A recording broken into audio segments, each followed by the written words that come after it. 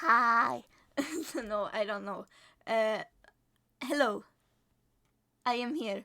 Um, this is just gonna be weird for me, but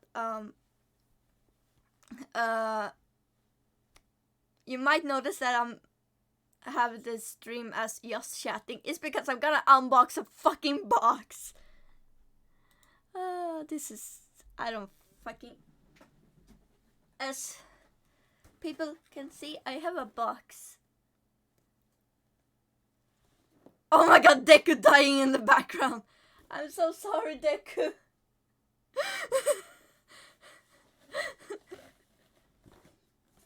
Anyway, this is a box. God, the quality on camera is good for once. It's a body. A body has been discovered. Anyway, can Tokyo Treat please sponsor me? Cause now I hope everyone is here. Otherwise, I will be sad. I'm also stalling because I don't want to play. I don't want to play Danganronpa. I don't want to see the fact that the Shihiro is dead. I'm just gonna.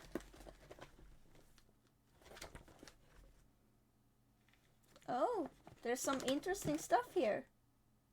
Oh. First we get the there what's it called? Brochure.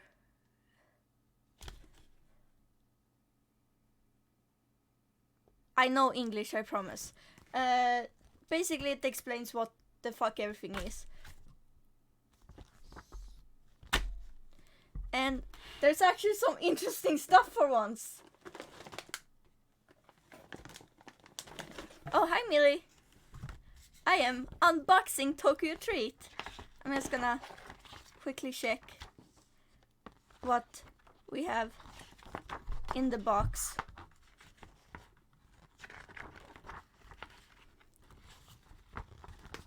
Okay, for starters,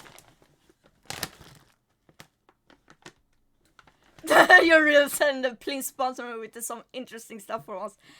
I mean, everything is always interesting, but like, I'm surprised, if you can call it that. For if oh god, I'm just gonna place so I can more easily access it. Doritos. I don't know what flavor. I'm gonna check, see if I can. Unless someone wants to try and translate the Japanese. Cause I can barely translate the green flavor, thank you.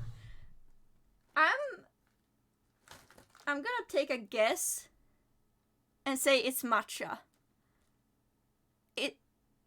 I'm gonna take a guess. God, I really need to brush up on my hiragana. It is green flavor. Yes, green flavor. But it should. Oh yeah. No, it's actually it's called just mild salt. Weird. Anyway, gonna.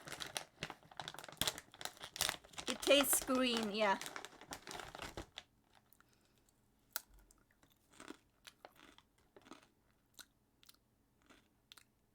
Huh. Not bad.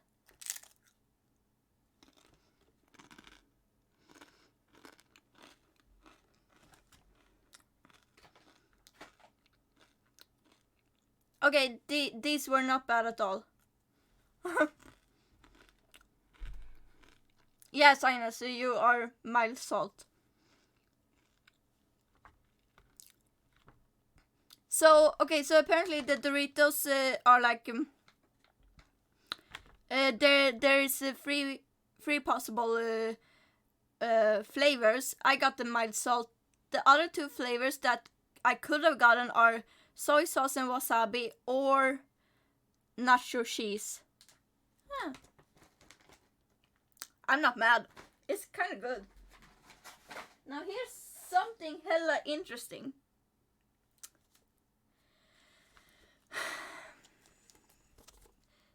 I don't know how you can even... Yeah, soy sauce is wasabi sounds good. Apparently this is do-it-yourself tapioca green milk tea. So I can't really try this right now, but I'm definitely gonna like what's it called? I'm gonna put up on at least Instagram and Twitter about it because... Oh, hi, Nico. Oh, God. Oh, no. Also, the fact that it's do-it-yourself and all the instructions are written in hiragana. Grabby hands. No, Aaron, if you want it, come over here. Oh, it's even like a good cup. I like it. I hope this is gonna be very good. I will have to check up on that. Now we got some kind of potato chip. As a true weeb, you should know how to use those instructions. My hiragana is awful! Alex, my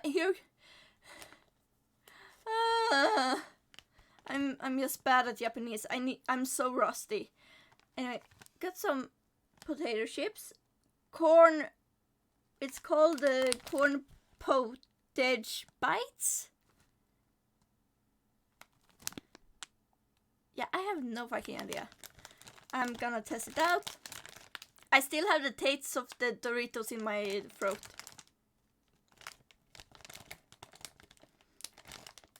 If I can... There we go.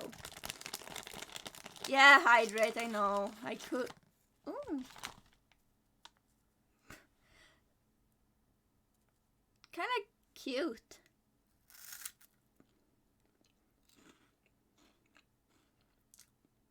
Hi, Elin.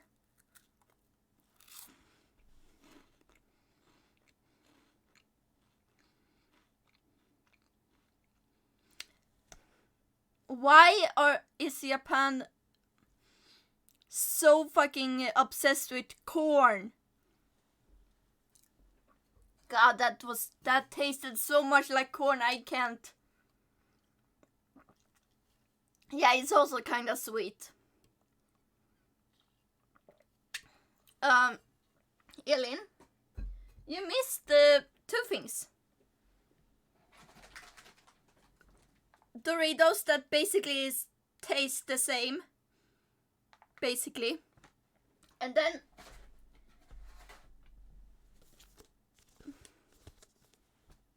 Yeah, green flavored Doritos. And then do-it-yourself green milk tea tapioca. No, it's not wasabi. So this one I'm gonna test out later on. Because I'm not gonna do it now. Oh, we got some popcorn. Wait, I'm gonna put this down. Popcorn. Blop. Oh, it's just basically salty popcorn. I don't understand though. Okay. I wonder why the fudge, like every country seems to have like a popcorn in bags that are like, you don't pop it yourself. And I'm like, why? Why? They're cold. Literally tastes like popcorn. I haven't had popcorn in like ages. But yeah, you gotta pop those goddamn popcorn.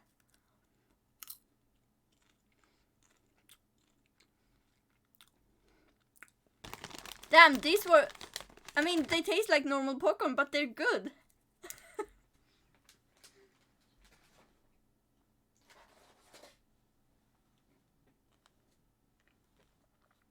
Now this is something I have no idea.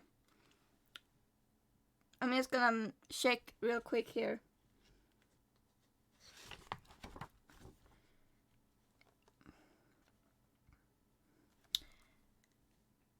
I have no idea what this is. It's what's it called?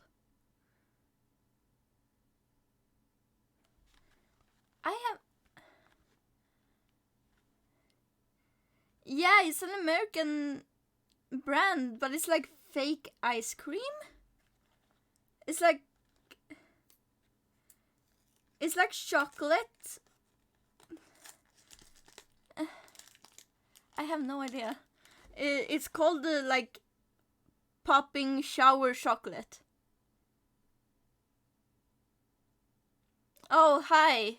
Yes, I want to become famous. No, I'm not gonna. Thank you.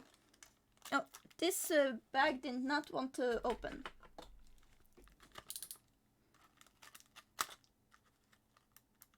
I'm not using a knife, I promise.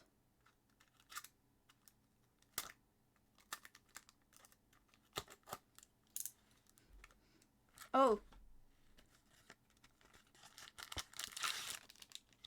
This is interesting. It smells even when it's in this package. Very shiny package though. I love the package. Very nice. Okay, let's see. God, where's my scissors? Where are my scissors? I can't find my scissors.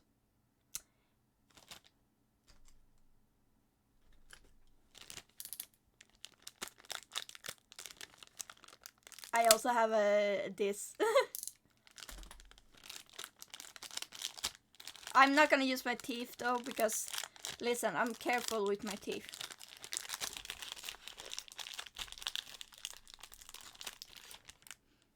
Oh. Losing points on looking feral. I'm sorry, but I'm not feral. So I'm not gonna. Oh.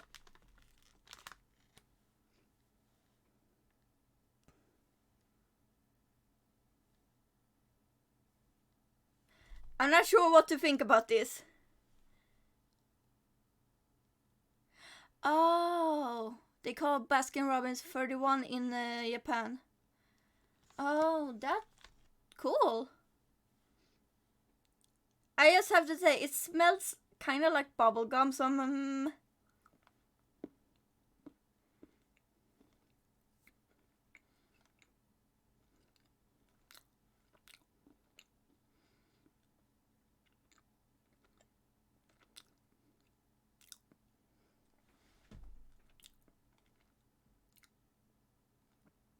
I have no fucking idea what that taste was.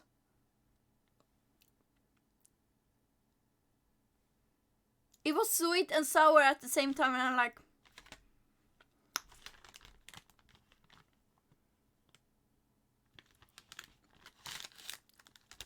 I'm not sure how to feel about that. I have no idea how to feel about that.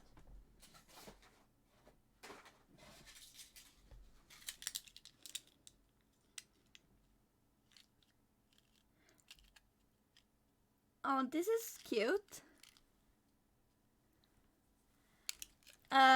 This is apparently some minty animals. So it's like a mint. I'm not gonna test this because I don't want mint in my mouth right now.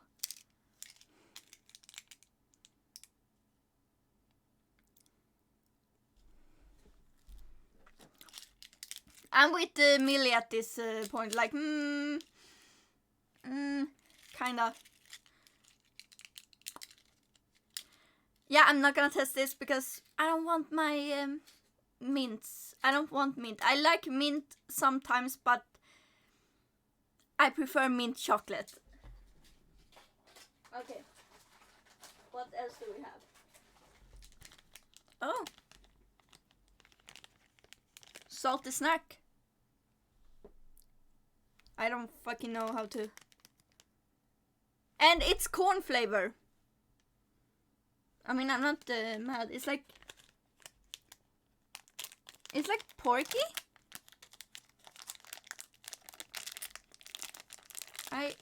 It's kind of like yeah, it's pretzel sticks. In Sweden, we just call it salty sticks. I mean, I like corn, but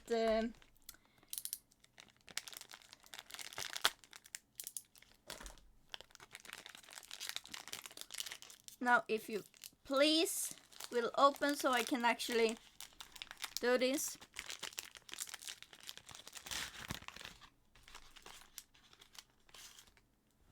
It's a stick.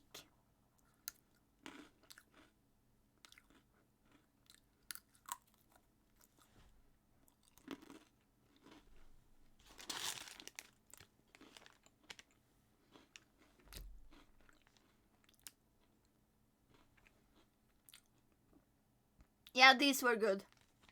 This is the good stuff. Stick have been consumed. Okay. Let's see. What the hell is this?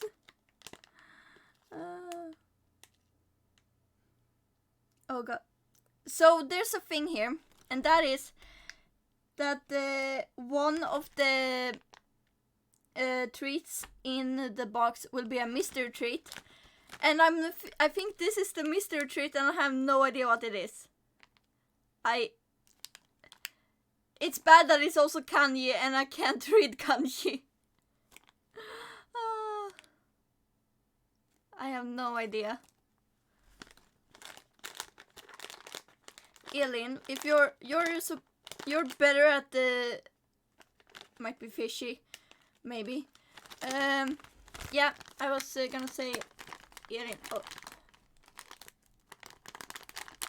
Trying to get it to be visible. There.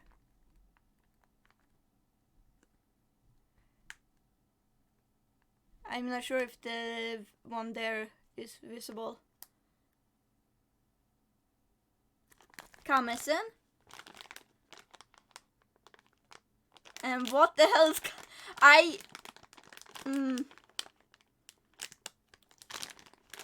Yeah, it's... Let's see what the... Yeah, I don't really know if it's another symbol either. I'm very rusty. Okay.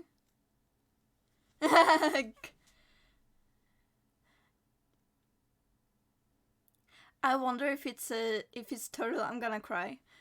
They are kind of cute though.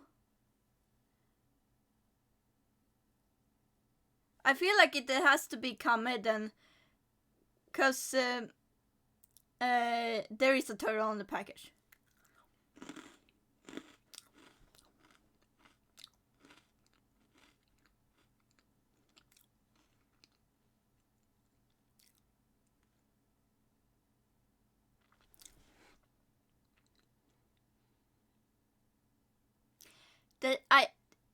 It tastes like something I have eaten in Sweden, like normal, something Swedish, but I can't think of what it is. And then there's some kind of... I'm trying to figure out what taste it is, but it's kind of bitter.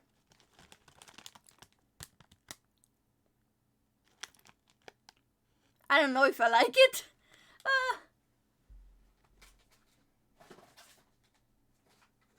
Okay.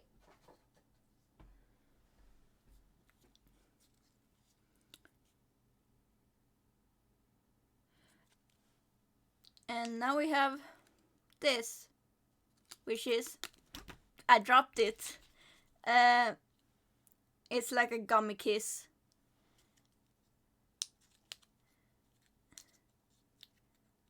Let's see if I can open this. I usually don't like gummies. Oh no, it just falls off instantly. No.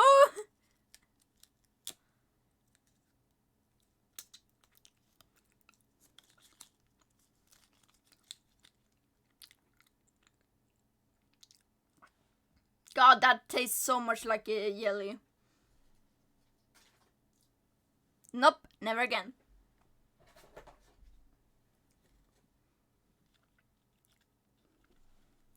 I need to drink.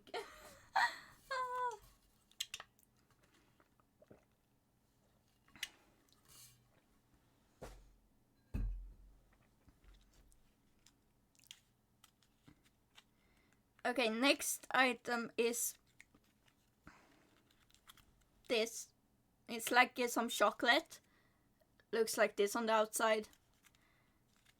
It's some kind of sign. It's a chocolate, but I think this is this. Oh, there.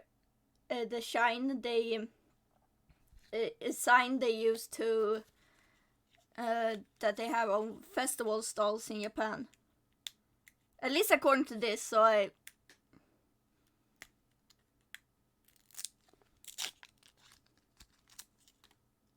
Let's see.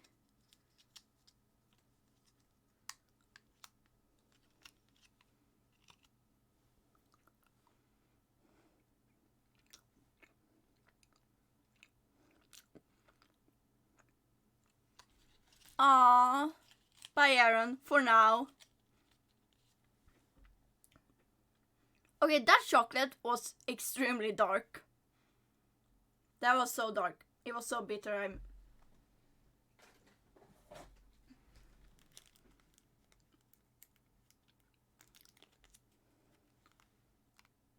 Also, this is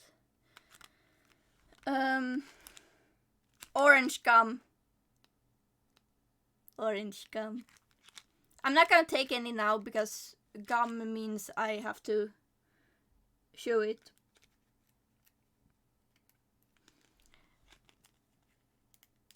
It's like, but yeah, orange gum. It sounds like it's gonna be tasty because it's orange. Now the last thing is something called daifuku. With strawberry daifuku. I'm probably pronouncing that word completely wrong, but oh, it looks like a marshmallow.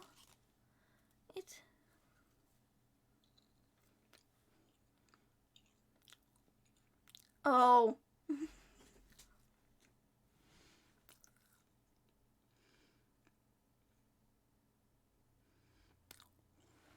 Oh, that was so.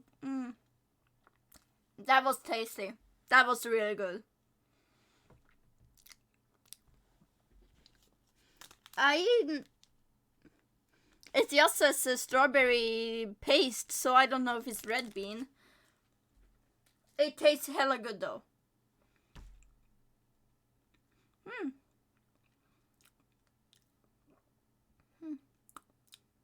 Well, I don't know. I just know that it's good.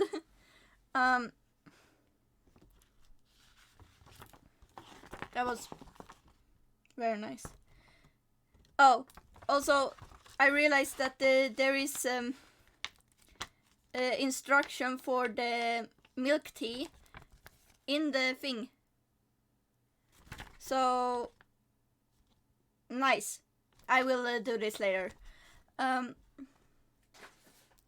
that was so freaking tasty. Why do I only get one daifuku? I want more. It's so good. God. I'm such a weeb. Okay, I'm just gonna change so I have the correct game. God, I still have the taste in my mouth. It's so good.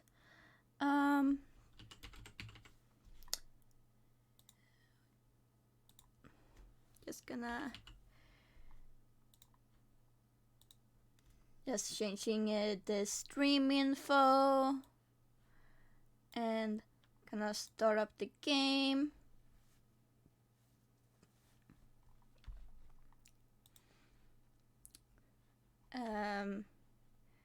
If I can find my game.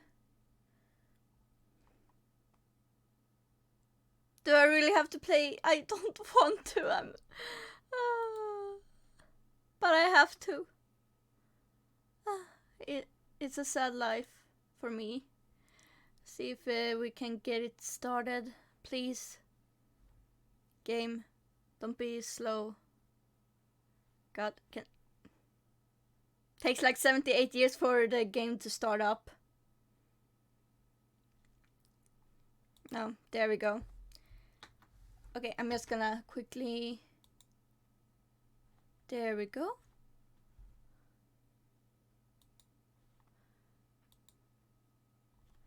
Is the sound good, by the way?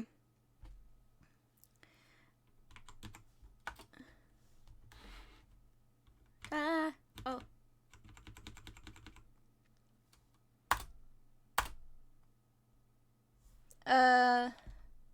Let's see, so I don't I accidentally...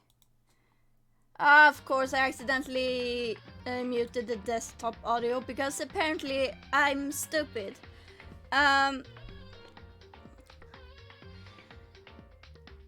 So basically, I ended the stream last time in the middle of an investigation of Shihiro's death, and Byakuya is acting like an asshole. I don't like this.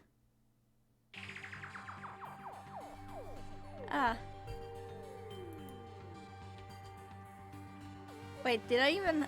I can't remember what I did last time. Please! Okay, time for me to read stuff again. This is a serious emergency. Please, you gotta help me. Just calm down, okay, Hina? Cause, I mean... But it's an emergency. I sounded like a robot there, bro. An emergency, what happened? Well... Something's wrong with Toko. She's acting super strange. Well, I mean, she was acting pretty strange earlier, right? What should we do, bitch boy? Very strange. Since it's Toko, I must admit I'm intrigued. I suppose we can take a second to see what's going on with her. Are you sure? Don't make me repeat myself.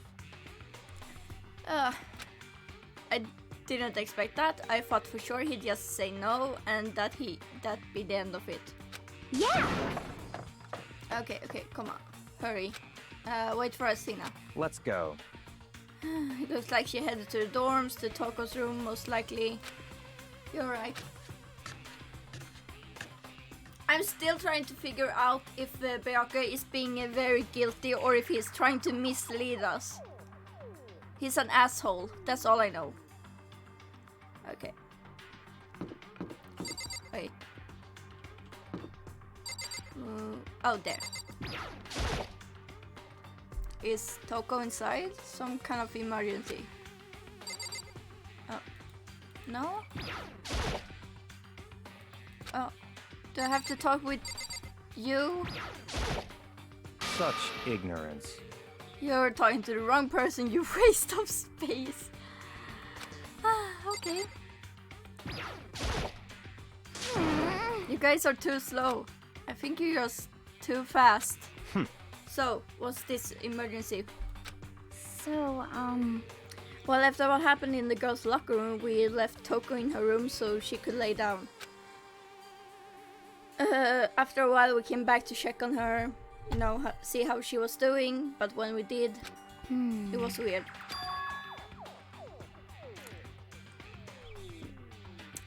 She refused to come out and she kept saying all this weird stuff. That's fine. We should try talking to her ourselves. Yeah, good idea. I may as well give it a shot. Ding dong. The door swung open slowly and silently. Ooh. Holy crap. An aura of negativity flowed out from behind the door, forcing a gasp out of me. Or something. What? Oh, nothing. It's just that Hina was really worried about you holding yourself up in your room. leave me alone. Yeah, sure thing. But could you open up just for a second?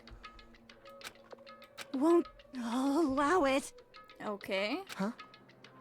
I won't let Genocide Jack have control. Okay. And just like that, she slammed the door in my face. What was that? She's been acting like that the whole time when I rang a little while ago.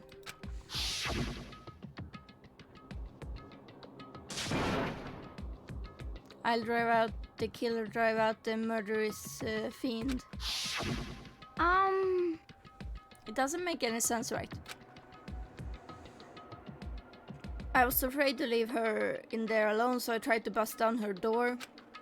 But it felt like something was holding it shut on the other side. I couldn't even budge it. Toko was scared enough to even bar her door. Does she think the same thing as Byakuya? Does she think the serial killer genocide Yak really murdered the Shihiro? I'm gonna say it, but Makoto, you're stupid. Is that why Toko's so scared? But Whatever it is, I'm really worried about her. Isn't there anyone who might be able to persuade her? Hey Byakuya, you think you could ask her? Yeah, I'm pretty sure he can do it because Toko is definitely simping for Byakuya. To come out of her room, I mean.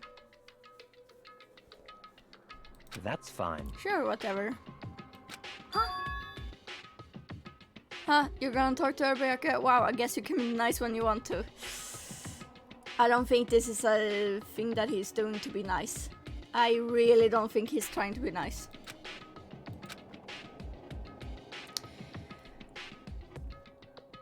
Byakuya stood in front of her door, not making a sound, and pressed the doorbell. Ding dong. After a few moments. what do you want? Leave me alone, you're also annoying. Bakula! Okay. I'm gonna call him Bakula from now on. It's Byakuya. I'm sorry I couldn't keep our promise. Count Bakula! But don't worry, never again. I won't let genocide the Yak have control ever again. And with that, the door slammed shut. Even Bakula couldn't pull it off. There's nothing else we can do. Let's get back to the investigation. Hold on. Hey, Bakula, what was Toko talking about just now? I'm gonna casually just call him Bakula. I'm not even kidding. Something about a promise. What? Oh, I have no idea. Another one of her delusions, I'm sure. What are you doing, Bakula? What? Stop talking. If I say I don't know, that means I don't know. Just let Hina take care of her. I think you're lying. Oh, yeah, okay, I'll stay here and keep an eye on her. Let's go. Well then, let's go.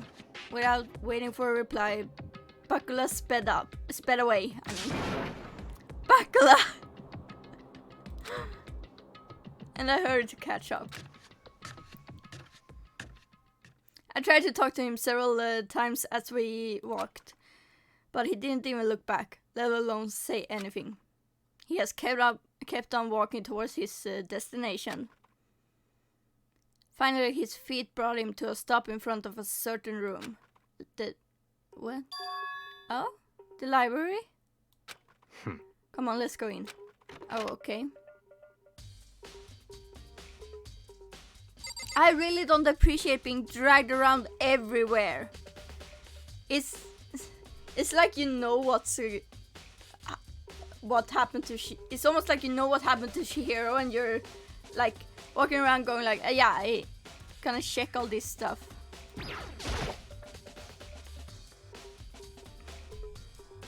Is the evidence that proves it was Yen Sadiak really in the library? Don't make me repeat myself. Don't make me say it again. Okay, fine. There's no point in checking there, we need to find real clues. Okay, where should I check then? There are no clues there, we should...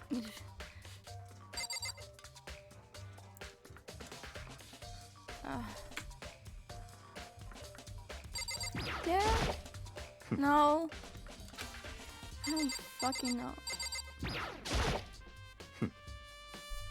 Oh my god, where are... No, I didn't mean to shake that. Oh, wait. Oh my...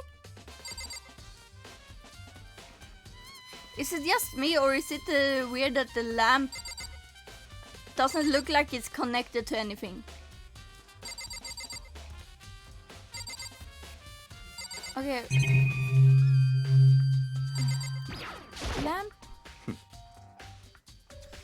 Knock it off, what does a desk lamp matter right now? Maybe if you fucking told me what I should be looking for. God.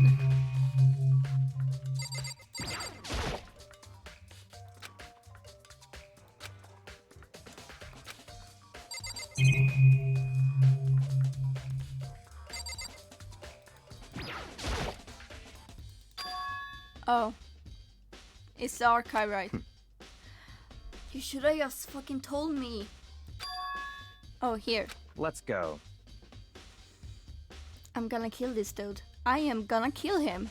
It will all make sense once you're inside. Neat. Whoa, there's so many book and files. And so much dust too. So in other words, I would say there's enough value in this place to endure the dust. Are you saying it's worthless or invaluable? Or whatever. I don't fucking know. There's so many files stuffed onto the shelf. What's in all these things? that's enough. Those documents are dangerous. Are you scared? Do you want to protect your precious books? They detail all the people who control the world from behind the scenes. Dangerous truth for a commoner. Dangerous truth for... Hey! 1. Fuck you. 2. Fuck you. 3. Fuck you. And 4. Fuck you extremely much. Okay? Also, why... all of that is manga. That's all it is. That's all it is. Yes. I'm just saying now. Bayaka, the conspiracy theorist. This man, I swear. Yeah, it's a Hamster Man's fanfic collection. I just want to say, like, you obviously are just extremely careless and doesn't care about anything. I think this truth is dangerous even for you. Because you're stupid. You mean like members of the diet or something? Diet? Are you... What? Who's stupider? Makoto or Byakuya? I mean, I like Byakuya. He's just a bit of an ass.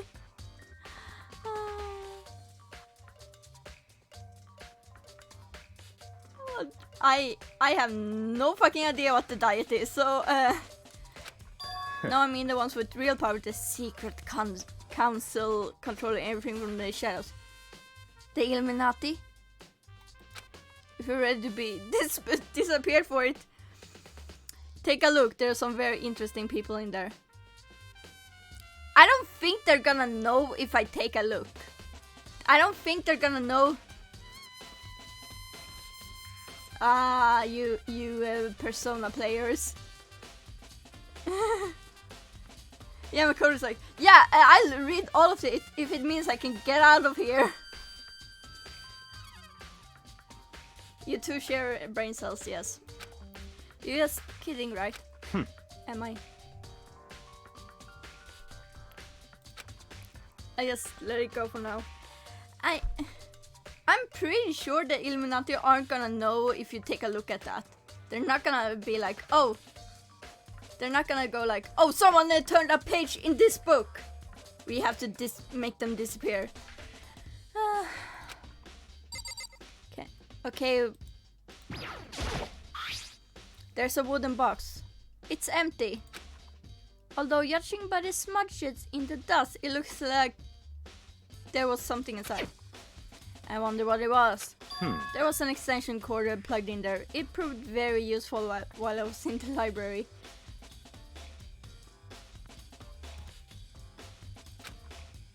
An extension cord, huh?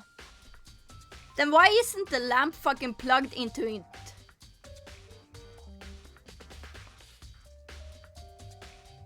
Because the lamp in the library wasn't plugged into anything. But there was no extension cord there.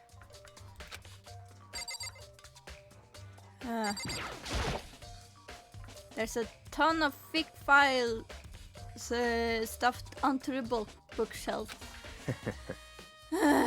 If you're thinking of looking through any of them, let me give you a little warning. Those things are filled with graphic, disturbing photos from all kinds of crime scenes. It's the kind of thing any normal person wouldn't ever want to look at. Be careful. What do you mean?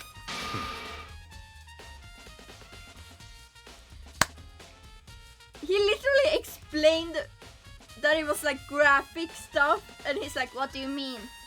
I don't know what graphic stuff is. It's like, all those files, there are investigation reports related to different cold cases.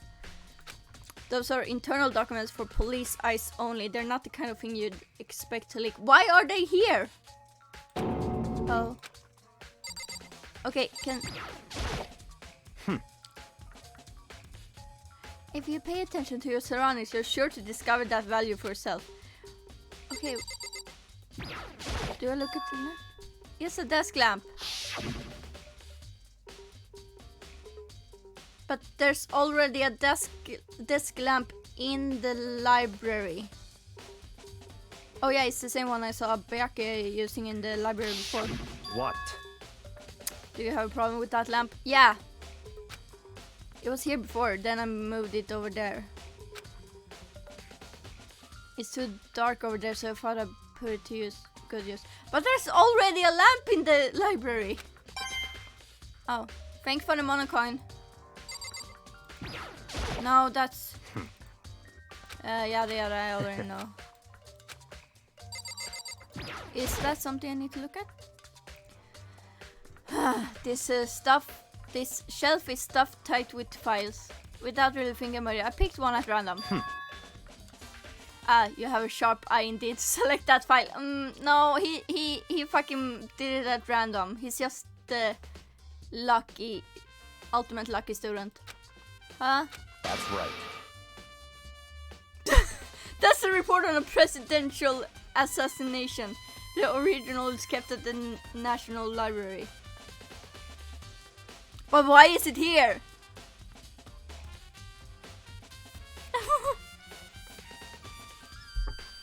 Why is it here at a school? At a freaking school? It won't be declassified for another 30 years. Are you sure you want to look at it now? There's no telling whose crosshairs you might wind up in for peeking at it. I love that he's all acting all high and mighty, like, yeah, people are gonna come for you now because you looked at this stuff. Without making a sound, I return the file to the shelf. So, are you finally beginning to understand the true splendor of this library? The entire reason I was interested in the library is because of this room right here. Interesting. Yeah, I know. It's home to classified government documents, police records, things no ordinary person would ever see. Then why is it that a fucking school? Isn't it magnificent? This can't be for real, right? Such ignorance. That's your guys' problem. Anything that doesn't fit into your preconceived reality, you label it a lie. Well, it's not that. It's not like I totally refuse to believe it, but I mean, there is so much. How could anyone have put all this together? Makoto, you're so stupid. I suppose it goes to show just how much Hope's Peak it truly wields. Or perhaps... Again, why is it at a freaking school? The mastermind may have wanted to provide us with enough entertainment to keep us from getting bored. It's no use, I can't keep up with all this. It's just too unreal. Or maybe you're just too stupid, Makoto. What's wrong? You still can't believe it? What about you? How can you believe it so easily? Things like that are usually impossible.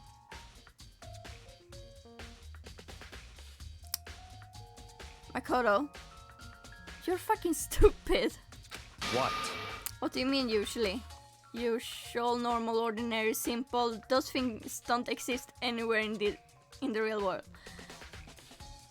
Except a normal, ordinary, simple person is standing right in front of you. Makoto is an ordinary, normal, simple person. If you don't understand what they actually represent, you don't understand the nature of anything. You don't pull your punches, do you? Besides, what you consider usual is based on your common sense, right? But what makes you think your own common sense applies to me at all? I don't think you have any common sense, Byakuya.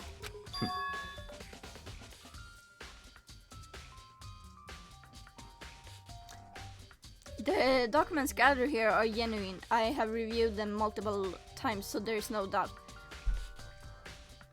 You're one person. How can you know that it's all genuine? Like, how could you possibly know if you're just one person? Also, how the fuck did you have... You really must spend the 24/7 in the library if you have reviewed them multiple times. Hold on a second, you're saying you read all these documents in more than once? But all this has to be like top secret confidential stuff, right? So why? My family has a reading room just like this at our home. Ours is bigger, of course, and not as dusty. So you just have a, you know, confidential, top secret documents at your own home. Huh? Members of... This man powerful. Members of the Togami family have access to any variety of government-related documents. This man powerful! That includes foreign powers as well as domestic. How is that possible? So, in other words... Oh my god. I already told you there's a secret council that controls the world from the shadows. Oh no. Are you part of the Illuminati, Byakuya? Yeah. I mean, who doesn't have secret government-related documents at home? My family is a member of that council. Oh, fucking course! This man, right here, he's a fucking part of the Illuminati. And I have within me the bloodline that will... that will allow me to one day bend the world to my will. I hate how smug this guy is all the time. Yes, same! Like, what? But to become such a ruler, I must know all levels of this world, backwards and forwards. So whenever I have time, I like to review whatever documents and materials that interest me. Which is why I can proclaim without a doubt that the materials gathered here are the real thing. You smug little son of a... This is beyond believing or not believing. Byakuya is actually starting to scare me more than the actual mastermind. What if Byakuya is the mastermind? And what those interested me the most were the cold case police investigation reports.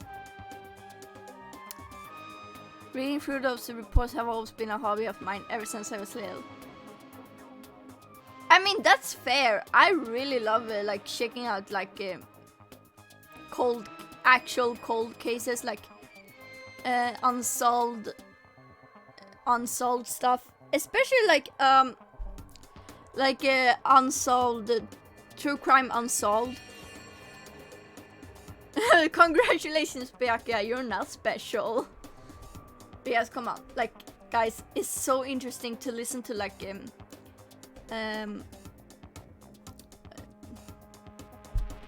all of a sudden, I forgot their names, but they used to be at BuzzFeed, but it's like Unsolved True Crime and Unsolved Supernatural. Those are so interesting and fun. It's excellent mental exercise. I've solved more than a few of those cases just by reviewing the reports. And among all those reports, one of my recent favorites. Wait, are you saying you solved them, but you never, like, went to the police with your findings? Why? It's the Annie Zodiac case. Oh yeah, because he needs to control the world from the shadows. As he talked, Bjarke grabbed a specific file from the shelf. That's right. This is the complete case file. Every single report surrounding the genocide, the Yak cases has been compiled in here. I feel like all of this isn't gonna be relevant to the trial at all. Because there are so many, allow me to quickly summarize the main points. To begin, there are two notable characteristics in every genocide Yak murder. The first characteristic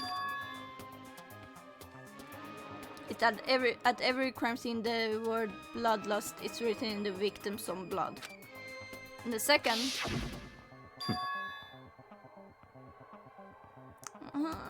Hero. Why do they have to remind me? Is that when the victims are murdered, their bodies are suspended in a certain way. Bloodlust is written in blood and the victim's body is suspended. It's exactly the same as what happened to Chihiro. Oh, you notice that now? Save your surprise, the best part is yet to come. For the second characteristic where the victims are suspended. The only ones who knew about that particular fact was a member of the police and other higher-ups. By all accounts, nobody in the media ever found out. Yeah, I'm slowly starting to think it's you. I mean, but also you're giving us so much info. God, I don't know if it's him or not. In other words, no one on the news, no one online, nobody knew about that aspect of each crime. Only key officials and the killer himself knew about this act of mounting the victim. Ooh, don't use that wording! Oh my god. Now if you recall Chihiro's corpse. No, don't make me look at it! Her body was most certainly mounted in this fashion. Don't say mounted, oh my fucking god. So how could the killer have known about suspending the victim? That's right. That's the key question. So, considering you know about it, might as well as be you. But in fact, the answer is quite simple. So, in other words, the culprit isn't a copycat killer, it's the real genocide Yak. Or it's you! Because clearly you know about it. in other words... That right there is the evidence that genocide Yak has hidden himself among the rest of us. Then genocide Yak really is such a brutal, fiendish killer, really is walking around among us. Interesting. Things are really starting to get interesting, aren't they? No. I never imagined a killer with such a reputation would ever become part of our little game. Now, don't you think it would be good for you to take a look at what I've already seen? You might just manage to ferret out a clue or two. Such ignorance. I can't believe I'm about to read this. If you get down on your knees and beg, I might even show you myself. this man. Do I... Bayaka, about that genocide Jack case file. Could you let me see it? That's fine. Well, you didn't beg, but it's okay. But I guess it's okay this time. Oh no. Feel free to look at it in here, but you can't take it with you. Yeah, can we please just get down on our knees and beg? Becca handed me the file and I flipped through it with tense, nervous fingers. Suddenly, my hand stopped. I had reached a page where photos from the scene of each crime had all been collected. Oh. The names of genocide acts victims run on for several. Okay. That's a lot of scissors. And I mean, yeah, they're suspended in the same way as she here, but it's scissors.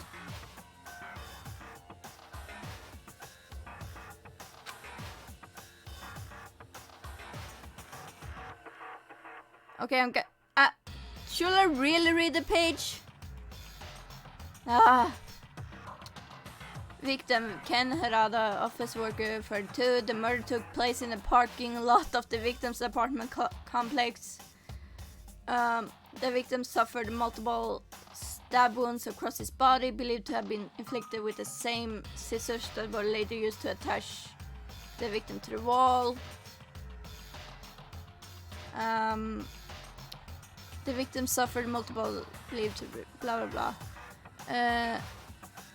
As with the other cases at the scene of the crime, the word bloodlust was written in the victim's blood. The scissors used in the murder were apparently custom made, with every pair left at each murder scene seeming to be of the same material and construction.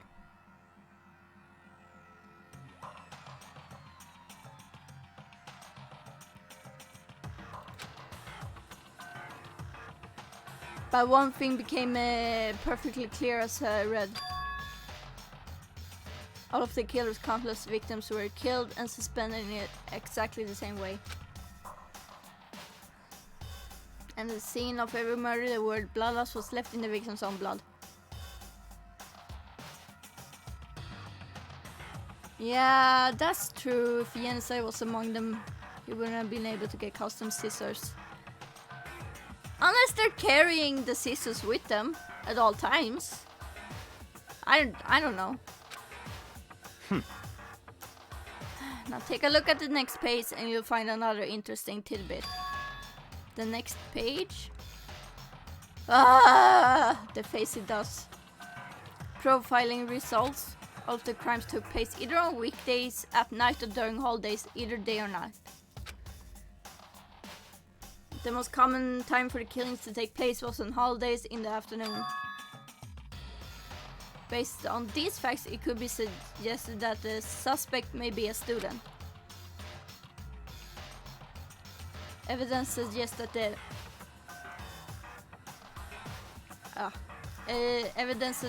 suspect lingered at the scene, but when they did leave, they were in a panic.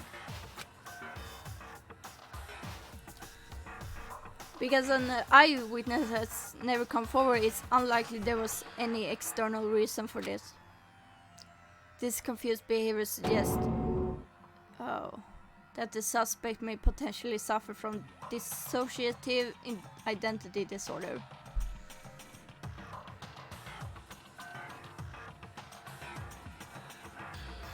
I mean, fair, but also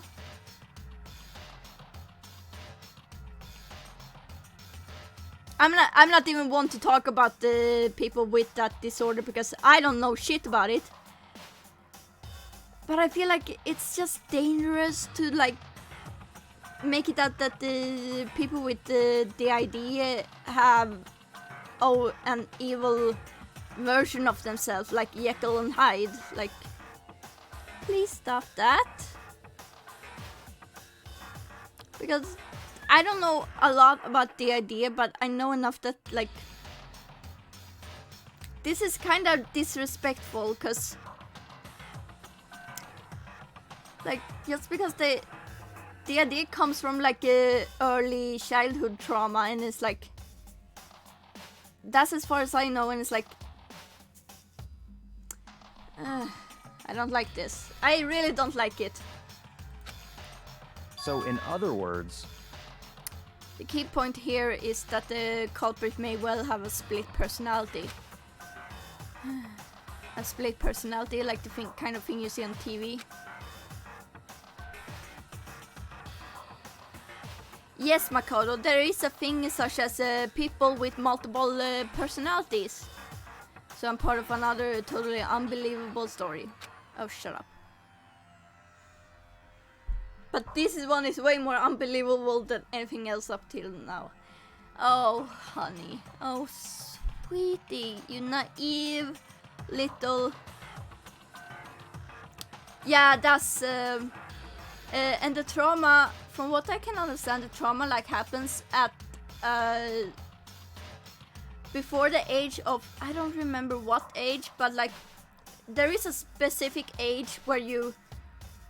where your personality has finished developing, and if any trauma happens before that, it can split the personality as a coping mechanism for that reason, and thus, like, to protect the person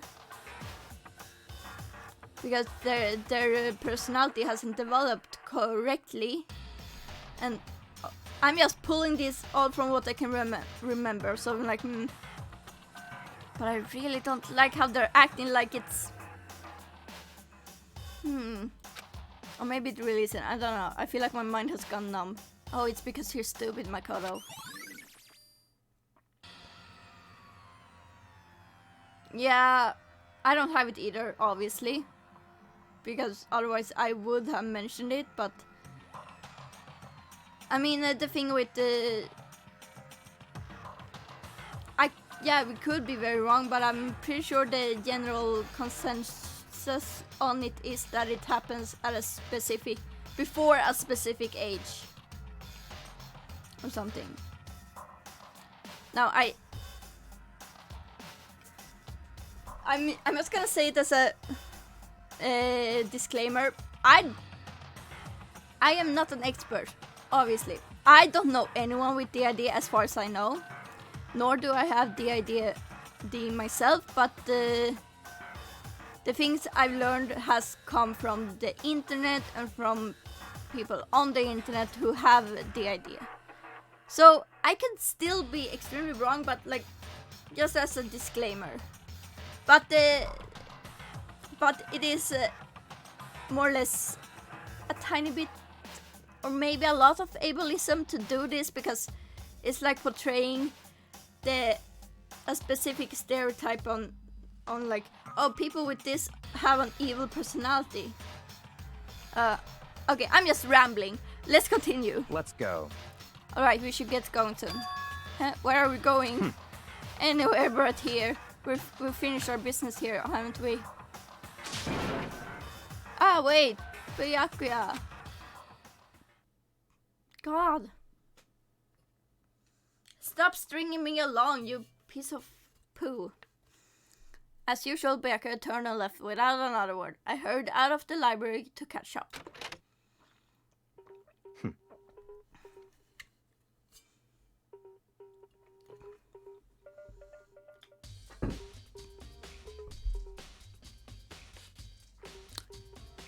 Well, this is where we part ways. I have some things I need to take care of before your class starts. I just thought of something. Chihiro was killed by head trauma. Blunt head trauma. And the victims of genocide Jack was stabbed. And like, there are knives in this game. So why use a freaking weight? Just all of a sudden like that. Okay, I don't think I read that, but whatever. I don't have time to play with you. Come on, enough of your annoying misapprehensions. You really think we'll be together the whole time? Take responsibility for yourself and do something useful. Move the investigation forward on your own. That's actually a good to say. Goodbye. Goodbye. And just like that, he was gone. Just as quickly as he asked me to join him, he cut me off. In the end, I felt like I was just some plaything getting tossed around. At the same time, I uncovered some really important clues thanks to him. Genocide Jack is the one that kills you. I don't think it's Genocide Jack. And that murderous fiend is one of us. Yeah, I don't think it's Genocide Jack. But who is it? I have to find it out, no matter what it takes. And to do that, there's somewhere I have to go investigate one more time. I have to go back to the crime scene, the girls' locker room. I should check the boys' locker room too. And the others might have come up with some info I might find useful while I'm at it. I need to find out everything I can. Bayaka, why you do this to me?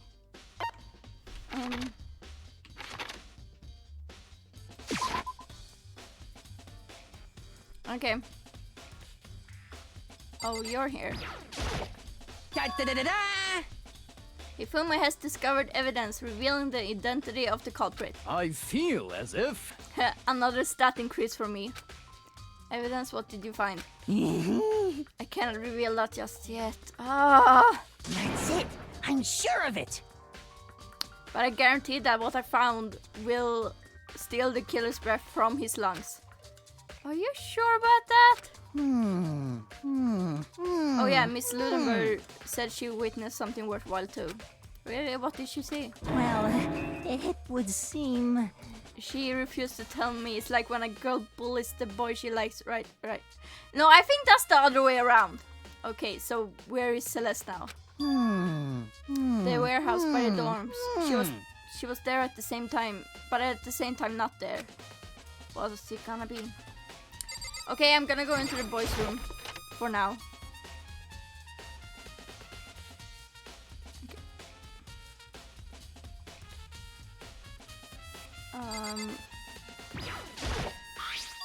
There's a strange stain on the carpet. Yeah, I saw that and I'm like, what? What is it? Okay. Okay. This poster. It's a popular boy band called Tornado. Somehow it doesn't quite seem to fit in the boys' locker room. And someone crushed vomit. Someone crushed their workout too hard. Wait a minute.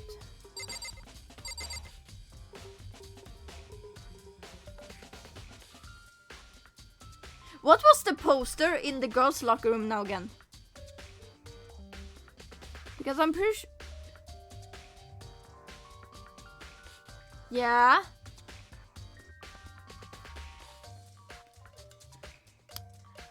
And that's very uncharacteristic because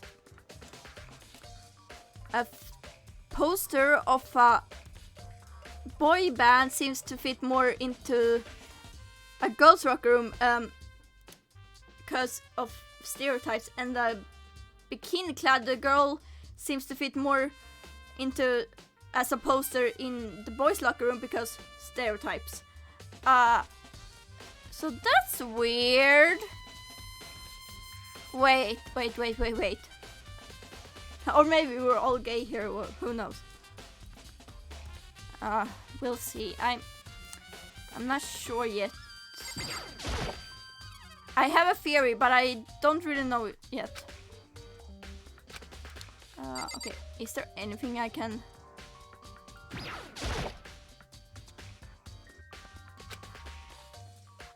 If I break it, Monokuma might come and punish me. I mean, I want a poster of a naked girl in a girl's locker room because, God, I'm so gay. Okay, is there anything else? No. Okay. I have a theory, but I'm gonna go into the girls' locker room. Look no further than shared student apartment. Oh, I don't want. I don't want you. Why must you do this to me? But yeah, look. The fucking... Like, the fucking poster. It's the blood-stained poster. The blood is the most noteworthy part, but the big-breasted swimsuit model is pretty noticeable too. Yeah. A girl's locker room doesn't seem like the kind of place you find something like this. Okay, but... Oh, but wait, that reminds me, the poster in the other locker room is... That's right, there's definitely something strange about it. In the boys' locker room, there's a poster of a popular boy band. Yeah, in the girls, it's a poster of a big-breasted swimsuit model. Why do you have to point out that it's a big-breasted one every time, like... Could the posters have been switched? But if they were, why? What reason would anyone have? Oh yeah, that's true, because he's straight. What reason would anyone have? I have a theory, but I need to know a little bit more. Maybe I should talk to someone who knows a little more about the locker rooms. 2 locker rooms, blah blah blah.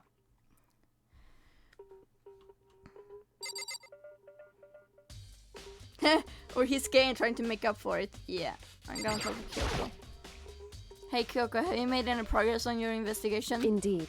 Generally speaking. However... But I have to get going. I have something unrelated to take care of. Why? Something besides the investigation. What is it? Well... Nothing you need to worry about. Just concentrate on the murder. Okay?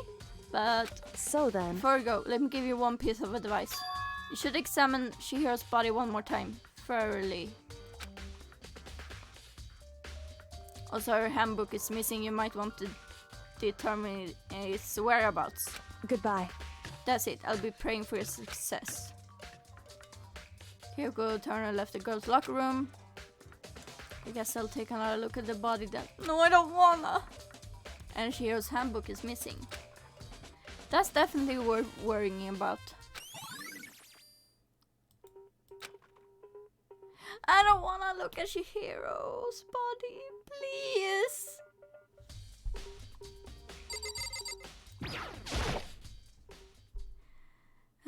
Kyoko said I should examine the body one more time. I know she said thoroughly, but I do have my limits. Wow. Well, I better give it a shot anyway. Let's see. Wait a minute. Chihiro's hands are bound with something, with what looks like some kind of rope. The rope was used to prop her up in a kind of crucifix position.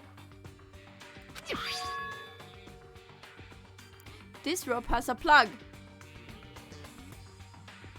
Byakuya, you are not helping your case here. It's an extension cord. Wait, so then this isn't a rope at all. But the more I think about it, the more that's not the only thing that concerns me. Chihiro's fatal injury was the blow to the head. Which means someone struck her in the head in order to kill her. That's right, there's the issue of her being suspended and the fatal blow. At first I didn't see any reason to think too much about either of them.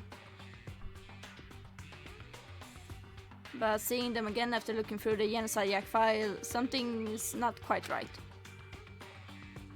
What does this all mean? Well, the one thing most likely to tie all these mysteries together is the true nature of the rope that was used to suspend Chihiro. Yeah, Alex, give me the revelation of the century.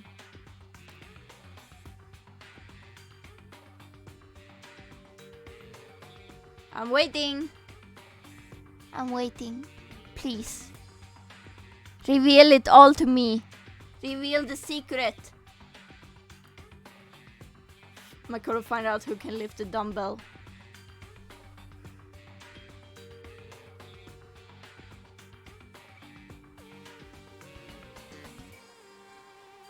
no. And to figure that out, there's a certain place I need to revisit and look over again. Plus, it might help to look at the Yensa case file one more time. Okay, I'm just gonna...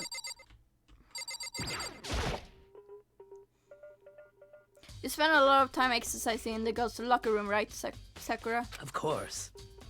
I know I wouldn't be able to lift that shit. Yeah. Yeah, they are teens, but like some teens are fucking hella strong. Especially when you fucking look at every fucking teenager boy I went to school with, like they were like, oh yeah, we're gonna be buff. But also I could totally just need them in the crush and they will be down. I've used it nearly every day since it opened up. Sometimes Hina and I use it together. Gay! Okay, let me ask you something. Do you think the posters in the boys and girls locker room could have been switched? I'm sorry. Sorry, I can't really say. I never really paid any attention to the posters. I see. However... But there is something that's been bothering me about the locker room. You see, I like to drink a little protein coffee every time I finish exercising. Oh my god. We have protein coffee? In the warehouse. It's not the highest quality, but I don't have a lot of other options. I've mixed protein powder with the coffee and down a glass of it after exercising. Anyways, the other day I spilled some on the carpet in the girls' locker room and it left a stain. Yeah, that carpet is now in the boys' locker room. A stain? But I don't see any stain on the carpet now. Of course. Exactly, I noticed it earlier. The stain has disappeared. Because the stain is on the other carpet! I can only assume someone came along and cleaned it up. But still, isn't it unusually clean, as if there was never a stain there to begin with? Disappearing stain. Is there anything new about the blood? Anything new about the dumbbell?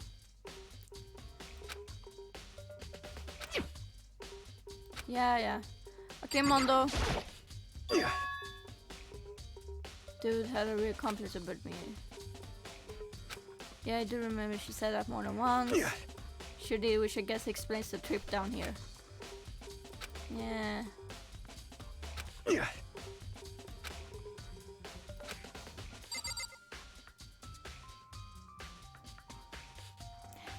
Okay, here's something I found out recently. Thanks to my friend Alex, who... So Mondo is voiced by Keith Silverstein. And that destroyed me because I also found out that Keith Silverstein voices Zhongli in Genshin Impact. The English, obviously. What's even worse? Okay, not worse, but he's also voices Lex Luthor in Batman Arkham Knight, which is just weird. But here's the worst thing. Keith Silverstein is the voice of Torbjorn in Overwatch. And I'm not okay. I'm not sure how to feel about that.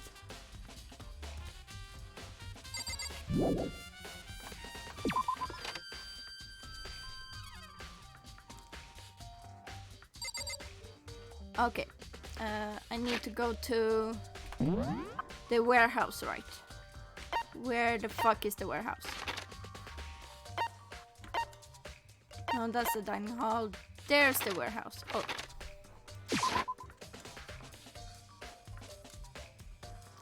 I'm glad I only go for Japanese in games if I can. But the range though. Yeah, the range. Like, I did not recognize the voice at all.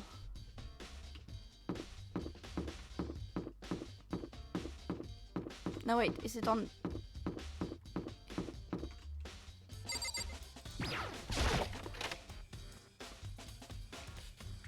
Ooh. There's even a monocam here.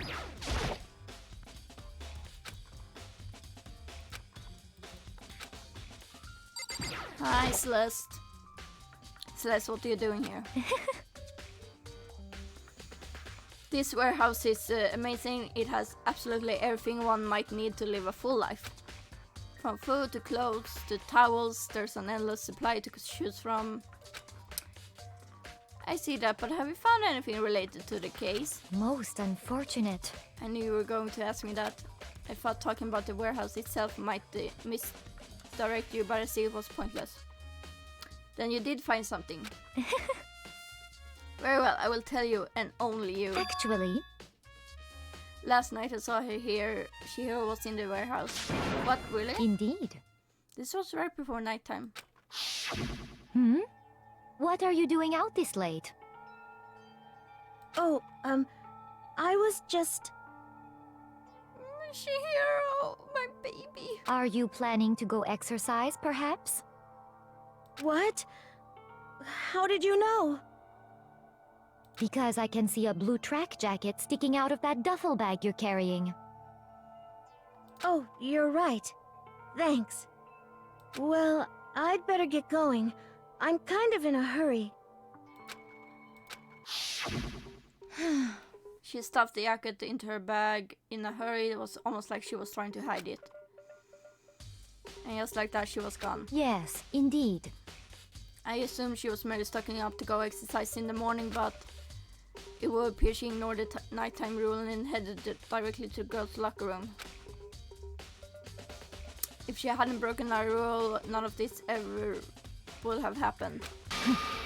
You get what you did, so Celeste, I'm sorry, but you're going very far down on my liking list. Like, you're getting close to the dislike list. So apparently, she went to the girls' locker room late at night in order to exercise without anyone knowing. But the strange thing is, there was no trace of the track jacket or duffel bag Celeste said she saw Shihiro carrying. Which would mean the killer would have gotten rid of it somehow.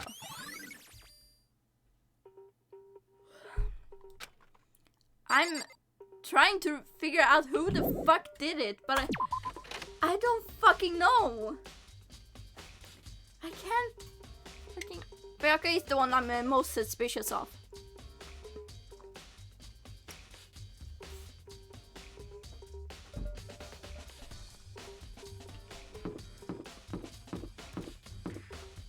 Okay, where am I supposed to go now?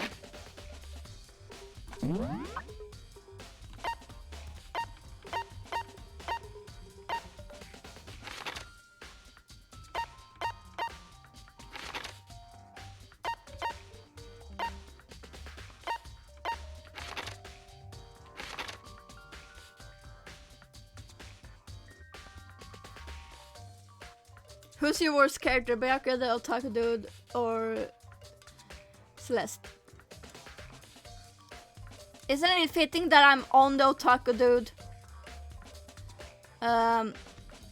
My worst character is otaku dude. I just don't like him. He's funny, but I don't like him.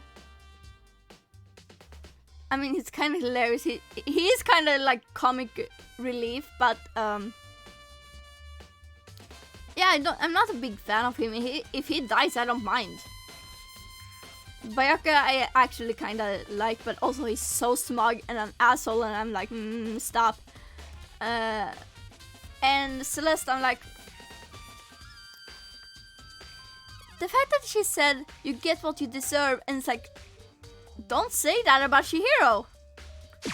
I'm going to here see if there's anything. I don't fucking know where to go.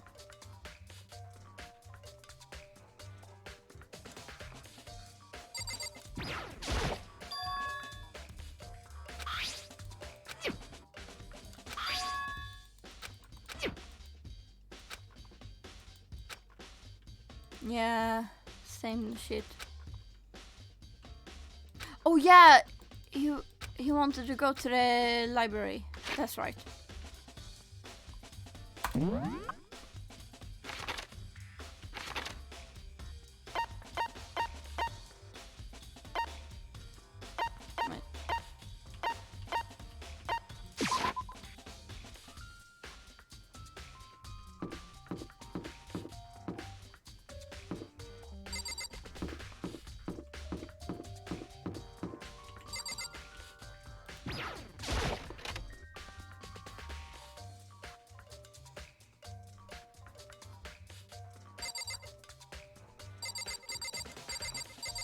but seriously, the lamp is here, but there's also a lamp in the archive.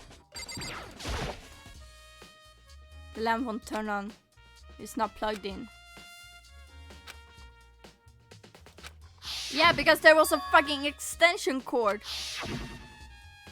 There's no extension cord. I wonder. Yep. The fucking extension cord. Can I? No.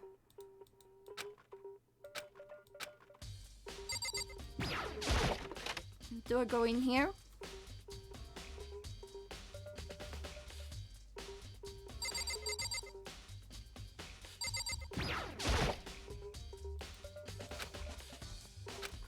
I know it was around here somewhere. Huh? It's gone. Did someone take it out of the archive? Let me guess it's a Byakuya. But I don't know if we could do something like that. I can't think of anyone but Byakuya. Yeah, he's the asshole who did it. The desk lamp. Byakuya grabbed that one. Yeah, he's really not making a good case for himself. Byakuya grabbed that one thing from over here and put it over there. You sure it's dark over there? Yeah, I don't get what he's talking about.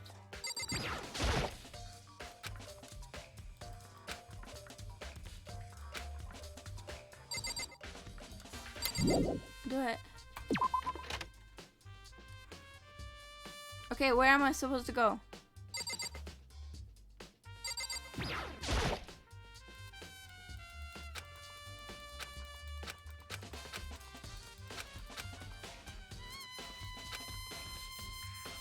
Yeah, I can try the boys' locker room.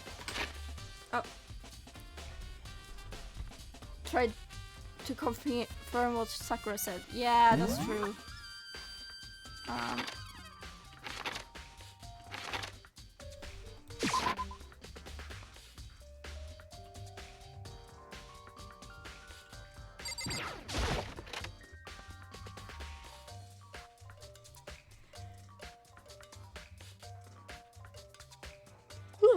Ooh. Yeah, look! It's a sting! There's a strange stain. What is it? He says, and it's like... I swear to God, Makoto, you are so fucking stupid, it's not even funny.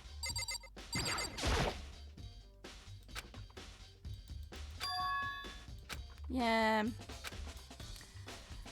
Is there... Maybe... Oh, here's the swimming pool. I don't know if there's anything in here. Haha, I'm just gonna look. No. Yeah, I don't think there's anything here.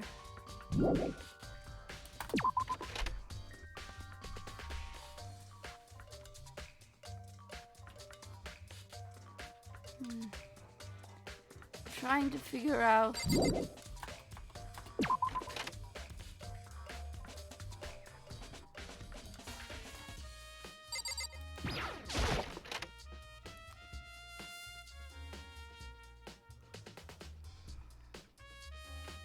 Do I talk with Sakura? I'm sorry.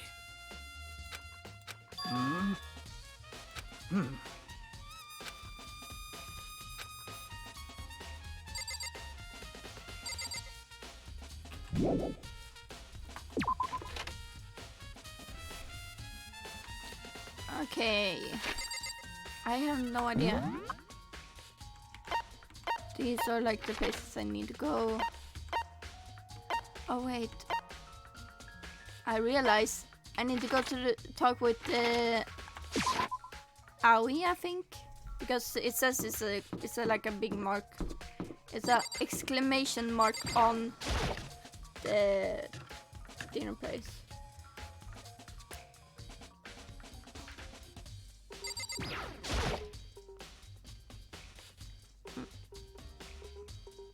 Oh, Hina, how's Toko doing? Same as before, she won't come out, and she has kept some mumbling something about genocide act. So I just left her there. I feel like that's dangerous to do. You don't just... You left her? My head was all swimmy and I was getting pretty hungry. Yeah! Oh, but don't worry, I'm gonna head back as soon as I'm done eating. Toko's not exactly pleasant, but I'm still worried about her. Speaking of which, what are you eating? Huh? A donut, of course! Oh god, she's a girl after my own heart. Of course. There's two things I'm sure God created. Outer space and donuts. Oh my god. If this ain't me, I'm just gonna... Cause I had to take a screenshot. Really? I bet she here would have liked to eat more donuts. Maybe that was her one big... Don't make me sad! I should have tried to spend more time with her. Come to think of it, who did she spend time with? Well, Yeah, she was a little bit strange. She didn't really hang out with other girls that much. It was like she was trying to keep her distance from us. Actually, Sakura said something similar. She said that even though you and her invited Chihiro to exercise with you, she always refused.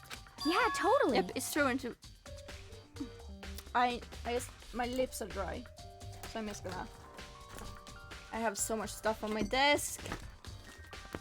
Just gonna.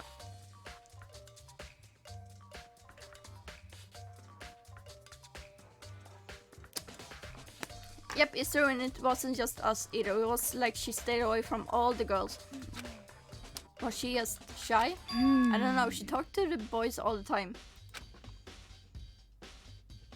Isn't it kind of weird to be shy around your own sex, but totally fine with the opposite sex? No, it's not the weird. Because I'm shy around everything. Like... Oh god, I'm sorry, but I'm very annoyed by this because... Girl, I'm shy around the new people in general. No matter what gender they are or identify with. Like, bitch, what? Ah! Oh wait, maybe she was just a guy spoiling her. The law say you can't judge a book by its cover, right? Oh, owie, please no. You think so? I never really saw her as that kind of girl. Oh god.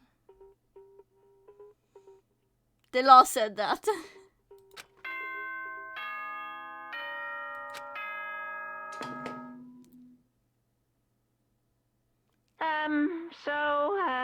I'm getting tired of waiting. Shall we just plunge right in?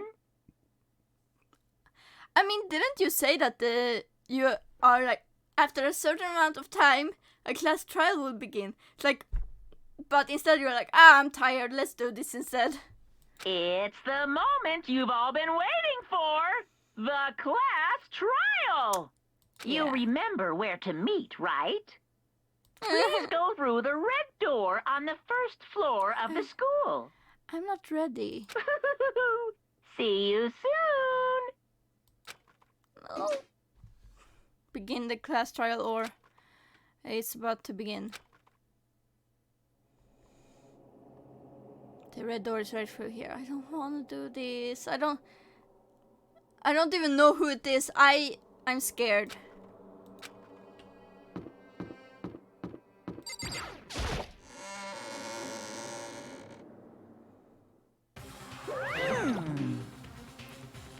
So is everyone ready to what?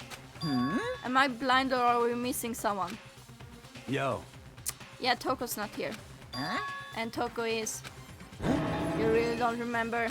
Come on. Kidding, I'm just kidding. How could I forget that little nut job? She's a crucial part of the class trial this time. What are you gonna do? Okie dokie, I'll go ahead and drag her out here kicking and screaming. Just one moment, please. And just like I said, a few minutes later, he reappeared dragging Toko behind him. I told him I didn't want to, but he forced me. I can't believe you would drag a girl around. Terrible, you're terrible. You think he's terrible for dragging you around, but he's not terrible, like... He's only terrible when he drags a girl around, but he's not terrible when he literally forces you all to kill each other. Phew. Phew, so now everyone's here, right? Okay, then hustle on to the elevator and let's get this show on the road. I'll see you guys down there. Let's go. So shall we get going? It's time to find out who killed Chihiro. I need to scratch my back. Oh, there we go. Chihiro, my baby. Chihiro Fuyusaki. I'm pissed at this game. I hate this game so much. Why would they kill Chihiro? She was so gentle, so calm and meek. Nobody had any problems with her. No, stop showing it! Someone made the choice to kill a girl like that. Don't phrase it like that. It's like, someone made a choice to kill a girl like that. And it's like, yes, people kill girls too. Don't you know? I'm pretty sure murder isn't like, sexist. Like, murder is actually equal. God, I can't believe I just said that. And that murderer is one of us. Someone standing right here. I'm just gonna go. I have no choice, right? We have to do this. It's true. Yes. I gave a small nod in reply. With one last deep breath, I walked toward the elevator on shaky legs. With each step forward, I could feel my heart starting to race faster and faster. Are you having a heart attack? As soon as everyone was on, the elevator began to descend. I couldn't get a handle on me. My emotions couldn't stop speculating.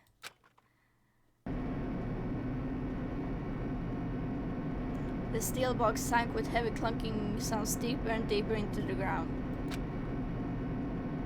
And as we went deeper, the uneasiness in my heart grew bigger and bigger. The elevator was unaffected, however, and continued to descend without hesitation. Until finally... Ding! It came to a sudden stop. What do you think? I redecorated? Isn't it so fresh? Isn't it so exciting? Okay. Don't waste our time with stupid questions. Let's get this over with. Very Good. You're nice. raring to go. Gotta say, I don't hate it. Not at all. Well, Okay, then let's get this show on the road. thrills, chills, kills! Everyone, please find your assigned seats. And so the curtain opened once again. Oh, he's a deadly judgment, a deadly deception, a deadly betrayal, a deadly riddle, a deadly defense, a deadly faith, a deadly class trial. Oh god, why do you have to say that to everyone? Yeah, I want to.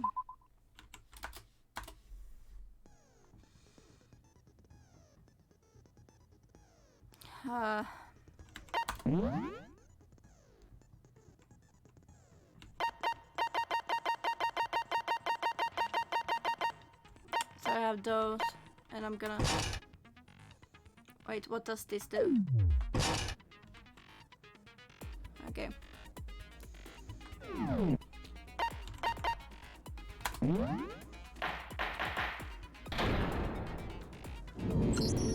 Let's begin with a basic explanation of the class trial. So, your votes will determine the results.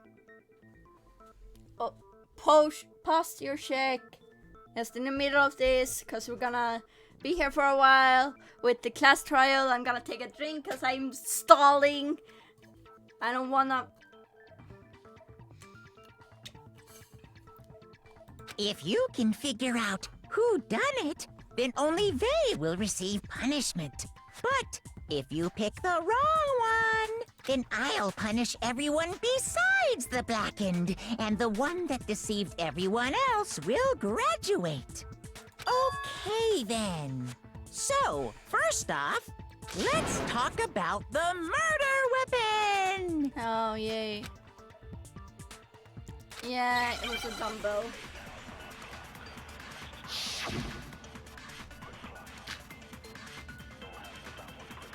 Chihiro's fatal injury. It appears it was a head wound. No. What? Okay. Sorry. I fucked up. Chihiro's fatal injury. It appears it was a head... According to the Monokuma file, the killer used a blunt instrument. What kind of blunt instrument could it have been? Yeah, I was trying... Okay. I'm fucking it up. I'm very rusty today. Chihiro's fate. It appears it was. According to the Monokuma file, What kind of blunt instrument could Okay. it... I bet it was an iron pipe. No! No! I missed! that certainly would. Poor Chihiro.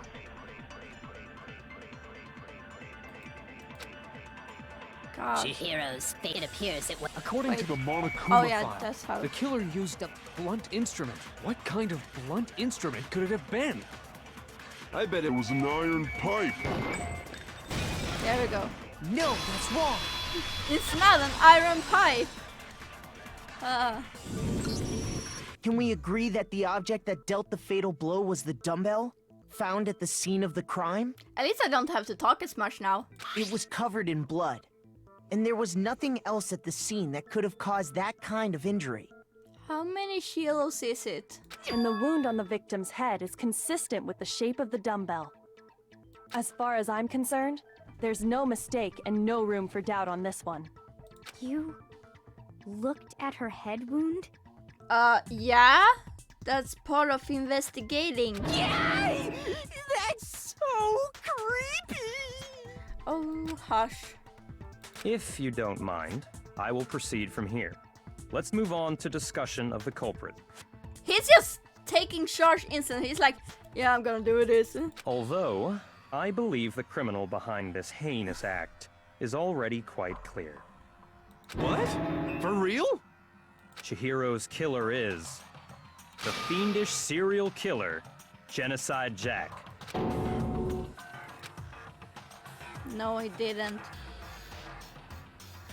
Yeah, I want a new element. Okay, I want to hear more. For this debate... Thanks, Bayaka, but whom's the fuck is that? For this debate, lines of white noise will appear to disrupt your reactions. Your truth will disappear if they hit these lines, so think of them as obstacles in your debate. But there's a way to keep this white noise from getting in your way. Press the right mouse button to attach the silencer, which you can use to shoot down the white noise.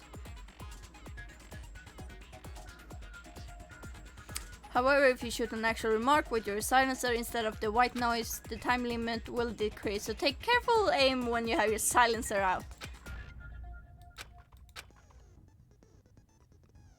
Oh, but if your action difficulty is set to gentle, white noise won't appear at all. But I'm on kind, so... Well then, good luck and have fun. It's gonna appear, I'm guessing. Okay. The culprit is Genocide Jack. I'm sure of it. Case closed, as far as I'm concerned. But that's impossible. Why? What makes it impossible? Well, I mean, come on. There's just no proof for it. No, wait. Oh, I got it. No, that's wrong.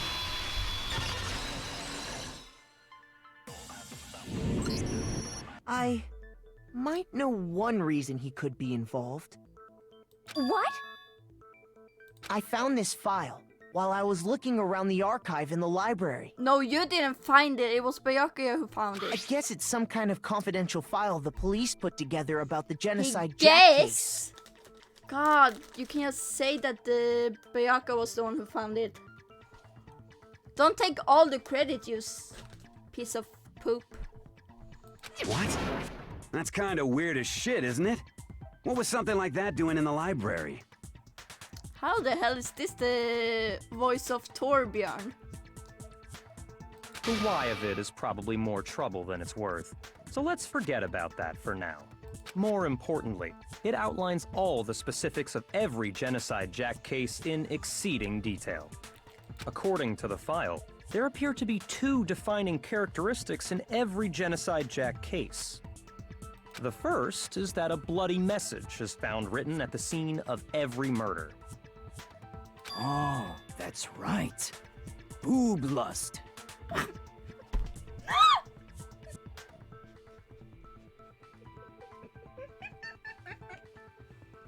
I can't, I'm sorry. Oh man, you're so... Yeah, correct. Correct. I almost swallowed my candy in the wrong pipe, but yeah.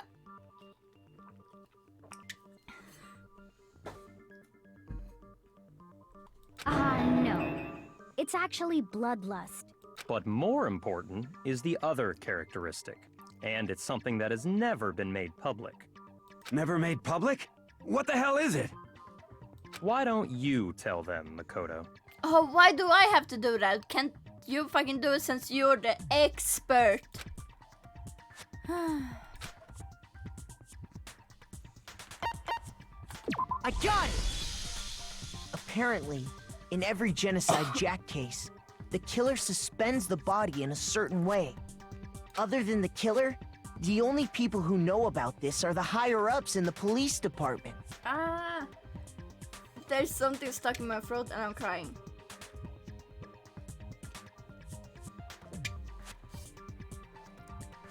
However, Chihiro was most definitely suspended in the same way. So, how did the culprit know about this when only high-level police officials were aware of it? There's only one logical answer I can think of. It's because the culprit in this case is the real— No fucking way! I accidentally skipped. Ah! You're saying Genocide Jack is one of us? Yes, in fact, it's Toko. He said it so matter-of-factly. He has said it like... He said it like he was talking about the weather or something. Oh god. I mean... I already knew Toko had the split personality because I get spoiled about stuff, but... Yeah. But I still don't think it's Genocide Jack that did the murder. What? Genocide Jack's true identity is Toko Fukawa. You lie! What? Hey, okay, wait, hold on a sec. Toko has like bloodophobia or whatever, remember? Bloodophobia. What kind of serial killer is afraid of blood? Is Toko Genocide Jack? The answer is yes and no. Another riddle? Man, why is this gotta be so complicated? Split personality. Multiple people. Oh my god, shut up. I mean... No.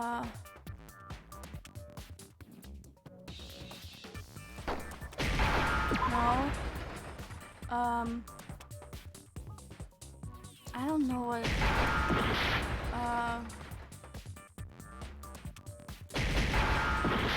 No.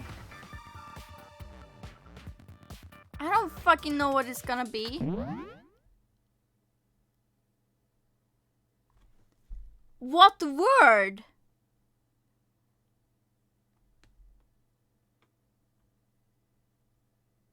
What word is it? I can't think of what the word is. See, I have never been good at Hangman.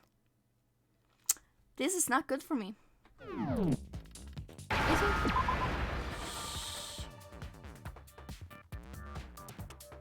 Maybe in... No. Oh, wait. Is it a no? Now I understand.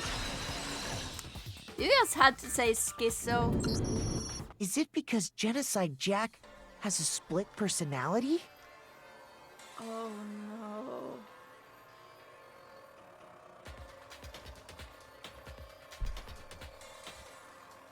I'm sorry, game, but did you seriously call someone with a split personality schizo? Because I'm pretty sure it's not the same disorder. I'm pretty sure it's not the same.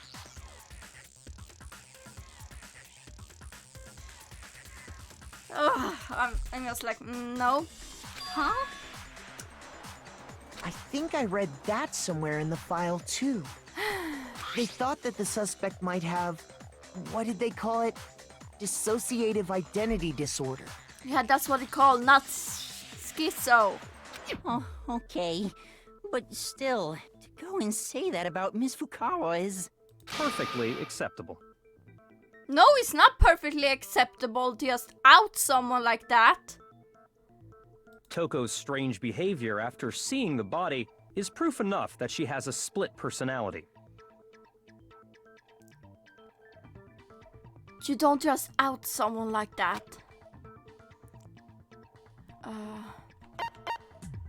Was it her behavior? I got it! Yeah. You're talking about how she started acting totally different than usual, right? That's right. Think back. She fainted when she saw Chihiro's corpse, and then, when she woke up... I really don't like how they are treating this.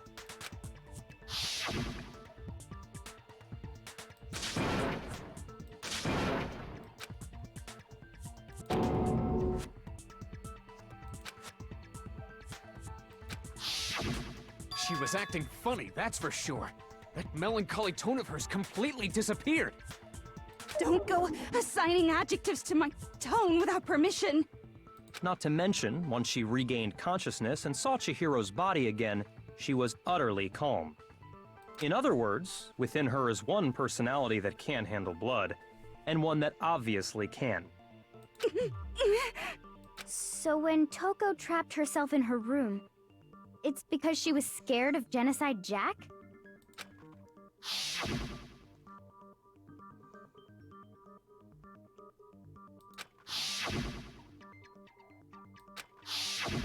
The reason she locked herself in her room wasn't to keep other people from getting in. It was to keep her other personality from getting out. What? Toko was afraid. Afraid of the murderous fiend inside of her. Of killing even more people. I don't like this. How? Yeah. How can you know all this? I do believe you misunderstood her. What she's trying to say isn't, how can you know all this? No. What she wants to know is, how could you tell them? Huh? Last night, just before Monokuma gave his motive speech, Toko and I had a strange conversation. She told me a most interesting story. She said a murderous fiend lived within her, and she was afraid it could appear and attack at any time. And that trepidation is what's caused her to have such a bleak attitude. Isn't that right, Toko? This is all a lie. Right, Toko? You said you wouldn't tell anyone. Byakuya, did you promise not to tell anyone?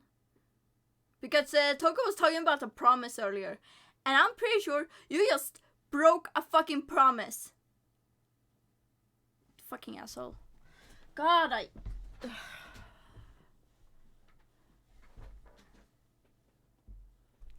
Yeah, but I don't think Genocide Jack is killing anyone. I really don't think Genocide Jack is responsible for this. What? You promised! I can't believe you lied! You have only yourself to blame. You came to me with your tragic little story. I didn't ask you to. This is the real world, not some romantic fantasy fairy tale. You're a fucking asshole, Byakuya. Besides, you broke your promise first. You said that as long as you were here, no matter what, you wouldn't let Genocide Jack kill anyone. I'm still 100% Genocide Jack. I'm 100% sure Genocide Jack didn't kill anyone. But in spite of that promise... Yeah, he's a dick, but he's right though. But... Oh, I'm sorry, couldn't keep... Wait. Is Toko saying that... Okay.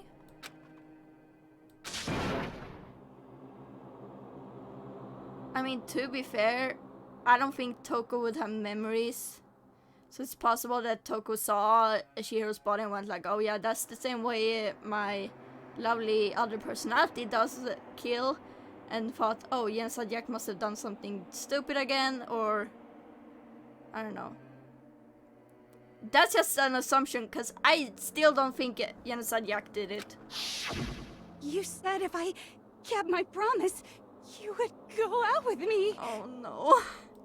That's the only reason I promised. Oh no. How many times do I have to tell you? I never said that. But you weren't able to do it. You just couldn't resist that rush you got from killing, could you? I tried. I swear I tried to control it, But your efforts were useless. What a disappointment. Oh my god. I hate you. This is where I would put in the a meme, aka where Anakin in the third prequel movie, where he screams, "I hate you," because it kind of sounds like what she said, like kind of the same emotion. And I'm like, oh my god. Well, the opening act is nearly finished. All that's left is to hear from the person in question directly. The person? You don't mean... Are you trying to force her to do a switch? Toko's body suddenly lunged backwards. A huge thud echoed through across the courtroom, but in the next second. Well, hello there! Yes, Is it me you were hoping to see? Oh. What the heck? So you figured it out, huh? Well, whatever. What are you gonna do? Yeah, I don't think that is how that works either. Like, they don't switch like, oh, something spectacular is different because it's a different personality. That's why her accent is different. Because that's actually a thing. Some people with D&D can have a completely different languages. It's true.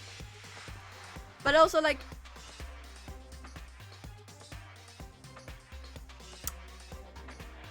but I'm pretty sure people don't switch by like doing some epic maneuver, like just like falling backwards and then coming back up like, hey, I'm switched now. Yeah, I don't. Yeah, it sounds like it's awesome, but I don't think it's good because, oh, I'm sorry, I need to.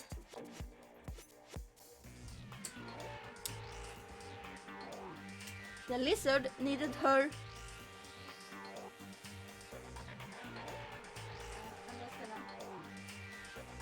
So I don't. Yeah, her tongue is very makes me very uncomfortable.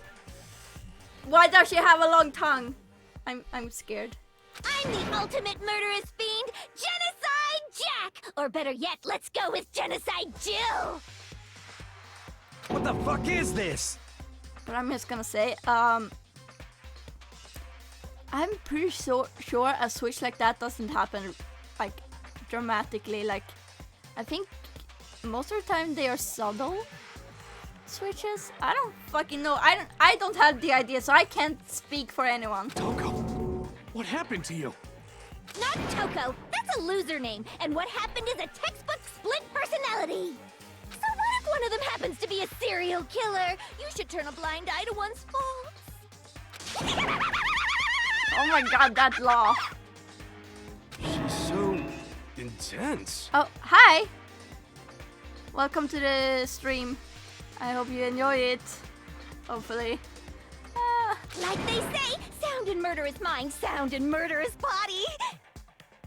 This one is so different from the one we've come to know. Yes, well, the world is composed of a front and a back, you know. Just like how every inning has a top and a bottom, or how in the depths of every truth lives a little lie. God, how does her tongue stretch like that? Behind every dark and gloomy soul lives another that shines as bright as the sun! Magic. Yes, she uses magic to stretch her tongue. This is the murderous fiend Genocide Jack. This is beyond insane. My color, you're just stupid. Miss Jack, Jill, can I ask you a question? He's still so formal with the using the miss or... What's up? Oh, she actually looks cute there. That sprite is actually so cute. Oh, I can't with this. That sprite is what I aspire to be. Some of us think you might be the mastermind behind our entire situation. What are your thoughts on that? Well, I'll tell you. I am the mastermind of all masterminds. God, my life is, I hate. God damn it! This is Melissa's fault for having a bedtime. Just kidding.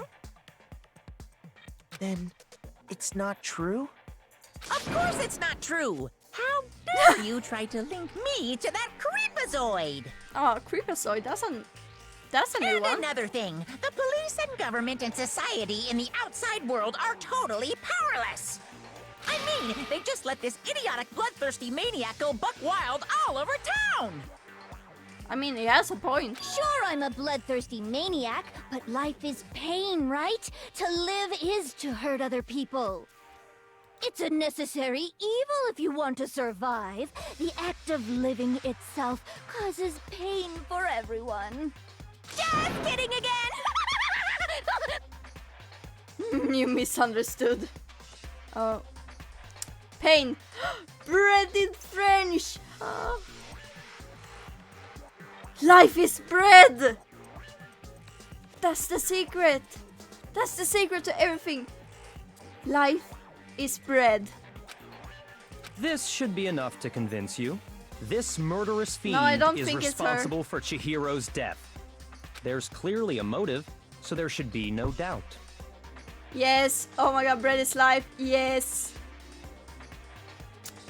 Speaking of bread, may I suggest one of my favorite YouTubers is Lauren Seaside, who is a self-proclaimed bread queen or deer queen, or, well, she loves bread and she's amazing. She's an amazing YouTuber.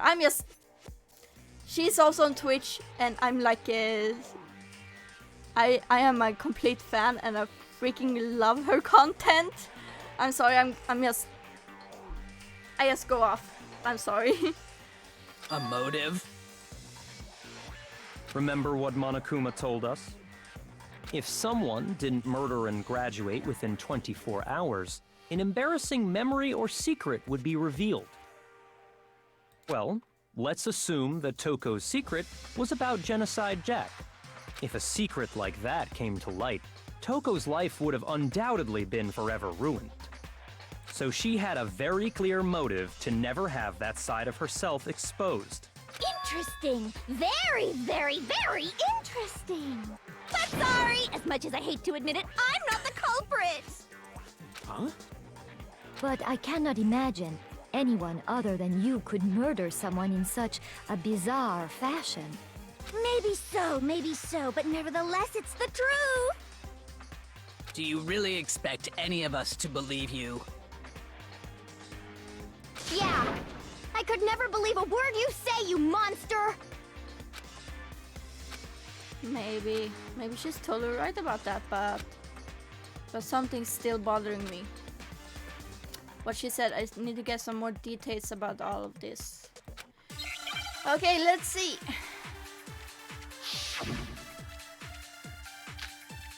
Status of the dead body. Okay. Sorry, but I didn't kill anyone! You say that, but do you really expect any of us to believe it? Perhaps if you had an alibi, that would change things. Oh, an alibi, huh? Now we're talking! When you compare your past murders to this incident, the modus operandi matches completely. What more proof do we need? Give it up. You killed her.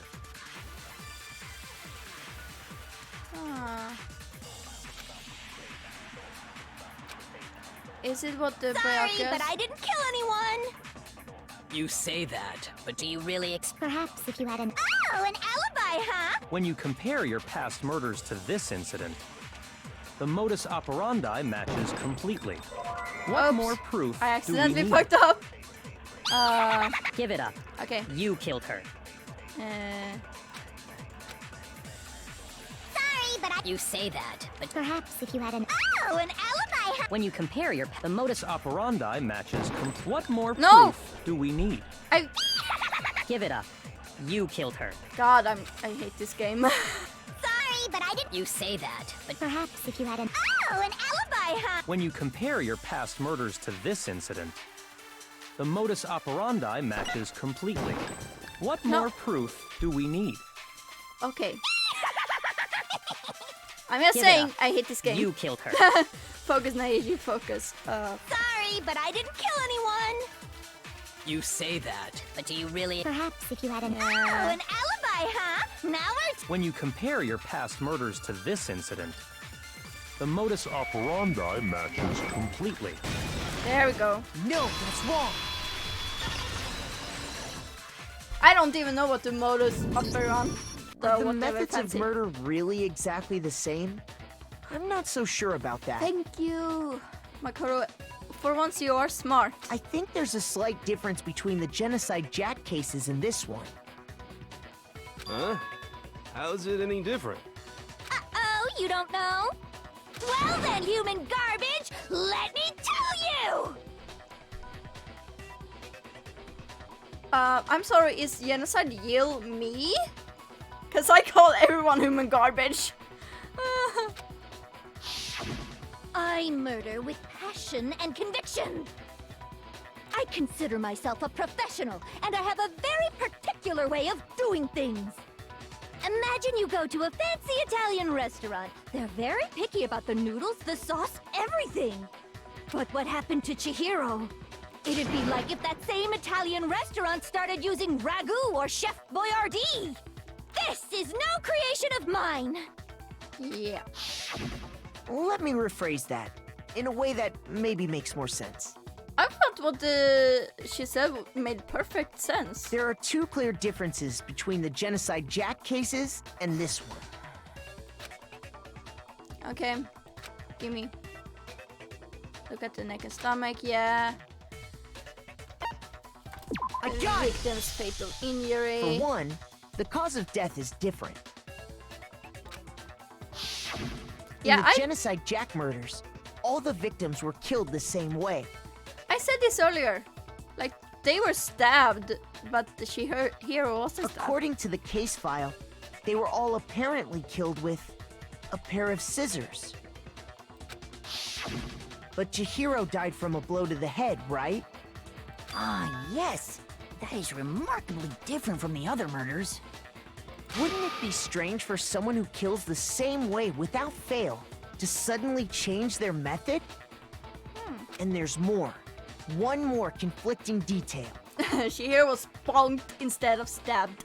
Yes, Chihiro was bonked.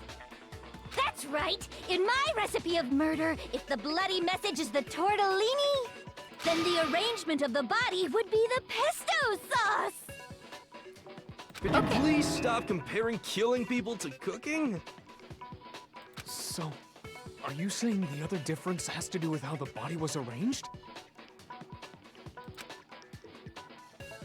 Oh, she was suspended. Yeah, what was used to suspend I her? got it! Do you remember what the killer used to suspend her? They used some kind of rope to hang her up by her wrists. What is your point? Well, in all the previous Genocide Jack cases, something else was used to suspend them. Specifically, pairs of razor-sharp scissors. And guess what? I used my own specially designed scissors for the murders and the arrangement. How many scissors do you have? Like I said, I'm a professional, so naturally I'm very picky about the tools I use. And you know what else? Big Mac said there's two differences, but he's wrong. A lot. Oh god, this woman. Big Mac? Are you referring to me? Wait. Oh god, he's called... Makoto is now a Big Mac. Listen up, Big Mac! There's actually one more difference! Huh? I think I know My word, you really didn't notice? Take a look at who the victims were in each Genocide Jack case. Yeah. There's a pattern there, just waiting to be discovered. Yeah, I think I've noticed it. A pattern? Figure that out, and it'll be plain as death why I couldn't have possibly killed that little lolly girl. Ooh, don't say lolly. And Shihiro didn't fit it if you look at the name of it. Because Chihiro was a girl. Is it because Chihiro was a girl? Bingo! Bullseye! Right on the money! What are you talking about? In all the Genocide Jack cases, all the victims had something in Yeah, common. the last one though. Lover? Gay.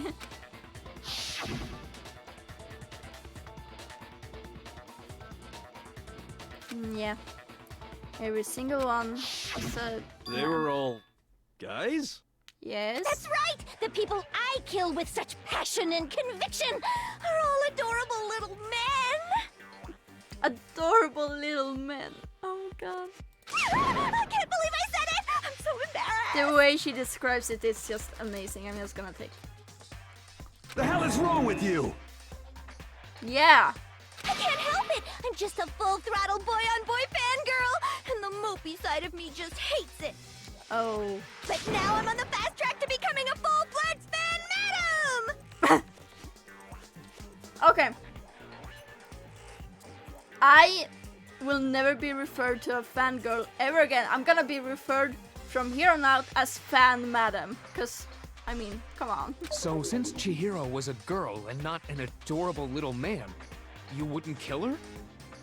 Would an Italian chef suddenly start making ramen just because they're both noodles? Don't be stupid. I have too much passion and conviction to cross that line. That's the absolute reality of the one and only. We get it. You've clearly explained your hobby and your philosophy. But that's not all there is to it. It's a different matter entirely, when you're forced to kill in order to survive. Yeah, Becker, can you shut up? Quiet, lowly cur! Lowly? Cur? I would never kill for a reason as petty as mere survival. And if by some fluke I did kill to survive, why would I bother with the message and arrangement? It'd make me the obvious suspect! There we have it. See? That does make some amount of sense. They're gonna fucking fight in the middle of the class trial. Yeah. Yes! Whatever reason I have for killing, I would never leave out my prized scissors. Who would go out of their way to use a big, stupid, heavy dumbbell? Maybe you used the dumbbell because you couldn't find any scissors in the school? Fight.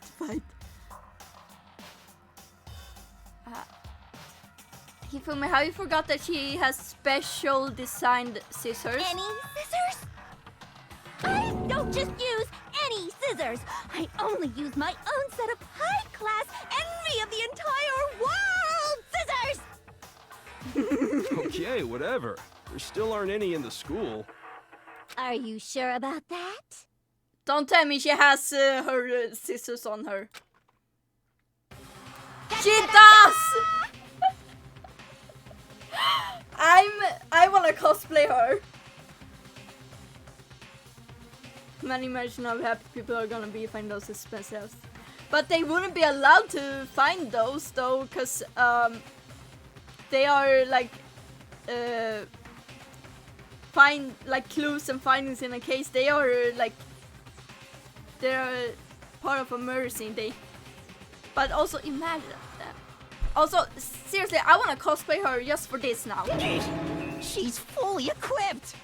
So that's how the police keeps funding their shit.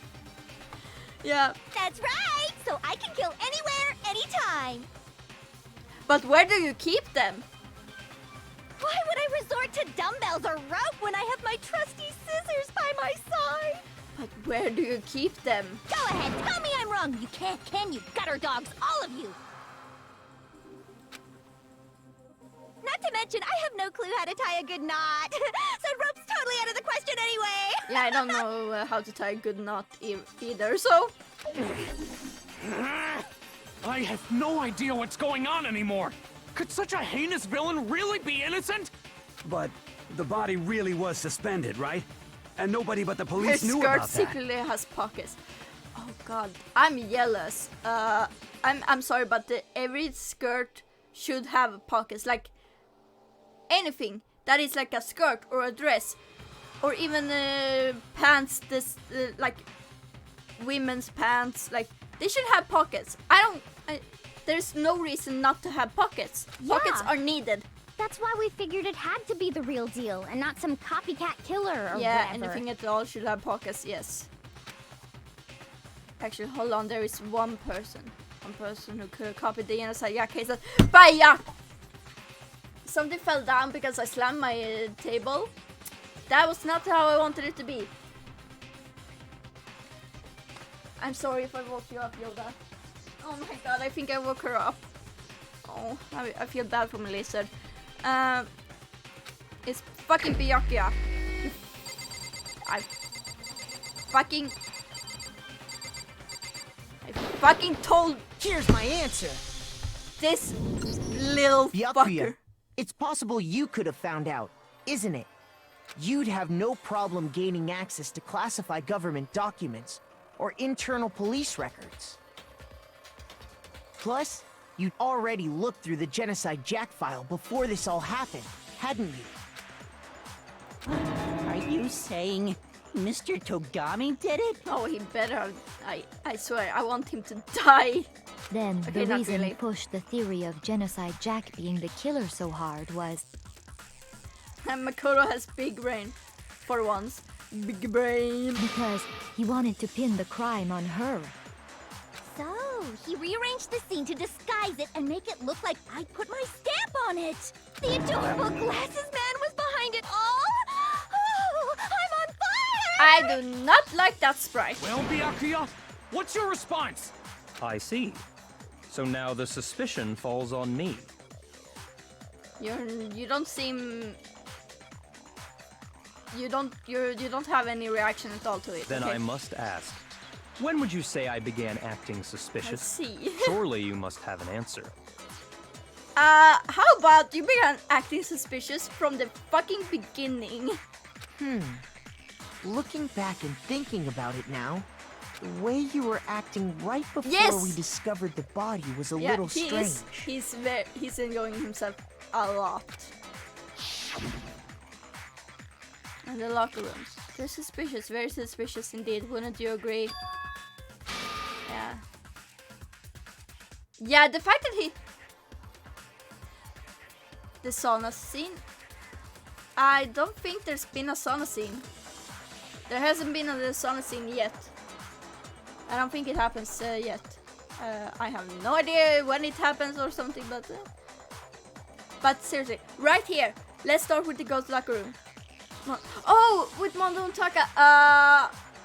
Yeah, I completely forgot that was. Yeah, that was the craziest thing ever. Like, for starters, why did Mondo have a towel on his freaking hair? Like, I fucking loved it. It was amazing and hilarious. Yes, hilarious. But anyway, to the point. The fact that Byakuya said, let's start with the girls' locker room, like, bitch, that was very quick of you to just instantly go, girls' locker room. You wanted to go to the girls' locker room right away, right? But since you're a guy... Yeah, classic, yes, bros being bros moment. I should have naturally thought of the boys' locker room first. Is that what you want to say? I wanna punch him. I wanna punch The him. victim was Chihiro, a girl. Hence why I said we should check the girls' locker room. Nothing strange about that, I'd say. On the contrary, there's something very strange.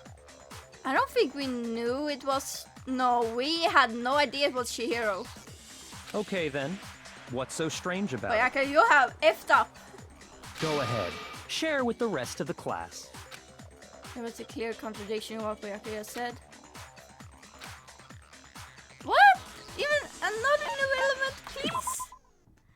Oh, a true flashback. And hold down the left mouse button. Then you'll memorize that weak spot. This memorized phrase can only be shot once as a single truth bullet. Oh. If you shoot or change the truth bullet, it will disappear from truth cylinder. Or you can use this flashback feature as many times as you want. To lie or contradiction. Hello there. Oh. Thanks for the follow. That I really appreciate it. Thanks. I'm a mess, so I hope you're gonna enjoy it.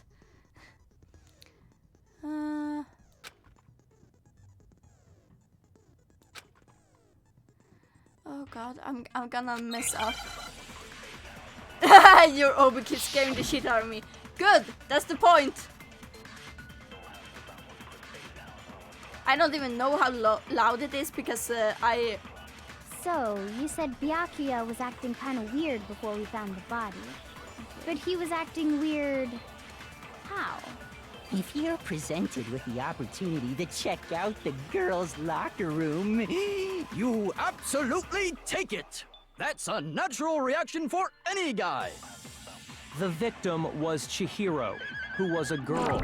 So of course I would suggest we check the girls' locker room first. There was no time for pointless distractions. What's so strange about that? I feel like it's not the... I wish you'd taken me with you. No. There's a clear... because it does me. Yeah. So, you said Byakuya was acting kind of weird before we found the body. Okay. Sorry. Laughs in gay. So, you said Byakuya was acting kind of weird, but he was acting... If you're presented with the opportunity, that's a natural... The victim was Chihiro, who... So of course I would suggest we check the girls' There was no time. What's so strange? I wish you'd taken me with you.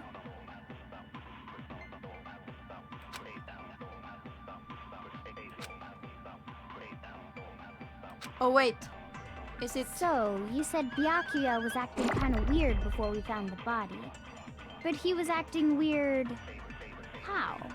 If you're presented with the opportunity to check out the girls' locker room... You absolutely take it! That's a natural reaction for any... The victim was Chihiro. No, that's wrong! So... I asked because I noticed Lost in Pan. Hi, I'm tell also you what's Pan. so strange about that. So welcome to the Pan squad. So yes, I agree with that. That I just get giddy when someone actually says something like that because I'm like, yes. Okay, we just love a good visibility here. Okay. Yes, Alex, you can join the Pan party, because everyone can join. Because up until we actually discovered the body, we couldn't have known who the victim was. So your claim that you went to the girls' locker room first because Chihiro was the victim doesn't hold up. I see. That's a good answer, I must admit. I get so frustrated that he's acting so calm. Interesting. Very interesting indeed. But your reasoning is still too weak. Wait, how is that weak? How is that weak? If we didn't know that it was Chihiro, how is that weak? You literally said, oh, we're gonna go to the girls' locker room because Chihiro is a girl. And like, but we didn't know it was Chihiro. I really want to punch him. Huh? What's wrong? Is that it? Surely you've got more than that. Go ahead. Show us. What's with Byakuya's attitude? Byakuya can die in a hole. To be fair, I kinda like him, but right now, he can go die in a hole. It's like he doesn't even care. Yeah, okay, he can go die in a hole with you, Millie. Yeah. I got him cornered, but he's acting like it has nothing to do with him. What's the matter? You're not finished already, are you? There must be more to it. There is. I think. Oh my god. There is more to it. Think about it. We just talked about the differences between this case and past Genocide Jack incidents. The proof you're looking for is hidden in there. Oh? Proof that I'm the culprit, you mean?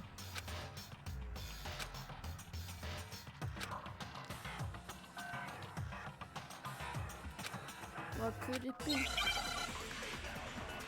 Is it the extension cord? I don't... Oh yeah, library desk lamp. That's true. What? The difference between the cases? You want me to explain it again? Please When explain I want it. to kill, I use my very own Yeah. special scissors. And I use those same scissors to arrange the body. But Chihiro was suspended with... It was some kind of rope. Was it not? That's right! It absolutely was! Then there must be something very fishy indeed about that rope. Hey, Byakuya, where'd you get it from, huh? I'd never seen that rope before in my life. No, that's wrong. Suck on that. You never seen it, huh?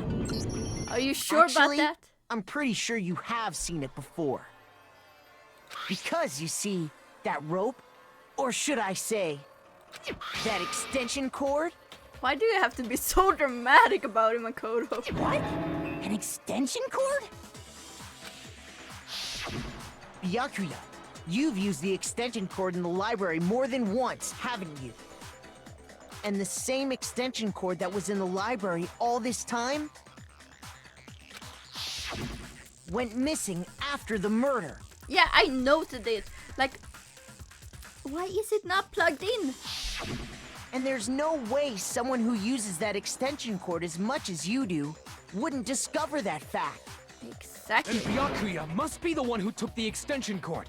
I can't imagine any other possibility. Oh, you're silent now? That's really what you think? Then your conclusion is something like this? I just wanna punch him.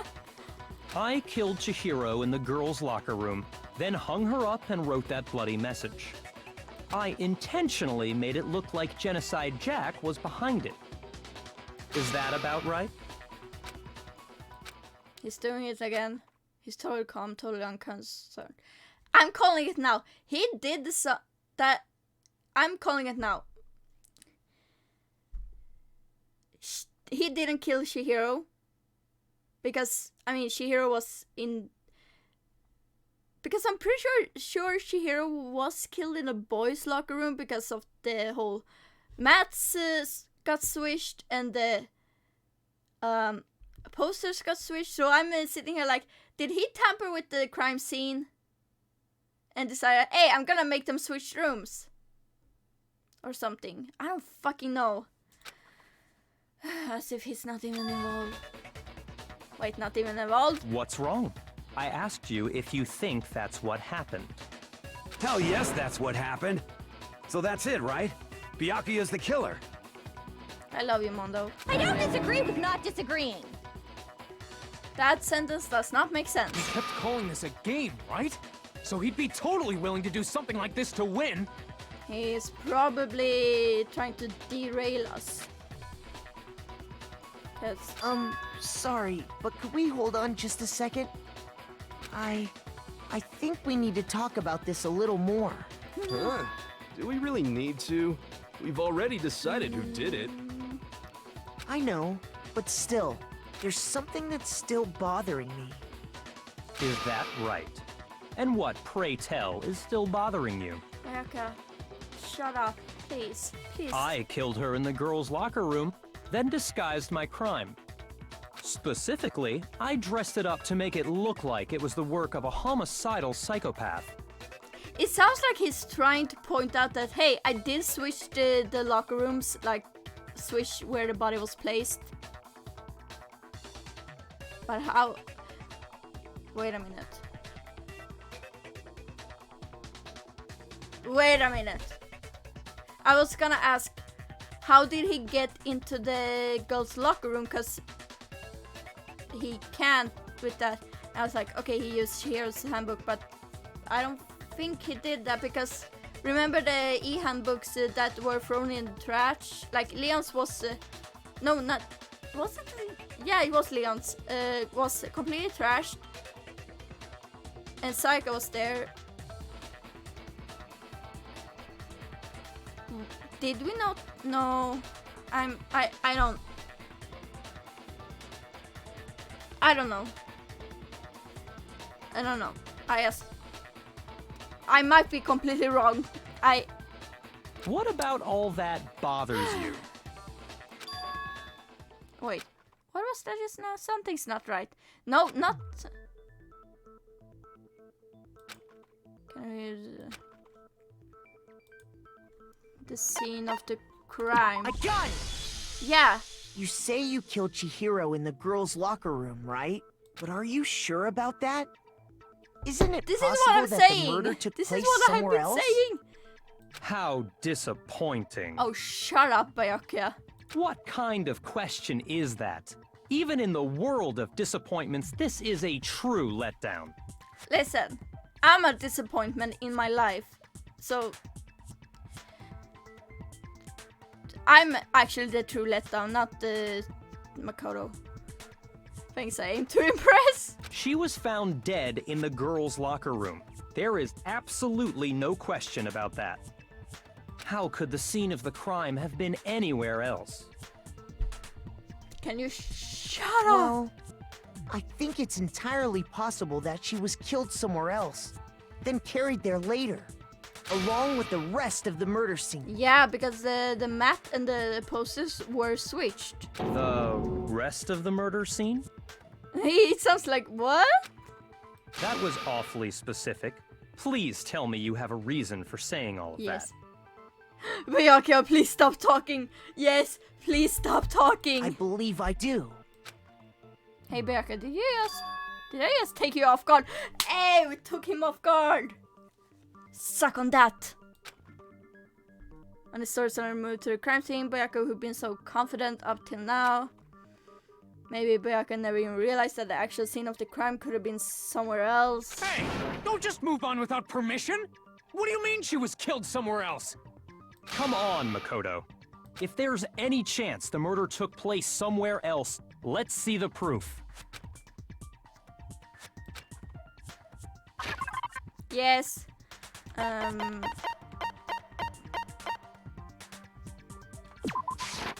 gun! Yep. The proof that she was killed somewhere else is the poster that's hanging in each locker room. Your proof is some posters? Aww. The poster in the girls' locker room was a picture of a big-boobed supermodel. But don't you think that's kind of Did strange? you have to say that? Big boob, like... You could have just said it's a bikini-clad supermodel or something. Like... Yeah, someone really voice-acted that line. Yeah, that's gay. But oh my god, why did you have to say... Don't you think that's kind of strange? Like, come on. I'm fucking... Why do you have to point out that it's big boob like it's a description? Yeah, the way he said that as well, like... But like, did you really have to point... Like, you could have literally said anything else. You had to put the big boobed. Why would the girls' locker room have a poster like that? Big boobed. I bet those massive jugs of hers were totally fake! Whoa! Meanwhile, the boys' locker room had a poster of the super popular boy band Tornado. They're lesbians, Your Honor. Yes, they're lesbians. Again, that doesn't really seem to belong in a boys' locker room. That's because the boys are gay. They're all gay. The girls are gay, the boys are gay. That's just how it is. So you're saying that maybe the posters were switched? And there's one other thing I noticed about the locker rooms. You know what I'm talking about. Right, Sakura? Yeah, the math. You're referring to my protein coffee, aren't you? God. I feel like Aaron is gonna like take this and just be like, I'm gonna make protein coffee, because him and his coffee is like, he needs his coffee all the time. Whatever you do, Aaron, please don't do what Sakura does. Please. No, please don't. Oh no, I don't like this. Aaron, no. Please, no. Protein coffee? Here's a twink he won't. Are you sure? I mean, it's true. Aaron needs a twink. While I was in the girls' locker room earlier, I spilled some protein coffee on the carpet. Aaron is being called out in my chat. But I noticed that after the murder, the stain had been totally scrubbed away. It's not that the stain was scrubbed away. It was moved. I got it! The stain on the girls' locker room carpet wasn't scrubbed away. That's true. He just wants the buff ladies and boys.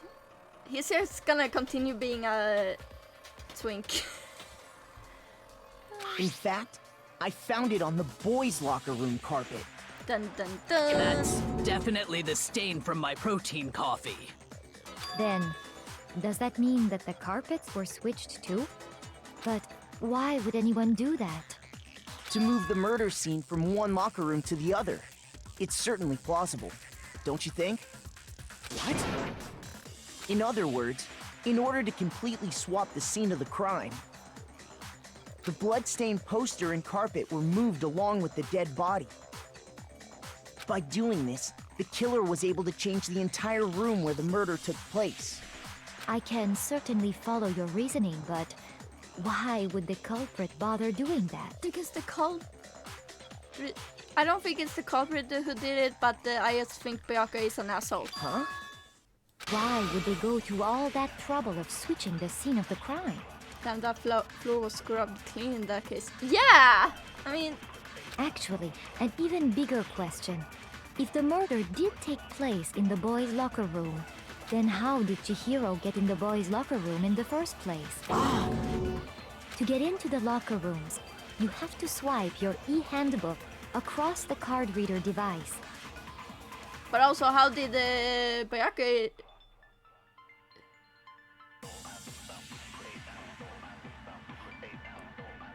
What, the blood? Do you mean the blood that was written on the wall? Or the blood on the poster? Because the blood on the poster, obviously it was like splattered. While the writing on the wall was the guy, most likely Byakuya, who just wrote it with her blood. So like the only blood was...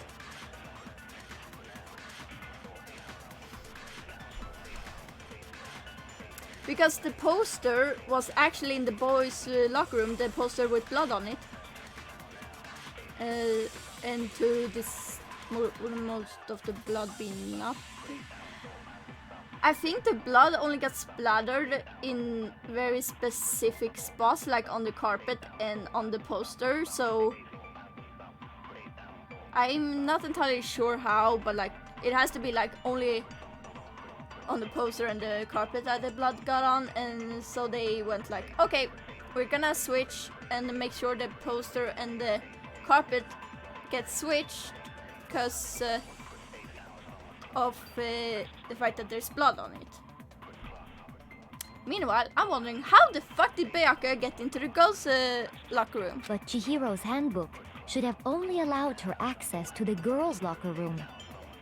She had no way to get into the boys' locker room to begin with. No, she did have a way, and I can tell you what it was. I highly doubt that.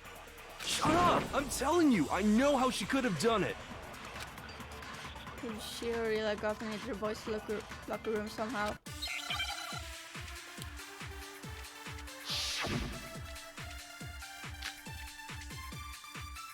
Yeah, it has to do something with the broken e-handbook. Is it really possible? Could Chihiro really have gotten into the boys' locker room somehow? Ah! I've got it! She must have hacked her e-handbook! No, wait. She was I didn't the want to ultimate do that. programmer, after all. I I'm didn't sure want to that do would have that. been no problem for her. Can I No, take... I don't think no. that's it. She used the thing that was in the Yeah, I'm main just gonna hall. do that because I accidentally fucked up. What thing? I'm talking about Leon's handbook, of course. Oh. No, that's wrong. Okay.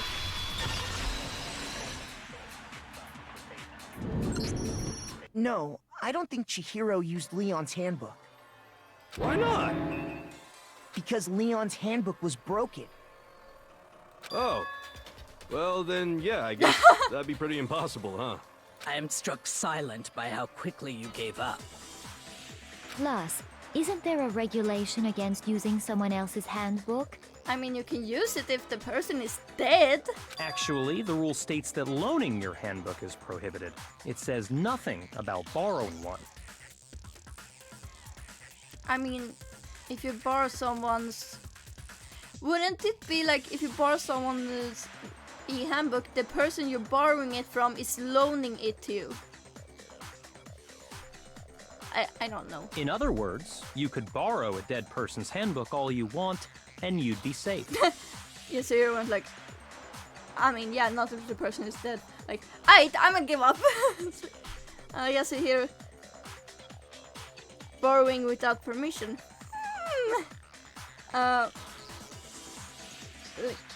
Yasuhiro is doing his best. I'm just saying, he's doing his best. He's doing his absolute best. Hit the nail square on the noggin. Of course, if it were broken, that wouldn't make any sense anyway. So then, she must have hacked hers, like I said. She used her ultimate programmer skills and... Psst! You can't fix an e-handbook. The instant you open one up, a security buzzer starts blaring. Ooh. So, if she didn't use Leon's handbook, and she didn't modify her own handbook...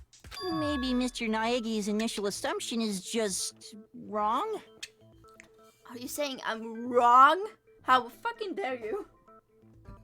It seems like there's no way she could have got into the boys' locker room. So I guess so. Okay then, I vote for Byakuya. No! Taka, we are not killing everyone, okay? I don't even know who the real killer is, but it sure as hell is not Byakuya. He's just being a bit of an asshole. Is that it then? Chihiro's killed in a girl's locker room, Byakuya's the one who did it, really. But still, I don't know what else I can do. Hold on a second. I agree with you, though. I think you're on the right track. Kyoko coming in clutch! What the... You finally decide to open your mouth and that's what you've got to say? Yeah, he just likes the game because he's an ass. There's no way she could get in the boys' locker room, right? So... Why are you so sure she couldn't get in? There's still one other way she could have gained access. Either Byakuya is the killer, he's super high on adrenaline, or he's a dumbass fucking with everyone. I take the second option. He's a dumbass fucking with everyone. What? I'm calling it. No, it's considered the fact that two people could have worked together. Yeah, I think the reason it's not being considered is the fact that Monokuma did say... was it? I think it was last time. No. During Saika's trial. Said something about, oh, two people... only the one who did the killing will become blackened. And, it's kind of stupid to work together because you won't benefit from it. What are you talking about? What other way is there? Well, to explain that, why don't we take a little break from the trial? I'd like you all to come see something. Stab at the same time. Wait. Just what do you think you're doing? Kyoko be like, I'm just, gonna Don't interrupt. worry. This'll make the whole trial more exciting. I'm sure that thought must please you. Yeah, if you help the killer, either both of you die or the killer dies and you probably get exposed for helping. No, if you help the killer, either both. Oh yeah, either you die. Either you die, or the kill dies, and you probably get it. Yeah, that. Stop making spelling mistakes. I'm kidding. I think I know where this is going. Yeah, I have a feeling I know where this is going, and I don't like it either. Huh? It'll make things more exciting? Well, all right then. I declare an official class trial recess. For real? Now then, what is it you want to show us? It better not be boring or I'll be very unhappy. Oh, I have no doubt it'll meet your lofty expectations. So, shall we go? So before I even knew what was happening, the class trial had been put on hold. I don't know who I think the killer is right now, because I'm so unsure. Like, Byakuya is acting so suspicious, but I also think he's like just fucking with everyone, but also like, well, I'm ruling out Genocide Jack at least, because I don't think Toko or Genocide Jack did it. I don't know if Byakuya did it or not, and I'm like completely unsure. Otherwise, I have no idea. We headed off with Kyoko in the lead, and where she took us was... If this is going where I think it's going, I'm gonna... The girls' locker room?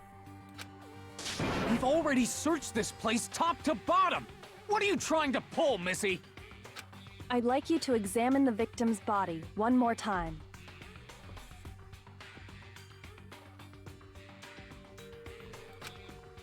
You want to check it again? Be sure to examine the entire body very carefully. Take your time. Examine her carefully? Like using our hands? I don't like this! No way, no way, no way, no way, no way! It's probably best if I don't run my hands all over a girl's dead body. Oh, thanks, Sim, for not spoiling anything. That's really appreciated. It's not that I'm creeped out or anything, it's just... based on religious grounds, you know? Very well. I'll do it. Oh, Sakura, you're an angel. But you're a girl. You shouldn't have to touch a dead body. Oh, just let hush, one of the Aoi. boys do it. No, it's okay. I think Chihiro would rather have a girl examine her. Taka has for the respect that Taka has for girls. Yeah, he has some good respect. So just leave this to me. Sakura. Okay, Aoi and Sakura are complete girlfriends, so I'm just saying. What is this? Some kind of secret girl-on-girl action? Is that what you two are about? That's not it at all. Stop screwing around. Okay, here I go. I'm sorry, Chihiro. Please excuse the intrusion. Putting her hands together in a brief prayer, Sakura then began to quietly examine her body. Be sure to check her entire body, and I believe we will solve this particular mystery. I like this. Her entire body? I know like you this. say that, but... What? This it's is... definitely what I think it is. What is it? Not possible. It's not possible. Sakura's eyes were staring widely at Chihiro's lifeless form. Her massive frame trembled. This girl is what? Is a boy. I knew this was gonna happen. God. Ah, I see. So she was actually a he. Interesting. Thank you for confirming this fact. God, that took you quite a long time. You're joking, right? I wouldn't joke about this. Then... And it's really true? Chihiro was a guy? Oh, what? You guys didn't know? Heck, I knew that right off the bat.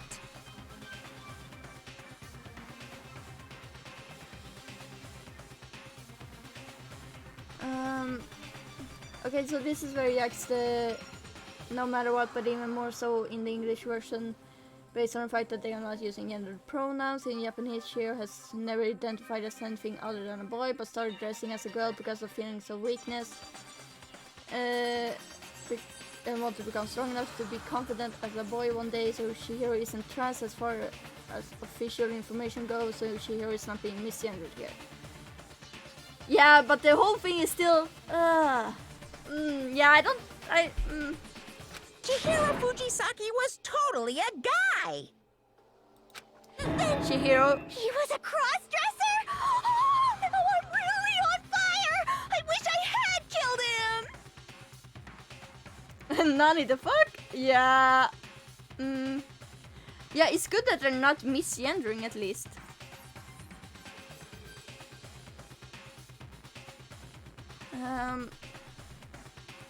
If you mean what Every Loves said, it's okay. I don't really see it as a spoiler. I like getting explained, so... Bruh, cute boy, and I missed my chance. Anyway, what Every Loves wrote, not really a spoiler to me. It clarifies more things, because I'm like, I was a bit confused here, but... So... but I don't like any of this at all. So that's what Kyoko wanted to show everyone, huh? Interesting. Yes, that certainly does make things much more exciting. Now let's ride this wave of excitement back to the courtroom and get back to the trial. I still love Chihiro, obviously. I do apologize for keeping you waiting. Now then, let's resume I'm still the mad that class Chihiro is trial. dead. We've all just learned of the shocking revelation that Chihiro was actually a boy. Let's pick up from there. Okay, I wish I could be fluent in Japanese, just so I could play this with correct wording and everything, because the translations suck. A lot of the time, like, there's so many mistranslated stuff because of the fact that Japanese language and grammar is so different. God. Yes, well, I don't know his reason for hiding it, but the fact is, Chihiro was not a girl, but a boy. To think that Chihiro was actually a guy. Oh, shut up, Makoto. The thought had never even crossed my mind. And because the victim was male, he would have had no problem gaining access to the boys' locker room. Assuming his handbook did, in fact, list his gender as male, then yes, that would be true. Yeah, God, fuck this. Of course his handbook said he was a boy. He dressed like a girl, but he was a boy through and through. We could be Risware and not use him because it's...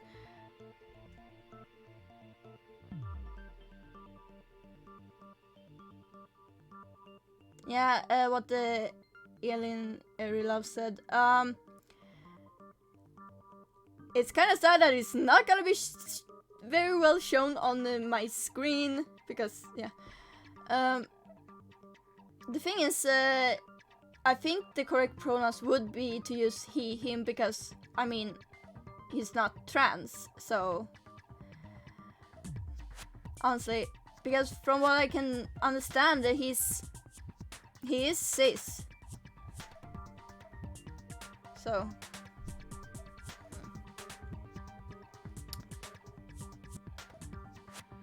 Yeah, Chihiro never said let's not do that.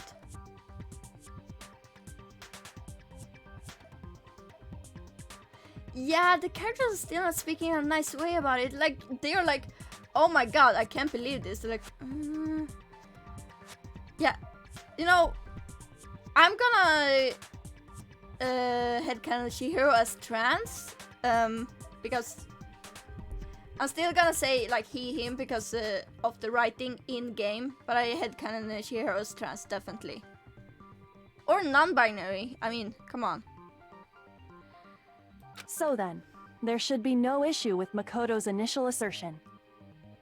The victim was killed in the boys' locker room, and was then later moved to the girls' locker room. Yeah, a lot of people. See, most people use they them for Chihiro because of the way this is written and the fact that a lot of people also had kind of them as trans. Yeah,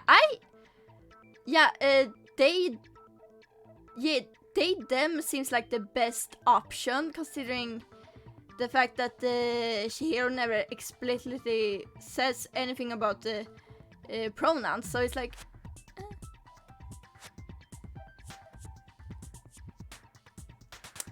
I just hate that all shows and games always do this in the history of ever. Yeah! I hate it too. And the killer could have easily used Sayaka or Junko's handbook to get into the girls' locker room. So Chihiro really was killed in the boys' locker room? Off topic, but I'm eating popcorn right now. Good for on you. This most, yeah, it is definitely the most respectful because it's gonna feel a bit like I can't really set a specific pronoun on someone who never explicitly said what the pronoun is. God, I'm just this game. Chihiro is the best, okay? And also eating popcorn is pog. I actually have a tiny bit of popcorn from my Tokyo treat box. But I'm too lazy to pick it up. I still don't understand the motive for moving the body, but yes, that does seem plausible. Well, I must admit, I did find it rather odd. I knew he felt a little off. There was a certain incongruity to his female body. God! Why? Why?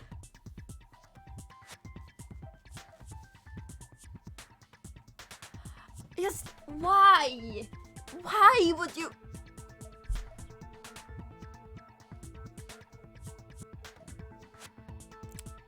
Alexa, play Frolic again! Oh god, same Millie, same. I'm soft for his nasty ass, but god, that sentence is just no. Don't play it again, just keep it on. I wish I could keep it on, but I wish I could just play Frolic, but I can't because it's copyrighted.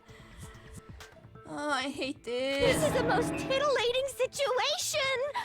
So now everything has been connected. All the mysteries have finally become clear.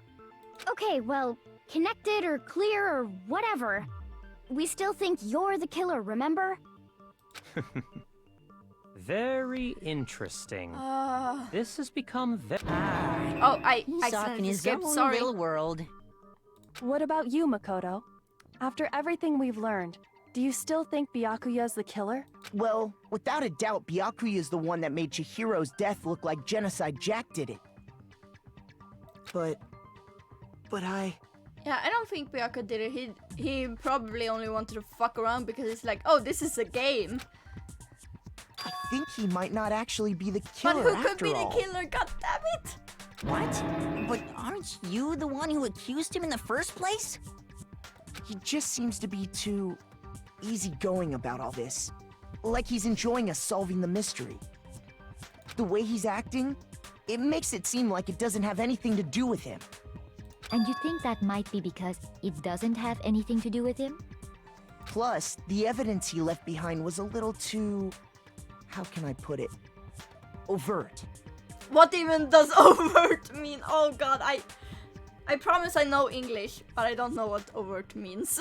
He consciously chose to use the extension cord, knowing it could connect him to the murder. Or maybe he's just stupid. At least, that's how I see it. And Byakuya, when you found out the murder took place in the boys' locker room, it seemed to rattle you. And then again when you found out Chihiro was actually a guy. If you really were the killer, that stuff wouldn't have had any effect on you. So that's your thinking, huh? Well, it bothers me that you don't have more concrete reasons, Please, but shut up. it's fine. I guess I'll mark it as correct for the time being. This is not a test for school or anything. Mark it as correct? He's right. I am not the culprit. I just happened to come across the corpse in the girls' locker room and decided to alter I knew it. Are you fucking with us right now? Yeah. No, I am not effing with you right now. I'm telling you the truth. Did he just censor himself?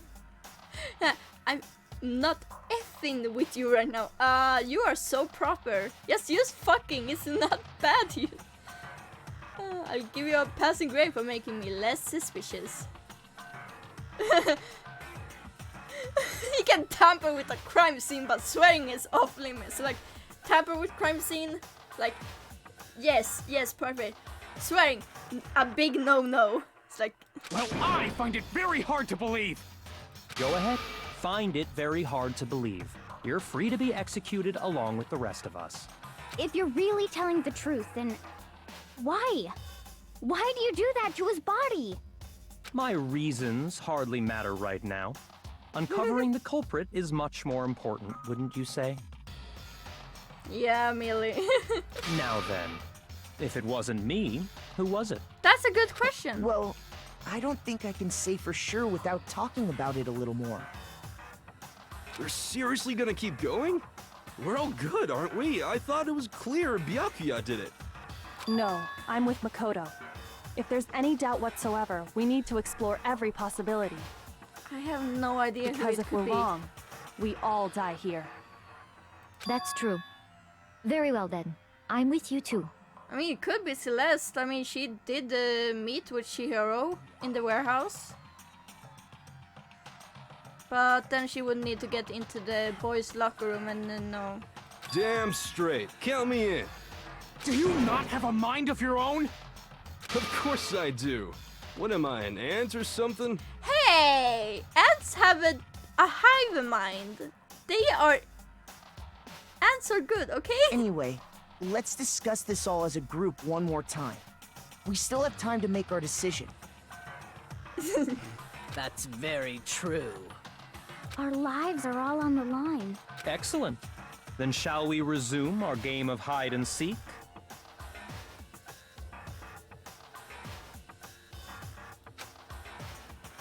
But if Byakuya didn't do it, then who's the real killer? Who murdered Chihiro?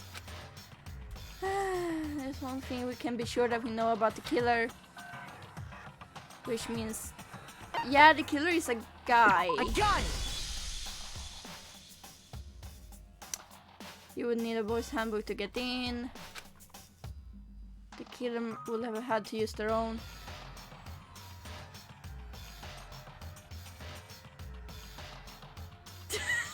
Yeah. Yeah, Alex. Exactly. God damn it, why do I have to have my freaking stream manager on my right screen? Like, oh, it would be so obvious when I'm reading stuff. God. In other words, it had to have been a guy. Yeah, but that's still not enough. I need to find some more clues. Okay. Celeste's account. Okay. Isn't there a single clue that might lead us to who did it? Well, clues are one thing, but did nobody get a look at the killer? I'm sure if someone saw the killer, they would have said something by now. Perhaps someone saw the victim at some point. Even that might be enough for now. Yeah. All we need right now is any kind of new info. No. Yeah, that's what I'm wondering. How the fuck did the body get moved to the girls' locker room? Shoot! Yeah, I kind of fucked up there. Isn't there a single clue? Well, did nobody get... I'm sure if someone saw the killer... Perhaps someone saw the victim at... Yeah. It's over. It's all over. You want to know who saw the victim? The killer. And only the killer. There. No, that's wrong.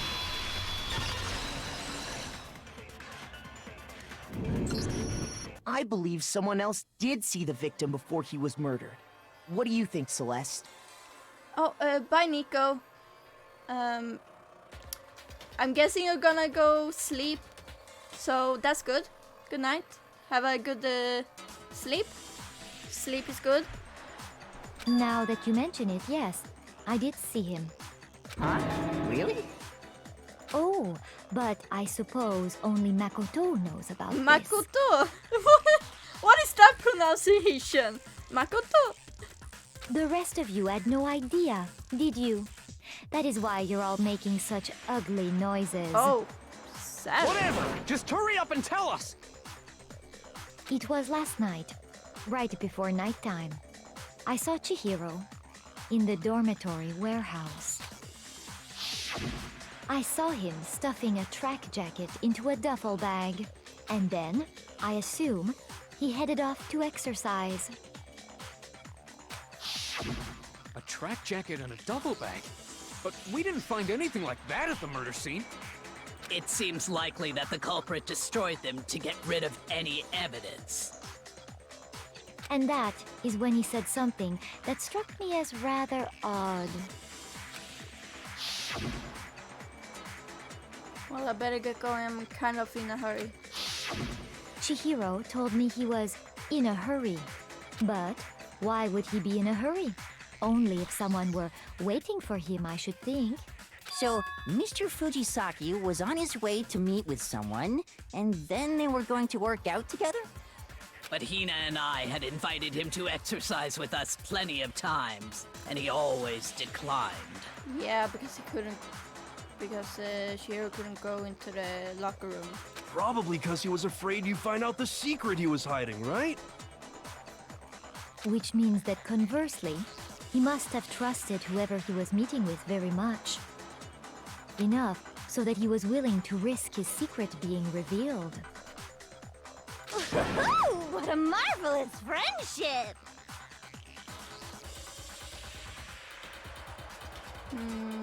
This better not go the way I think it's going. Yeah, I hope. The point is, whoever he met up with is the culprit, right? So we just gotta figure out who it was. But knowing what we know, I can't even guess.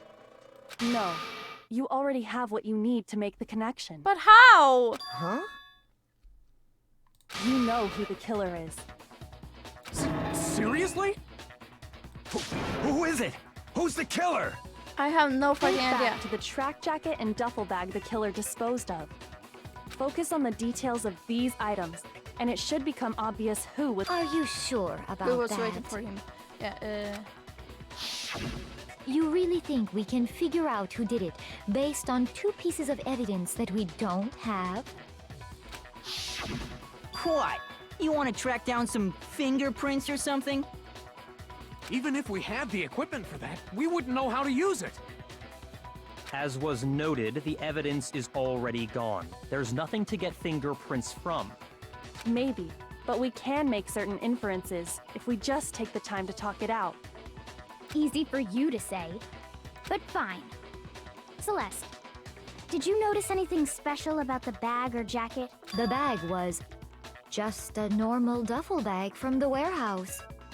All the bags in there are the same, so I can't imagine what would make that one special.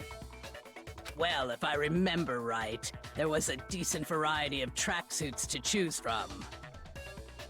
Do you think there might be some connection between the culprit and Chihiro's jacket? Perhaps. Let's explore that and talk a bit more about the jacket he took. Does Chihiro's track jacket really hold some clue about the killer? Somehow it's really hard to believe, and I'm like...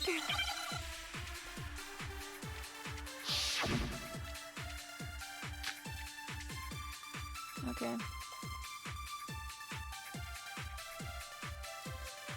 First of all, we know where Chihiro was headed. He was on his way to go exercise. So next we have to ask, why did he choose the specific tracksuit that he did? What do you mean, the specific tracksuit? I got it! He picked that tracksuit because it matched the one the culprit was wearing. So, what you're saying is, The killer was wearing the same blue tracksuit as him? What? My tracksuit is black. I don't even have a tracksuit. Wait a moment. Because exercising sucks. Wait I a moment. tracksuit personally. I got it from the warehouse, if you must know. Did any of that really help? Wait a moment.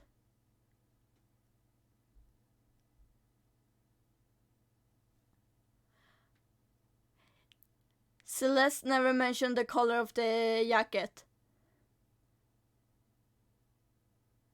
Makoto didn't even mention the color of the jacket either. No, don't tell me. No, don't tell me it's Mondo. Don't. No. God. No way. Not a chance. Yeah.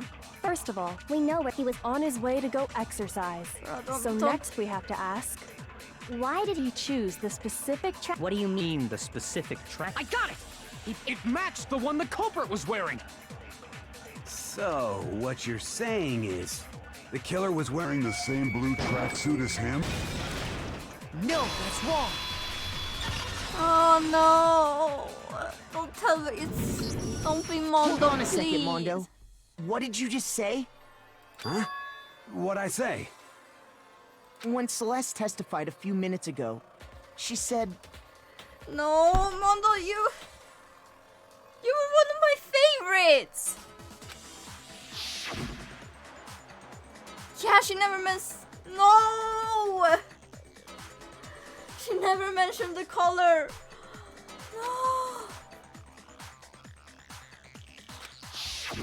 She never said anything about the jacket's color. So why did you say Chihiro's blue tracksuit? What are you? You just... Hey, Celeste. What color was Chihiro's tracksuit? Mondo, why? Why would you kill Chihiro? Why? As a matter of fact, it was blue. Oh, no. And before we began the trial, did you tell anyone that? The only one I told about any of this was you. Then, Mondo, how did you know what color Chihiro's tracksuit was? Because I just... I'm sure he saw the clothes at some point in the investigation. Yeah, Mondo, we were supposed to go on a biking date. And oh no, Taka is trying to say it's not. It's not. No, that can't be it. The bag and clothes were surely disposed of by the time we began our investigation. Then the only reason he could have known what color the tracksuit was is if he saw Cherry with it before he died. That's the only possibility. Cherry? Are you talking about Chihiro? So, how about it? Did you see the tracksuit or didn't you? Just by chance. I just happened to see it last night.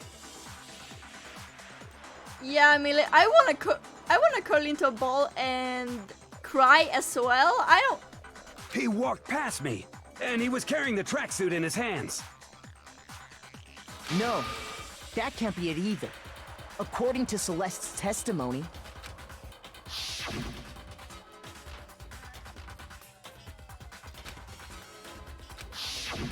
when Celeste noticed it, Chihiro made a point of making sure the jacket was completely in the bag.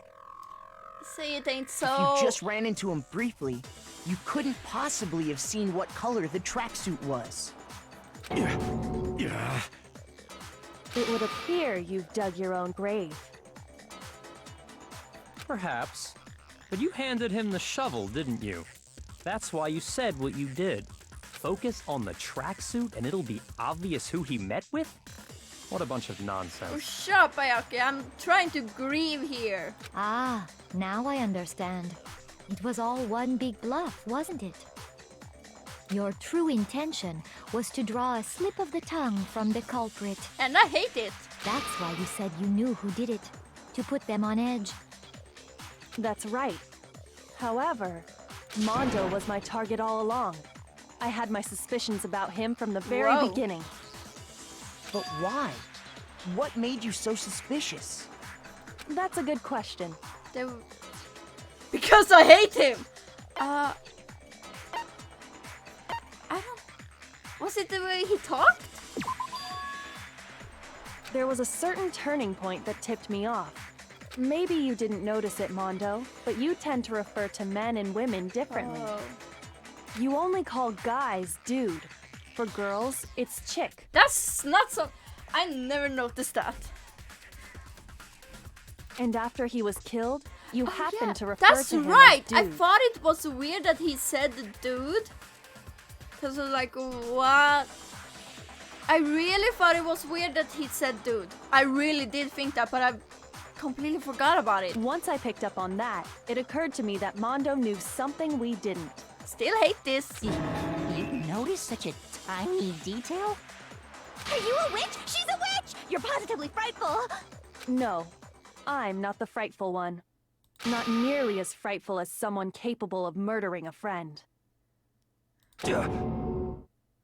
Mondo, was it really you? They were friends. Did you really kill Chihiro? They were friends. I didn't kill anyone! You've been all over me, judging everything I say, putting words in my mouth. What gives you the right to treat me like a goddamn criminal? Yeah! He would never do something like that! This is Oh, a false fuck, accusation! Wait. It's true. My reasoning on that is pretty shaky. That was fast. Well, this does present us with a problem. It seems we are all out. All out of it. My time has nearly come. I hate how his voice changes. That's what my little ghost friend is telling me. I'm gonna. Oh yeah, that reminds me. Hifumi, weren't you telling me you'd found some evidence? Really? What kind of evidence?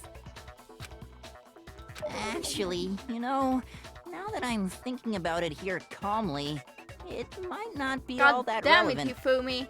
Jeez, does your confidence just get up and walk away? It's fine, man. Just tell us.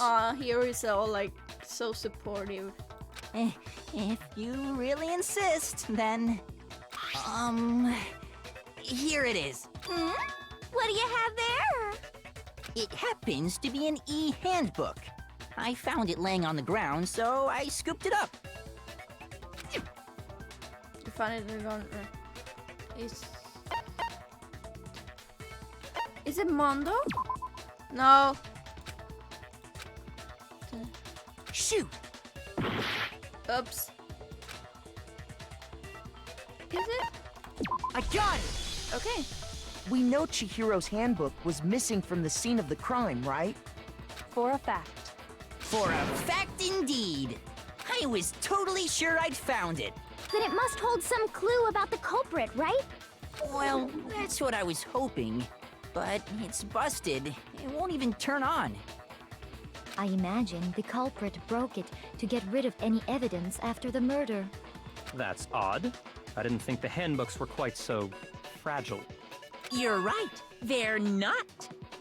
They're totally waterproof and shock resistant. It would take an awful lot to What break about one. heat resistant? And yet, this one does appear to be broken, as is Leon's, sitting useless in the main hall. For all your confidence, that is a remarkably high failure rate. Do you think there might be some kind of mystery in there somewhere? How precisely did the handbooks get broken? By hitting its weak point? I got it! You already told us before that the handbook has one weak point, didn't you? Yeah! You remember that? Yeah! I Sure, didn't remember maybe it. I let that slip, but I never told anyone what the weak point actually was. But if the handbook is supposed to never break, and two of them broke in quick succession, then... Then we can only assume that someone's figured out its weakness. You know what the weakness is, right, Monokuma? So, what is it?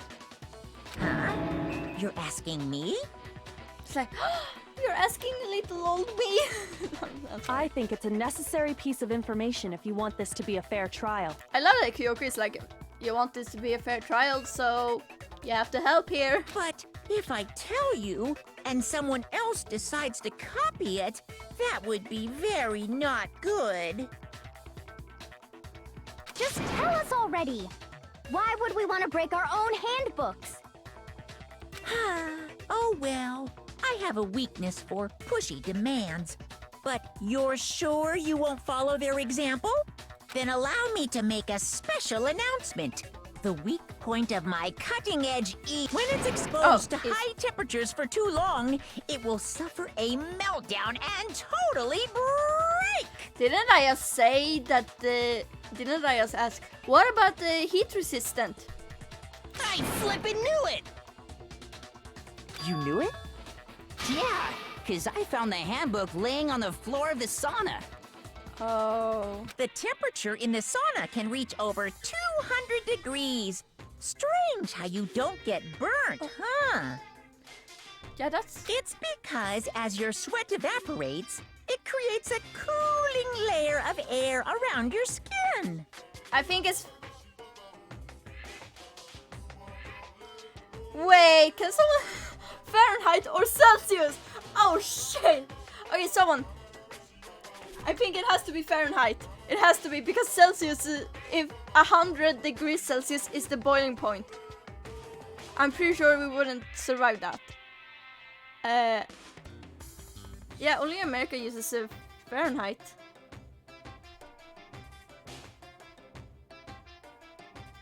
But it's...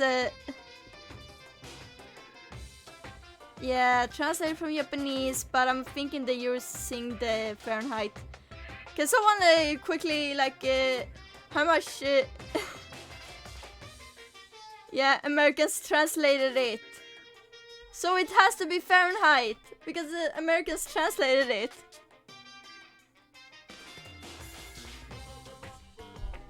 It was translated so Americans can understand, because they are incapable of understanding Celsius. I'm sorry. I'm sorry for every American person, but seriously, Fahrenheit is so stupid. If the hot air of the sauna were somehow pushed directly onto your skin, you'd definitely get fried. Also, logically, it can't be 200 degrees Celsius, because 100 degrees Celsius is the boiling point. No human can survive that, I'm pretty sure. That layer of air would get blown away. Also, I love That's that why you may feel a burning when you move around. I love that he's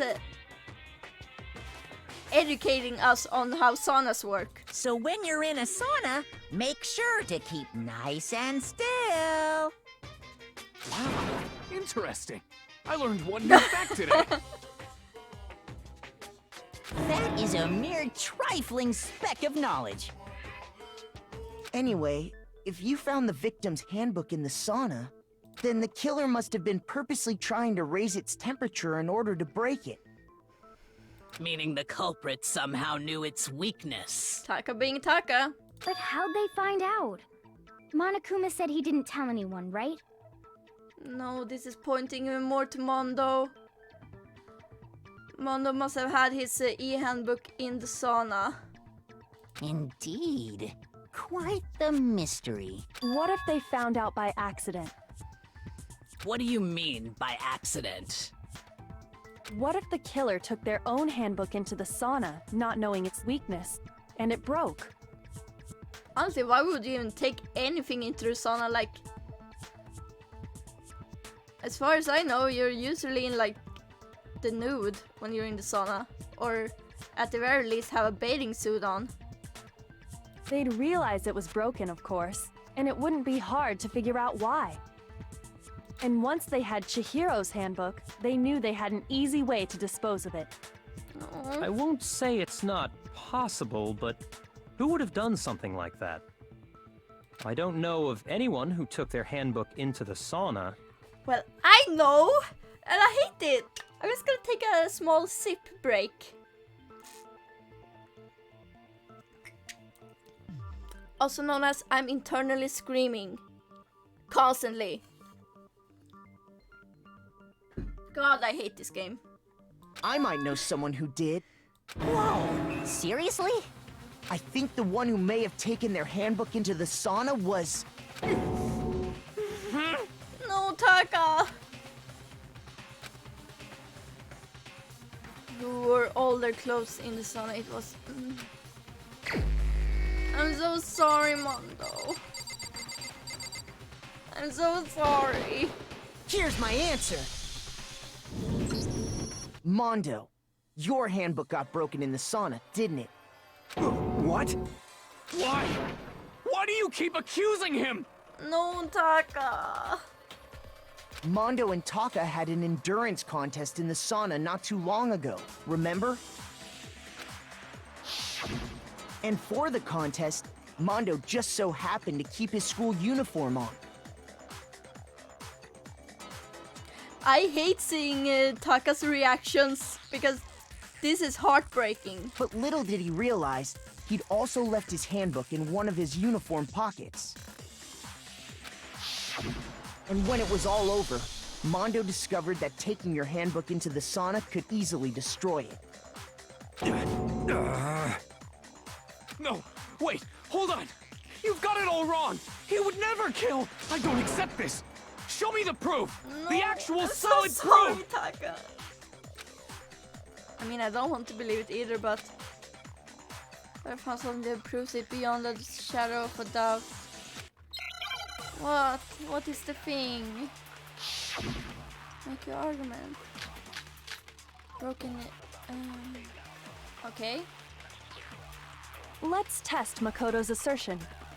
If what he says is correct, then Mondo, you broke your own handbook. In other words, if Mondo's handbook is actually broken, then that proves that what Makoto said is right. Well, my goddamn handbook works just fine. See? Look! Wait. Makoto was wrong after all! No, I think... Mondo wouldn't hurt a fly! Baby.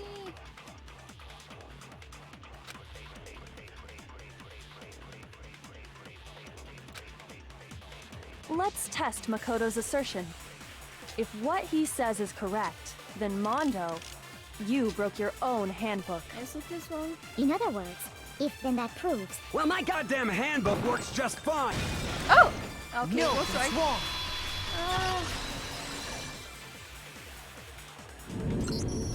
Mondo, the handbook you have right now, is it really yours? The fuck is that supposed to mean? The broken handbook that was in the main hall, isn't that one actually yours? What the heck are you talking about? What I mean is, I think Mondo swapped his handbook out for one that actually works. No. I think he took Leon's handbook and replaced it with his own. After all, Monokuma said himself that Leon's handbook never should have broken. That's right! The punishment it suffered wasn't nearly enough to destroy it. Have I mentioned that I hate this? So then, the broken handbook in the main hall is actually Mondo's.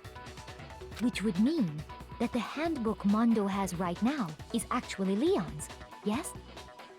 But doesn't that violate the school regulation that says loaning out your handbook is prohibited? Except borrowing is okay. Well, here's how I look at it.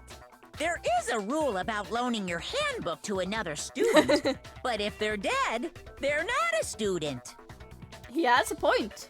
It's kind of a gray area, I admit. But no worries. If anything, it just makes things more interesting. As such, I decree that exchanging handbooks with a corpse is not a violation of the rules. Fair. Well, Mondo, if I'm wrong about this, you're welcome to say so. Even Makoto feels bad. I'm happy to admit I made a mistake, but... Son of a bitch. What's wrong, bro? Come on, tell him he's wrong. Like, bro. You are wrong. You have to be wrong. Everything you just said is wrong! You made it all up! Taka. Okay, then why don't we look back on this case one more time, from the beginning? That way, everything will become clear, and we'll all see if I was right or wrong. Oh, God, I hate this.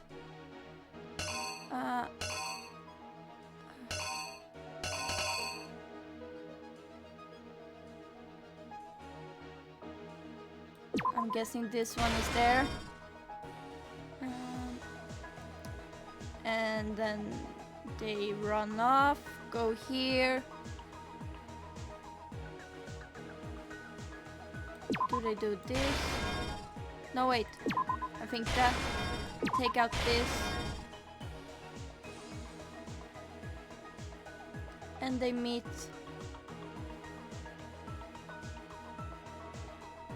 Wait. No.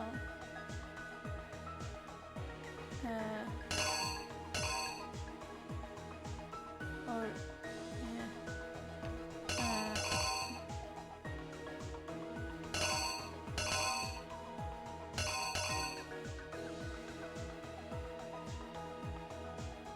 Is this maybe? No. It's possible that this is actually and then I'm gonna guess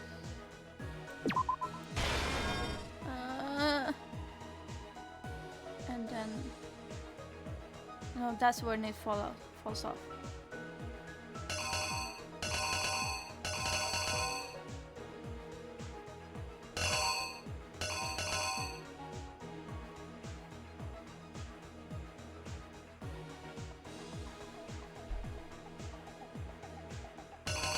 I'm trying to figure out. I just wanna...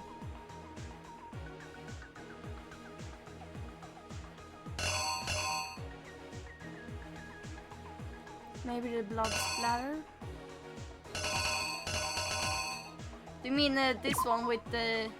Because I don't think it's that one because it falls down on the next page. Oh, this? Yeah. Act 3.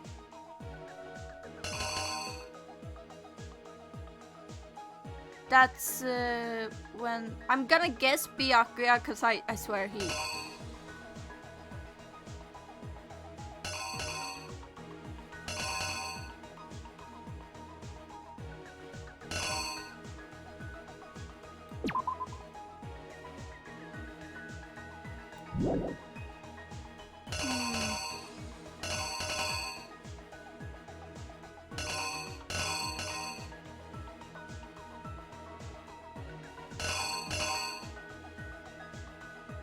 God, this is so hard.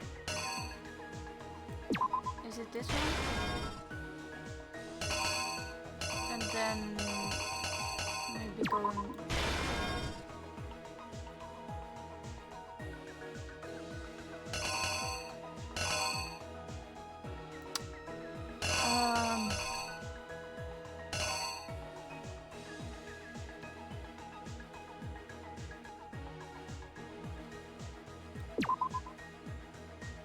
Yeah, this one is hard.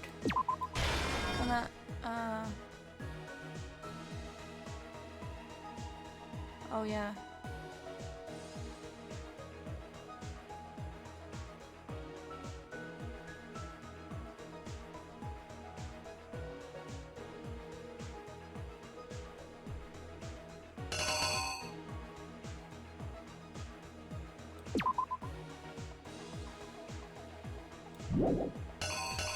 God, I don't...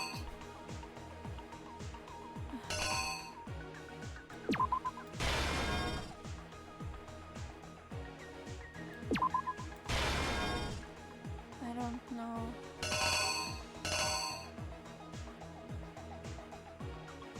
God, I don't know. Oh wait, here. Maybe?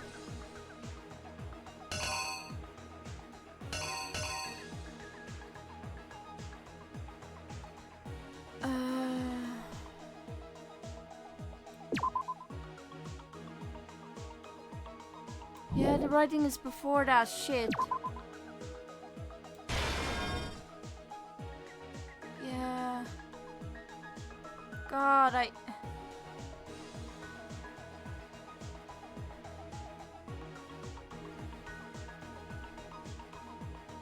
I'm gonna say that's there.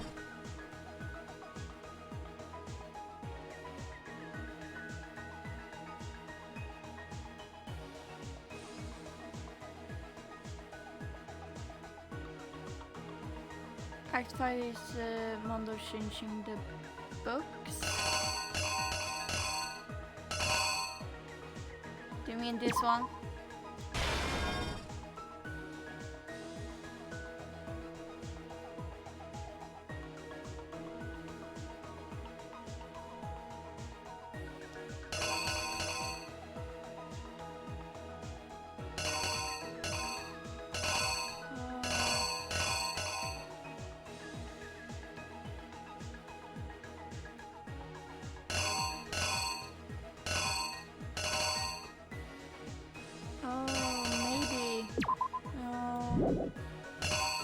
But he's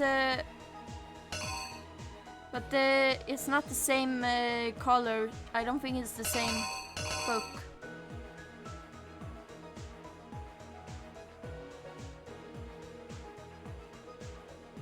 Ruin book last. I mean,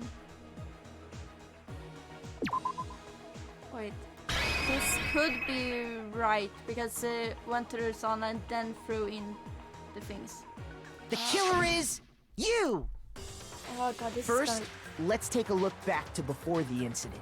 yeah. Last night, Celeste saw Chihiro in the warehouse, correct? At the time, she was apparently stuffing something into a The duffel way bag. Celeste is just like, hello. She just like, That I see. something was a blue tracksuit. You can confirm this, right, Celeste?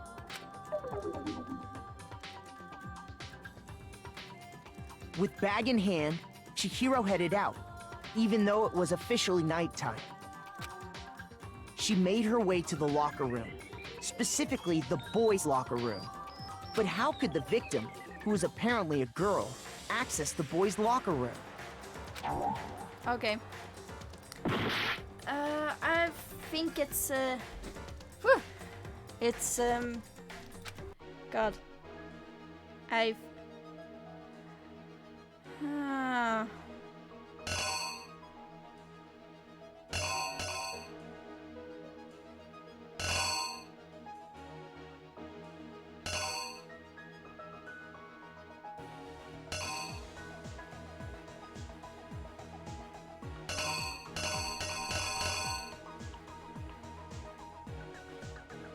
I have no idea.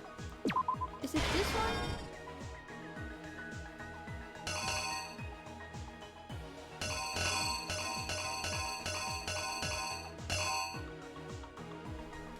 Okay, guys, help, because I have no fucking idea. Because I'm really confused. Yes, Alex, please look it up.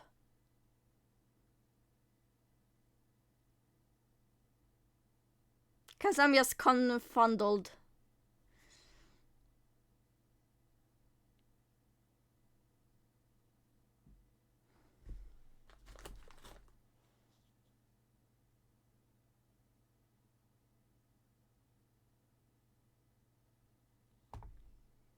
In order, okay.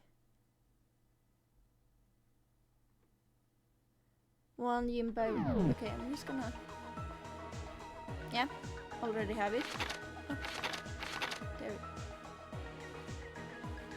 Yeah. E-handbook used on card reader.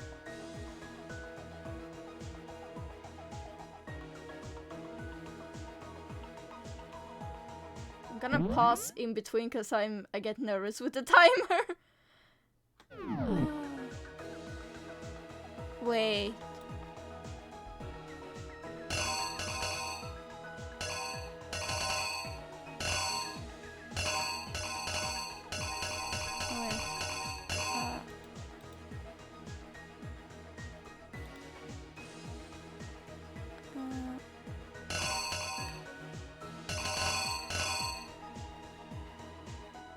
This is the one.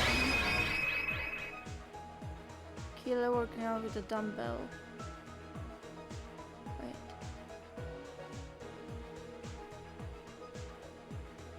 Killer.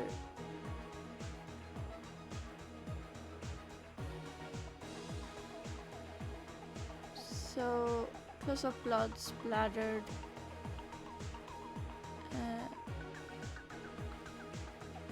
Taking off poster ball. Red girls in locker room. Killer print.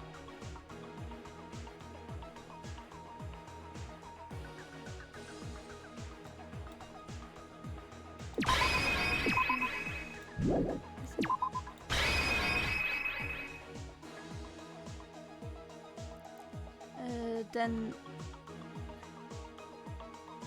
extension core, bloodlust, steam room. Okay, I think here's this exactly what happened. With bag in hand, Chihiro headed out, even though it was officially nighttime. She made her way to the locker room, specifically the boys' locker room. But how could the victim, who was apparently a girl, access the boys' locker room? I get Simple. nervous now. Because she was really a he. Which is why he was able to use his own e-handbook to gain entrance to the boys' locker room. Once inside, he met with someone there. And the person he met was the one who killed him.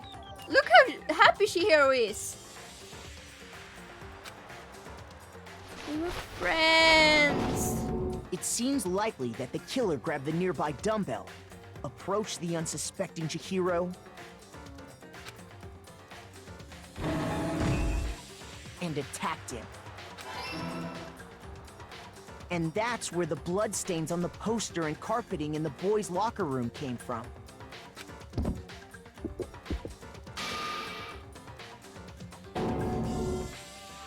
It was likely in the heat of the moment. The body was arranged, but the murder itself felt unplanned. Which is why the killer hurried to try and hide the act. First, pulling up the bloodstained carpet. Then, removing the bloody poster.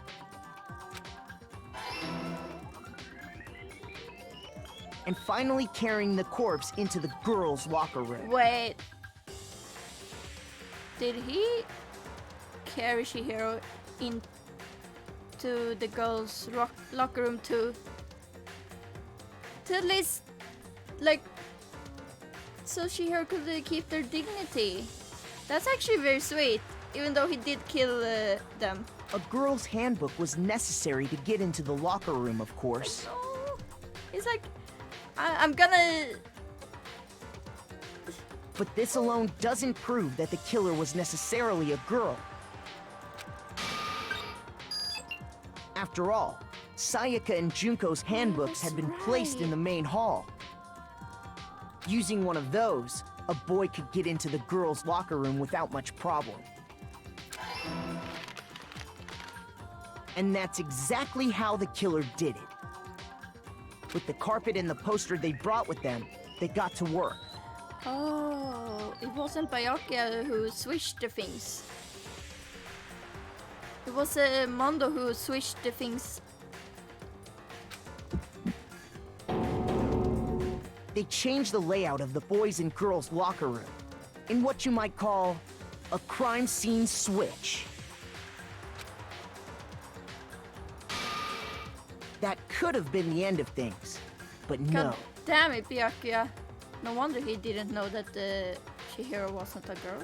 Byakuya discovered the body and decided to intervene in the situation. Yeah, making things even more complicated. You made it so complicated. So, after stumbling on the crime scene... Welcome to This Wasn't Necessary, but he did it for no reason at all. He went and grabbed the extension cord from the library. And then he got to work. Oh, He used the cord to string up Chihiro's lifeless body. that was not necessary.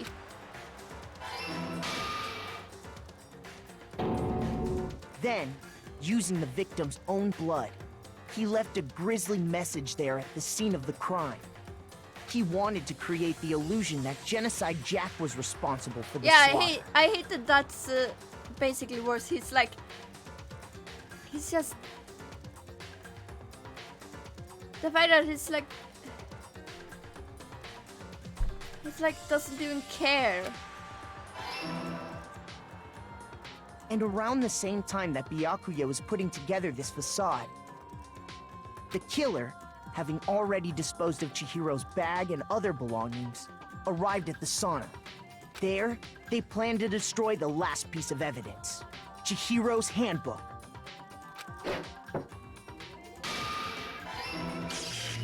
And just as the killer expected, the steamy sauna was enough to ruin the electronic gadget. Somehow, the killer knew that the handbook couldn't stand up to the heat of the sauna. And the reason they knew that is because the sauna had already wrecked their own handbook. I don't like this. And that's how it all played out.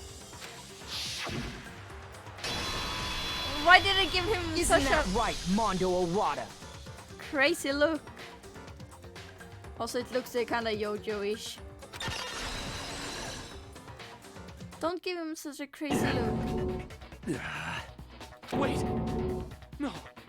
This can't be right! Where's your evidence? Yeah! Where's your evidence? He's in denial. You need evidence! You need proof! Yeah, alright, so Mondo, why? Without any proof, you can't pin any of this on him! Yeah, Mondo, why the fuck did you do it? That already revealed itself earlier in the trial. If you can somehow show where Mondo's handbook is right now, everything will become clear. Okay. Let's talk a little bit about fever time and nega time. Okay.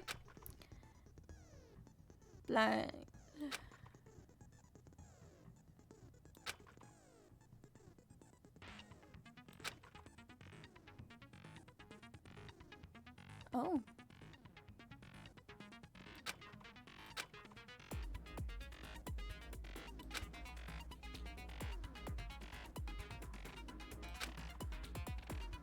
Oh, no, nega time.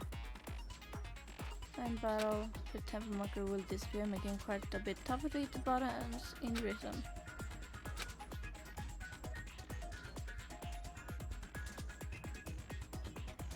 Can you not do that to me? Oh. Oh. Of course. My difficult setting is set to kind. I should have set it to gentle. I actually didn't realize you could change it to kind. Show me some evidence! You're wrong! I won't listen! I refute you! False! Show me some evidence! I won't listen! False! I refuse to vote! Show me some evidence! You're wrong! I won't listen! I refute you! False! Show me some evidence! I won't listen! False! You're corrupt!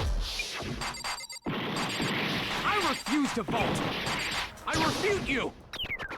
False! You're corrupt! Show me some evidence! I won't listen! I refuse to vote! Show me some evidence! Oh, I did it. Show me some evidence! This should prove it! Oh, I did it. God, I hate that I did that. God, that was annoying! I hate rhythm games! Thinking so far is right, Mondo must have replaced his broken handbook with Leon's. In which case, we can just check each of our handbooks right now. Once we do that, we'll...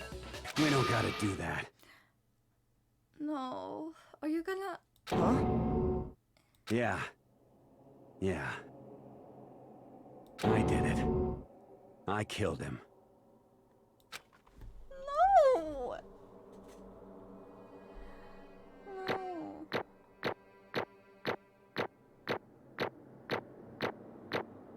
Wow, I got an A. I hate that. Nice. I got some coins. Bro, what are you saying? I just got an achievement called What's a Mistrial? And I hate that. I got no choice, man.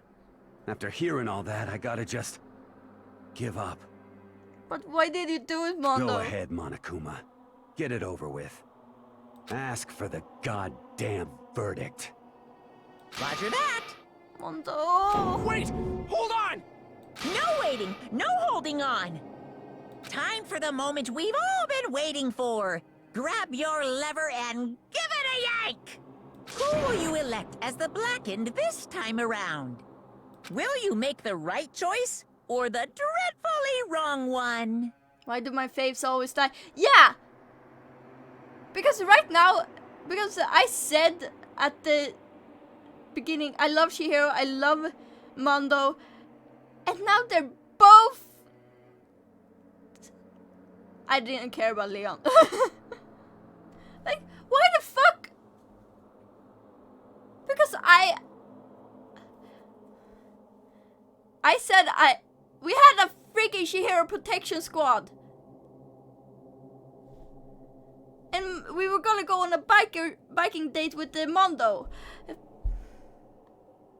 What's it gonna be? What's it gonna be?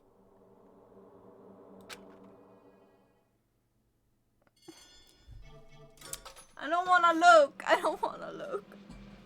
I don't wanna look. No. I really don't wanna look.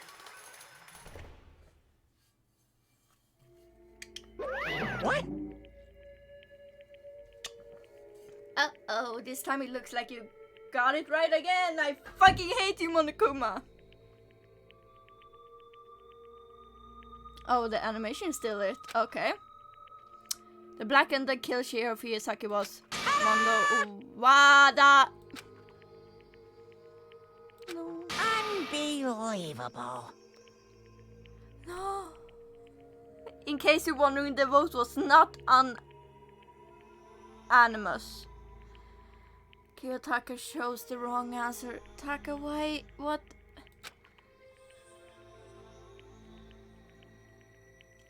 You're treading very close to the danger zone, Mr. Ishimaru. You need to be more careful.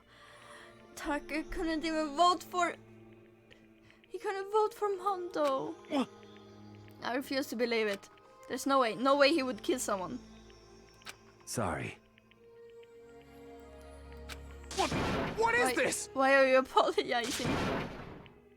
Why? Why did you do it? Now then.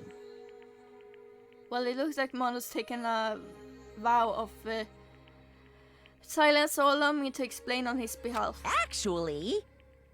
The story of the murder this time is the sad story of two men. Thanks for the fourth wall break. Oh, but for anyone who doesn't really want to hear it, you can hit the control key to fast forward the text. I want to hear it though. Anyway, there was once a young boy, and his name was Chihiro Fuyusaki. They had an extreme inferiority complex regarding their own lack of strength. You're so weak even though you're a boy. They had heard things like that as long as they could remember, and they couldn't overcome their weakness. On the contrary, they tried to hide and bury themselves further and further into that weakness. To take on the fragile form of a petite young girl. They had chosen that as their way out. Now nobody will be able to say anything about even though you're a boy. But no matter how tightly they wrapped themselves up in that shell, the inferiority complex had already taken root deep inside of them and was not so easily weeded out. As it turned out, the shell was completely empty. The complex didn't disappear, instead it only grew stronger and stronger. I'm weak. Weak, weak, weak, weak, weak, weak, weak, weak. Once the killing game had begun here at the school, they had no choice but to accept this fact. After all, this world is survival of the fittest. If you're not strong, you don't survive. And then the lovely and hateful Monokuma announced the revealing of the embarrassing secrets. Which of course includes Chihiro's embarrassing secret, which I was more than willing to divulge. Even though they dress us like a girl, Chihiro is actually a boy. Hey, And that was... How is that embarrassing? I feel like it's not embarrassing. God. Like, it's not embarrassing. And that was something Chihiro couldn't let anyone find out, no matter the cost. If that was revealed, it would be the end. The hardened shell would crack, the armor would fall away. Without a doubt, those around them would torture them more than ever before. Everyone figured that being thrust into such a dilemma must have sent them spiraling into despair. What? And yet... I'm sorry. Sorry, I don't really want to talk about it right now. But...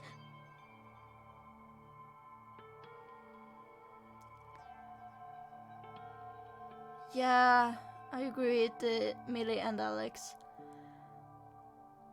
But I also don't want to leave things the way they are, so maybe I can talk about it later. Wait, did you tell your secret to Mondo? After I try my best to become strong, then I can tell everyone.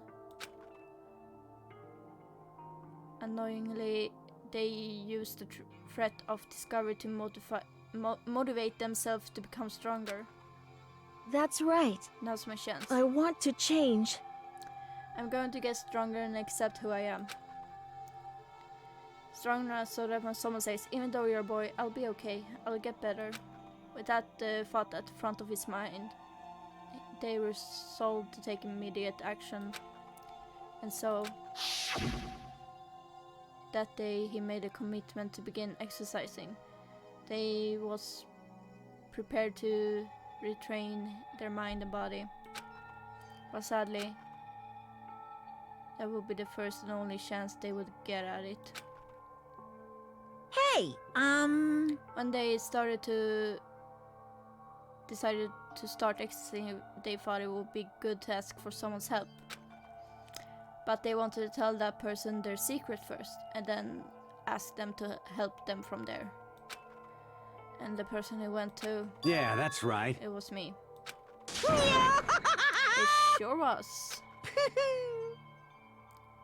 The biker gang fella had been painfully clear about how important his manly promises were.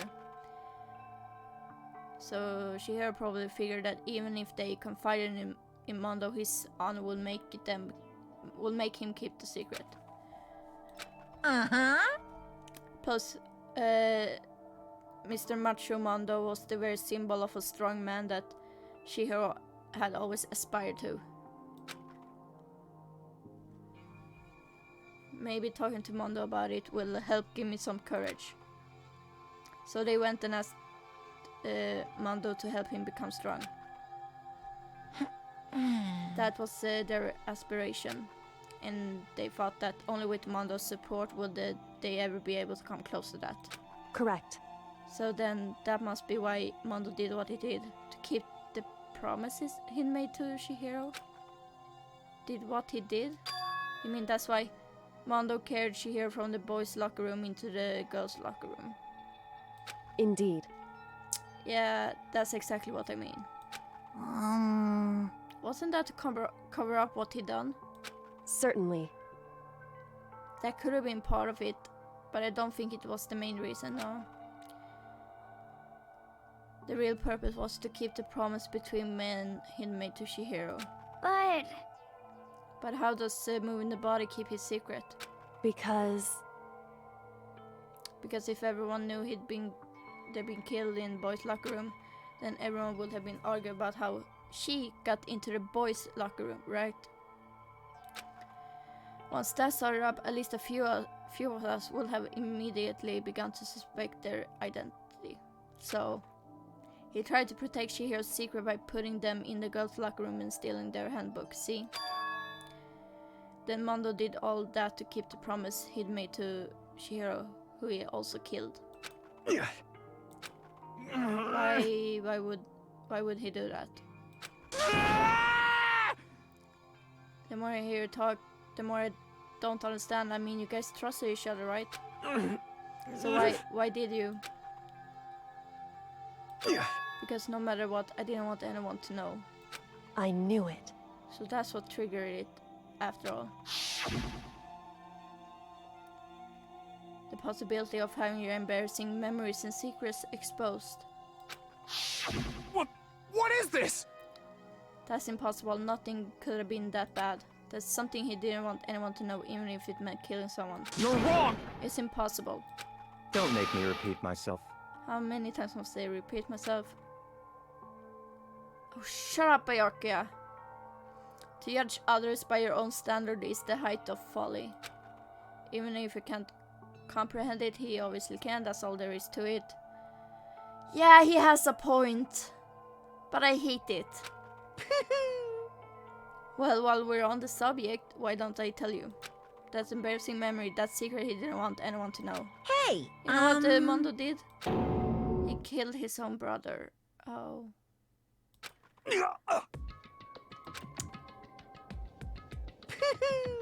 Mondo, the ultimate biker gang leader, makes all the hoodlums and riffraff across the country tremble. But the only reason he had the chance to join a gang in the first place was because of a certain someone. Mondo's older brother's name was Daya Owada. Mondo had nothing but respect for him. It was because of Daya that Mondo even ever got on a motorcycle. Mondo's brother was his only family growing up. He was the only one Mondo could trust or respect. He wanted to measure up to his big brother, so he imitated him in everything he did. Mondo was the epitome of the starry-eyed kid brother. Meanwhile, the charismatic older brother had put together a local motorcycle gang. Yeah, he looks like Yosuke but in white. And before anyone knew it, it had grown into the biggest biker gang in the country. Daya, the older brother, number 1 in the gang, and his number 2, his younger brother Mondo. In the beginning, everything was peaches and gravy. But when Mondo started to think about how he would have to take over the gang from his brother someday, his brother's greatness, his reputation, began to gnaw on Mondo's very soul. The kid's gonna take over for Daya, huh? Daya created this gang with his bare hands. Mondo's just along for a ride. Can someone like that really be our leader? All that... Aaron, I see you are playing The Forest. Wow, I can't believe it. All that I do is make the gang look bad. Almost every day, Mondo heard the gossip and whispers of the other members of the gang. Which is why... I gotta get stronger than Daya.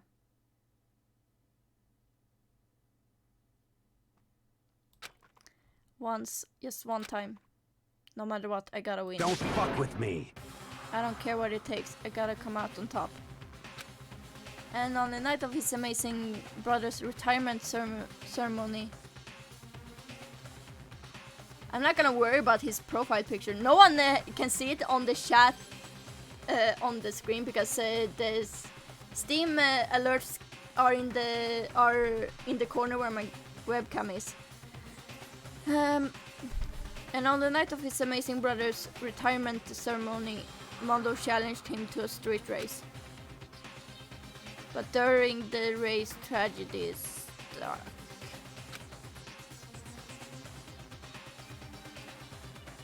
The kid brother pushed ahead with reckless abandon, eager for victory, and dashed into oncoming traffic. But suddenly...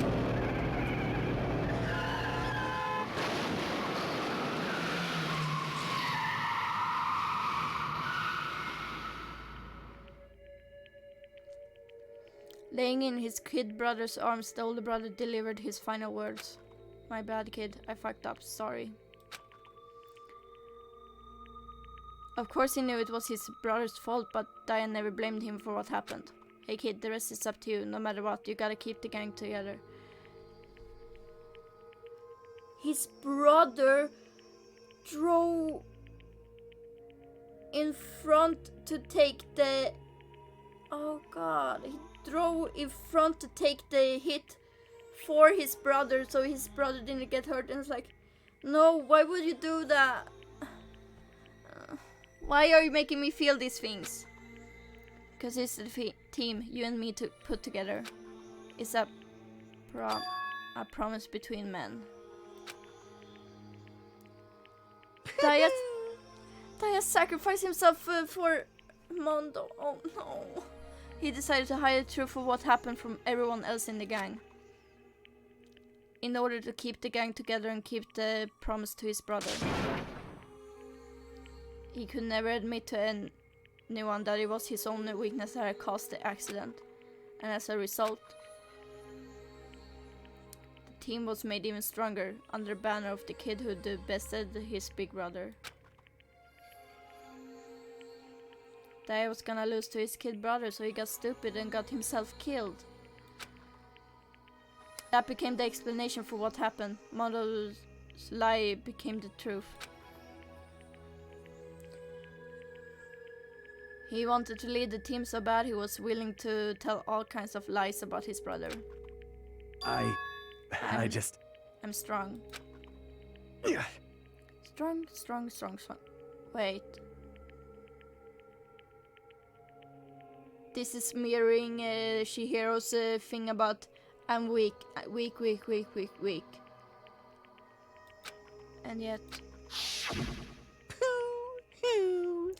As soon as our killing game began, he realized, no matter how tough he pretended to be, he was just another weakling that could die in an instant. Hi, I hate this game. And then the hateful Monokuma announced the revealing of the embarrassing secrets. At that point, it was clear I would have no problem shedding light on his secret. Mondo killed his own older brother. But I don't think he didn't do it like it was his own brother who sacrificed himself to make sure Mondo didn't get hit. Yeah. No matter what, I couldn't let the other gang members find out. If that happened, everything would have been ruined. Everything me and my brother had worked to create would have been destroyed. His death, all the guilt I've been carrying around it, all would have been for nothing. So that's why I Mondo. Yeah. After I saw what Monokuma had on me, my head filled up with a kind of fuzzy uneasiness and just started swirling around. I never felt anything like it before. I didn't know what to do about it. I wasn't sure what to think or say, but after a while, that fuzzy uneasiness turned itself into a rock-hard lump of anxiety way down in my stomach. And it was right around then that Chihiro asked me to start working out with them. And right there, they told me a secret. Seriously, Jesus. I'm sorry. I'm sorry I lied to you. Yeah. But why? Why now are you telling me this all of a sudden? Huh? Because, I mean, you kept that secret all this time, right? If anyone found out, you would... But... You're right, but... I want to change. I wrap myself in lies. I'm weak. I want to destroy that version of me forever. Their words were like a knife in my gut. I felt like he was... I felt like they were exposing a lie I've been living myself. Oh no. I have to change. I don't want to be weak anymore. You're so strong, it can't hurt you, right? Oh. Whatever secret Monokuma might tell us. You piece of... So what? You're saying I should just say it? What? What? You're saying if I really am, I should just be able to tell everyone my secret? Huh? I was jealous. Oh no. I was jealous of Chihiro's strength. Oh no. They had the strength to face their own weakness, to try and overcome it. It was the kind of strength I've never had. So I was jealous of them. And that jealousy broke me. What? Are you making fun of me? I'm strong. Are you fucking with me right now? No! I'm not making fun of you. You really are strong, Amando. I felt like I could hear something starting to creak. Something inside my head. What did they want me to do? What was I supposed to do?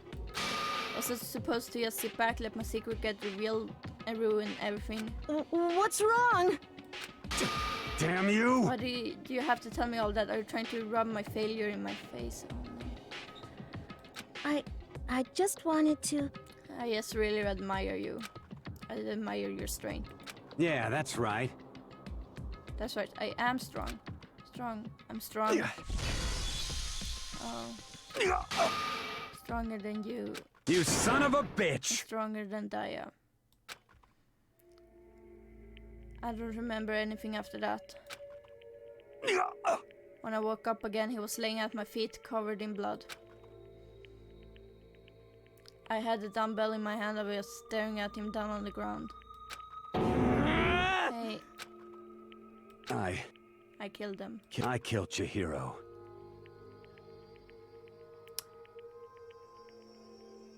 Even after all this time, I'm still just as weak as I've always been. No. And thanks to that, I did something I can never take back. No, I feel so much remorse. God, it feels so bad. Mondo. He was normally so aggressive, so angry. He hid that the weak side away from everyone. That was his secret. A weakness like that lived in a heart like his, and it turned him cold-blooded. God damn it. Look at him, you see, you're all just like him. For a secret from the past, for a memory. For that, he killed another living human in cold blood. He couldn't cut free of his regrets from the outside world. He doesn't know what true strength is. Do you see hope anywhere in there? Cause I sure don't.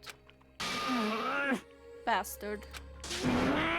Yes, shut up, you son of a B-word. Go ahead, say that again, I dare you. Yep. Okay, I'll say it as many times as I want. It's what I want to say, but unfortunately I can't do that right now because time for punishing is fast approaching. Punishing? It can't be. You mean execution? Well now. That's what I promise you, right? The blackened that disturbs the peace will be punished. Ridiculous. Hold on. Now then, I've prepared a very special punishment. For Mondo Wada, the ultimate biker gang leader. No, wait. Let's give it everything we've got. It's punishment time! I said wait. Sorry, man. I couldn't keep the promise we made. From one man to another.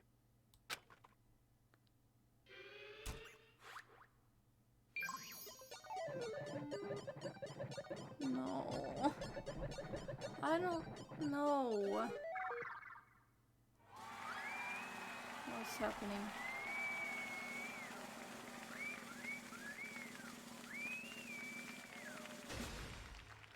god.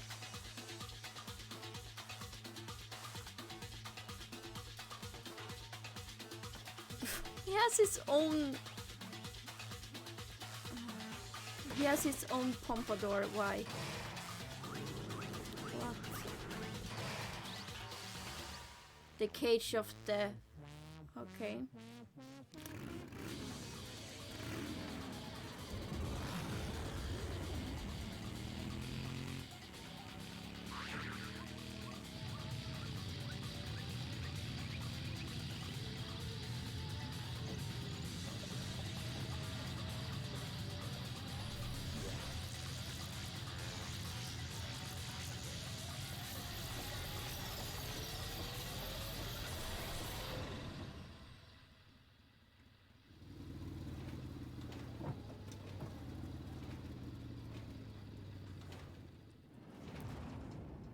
Oh.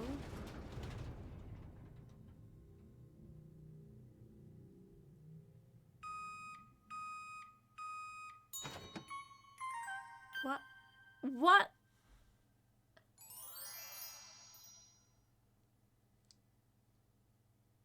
Wait a moment! What?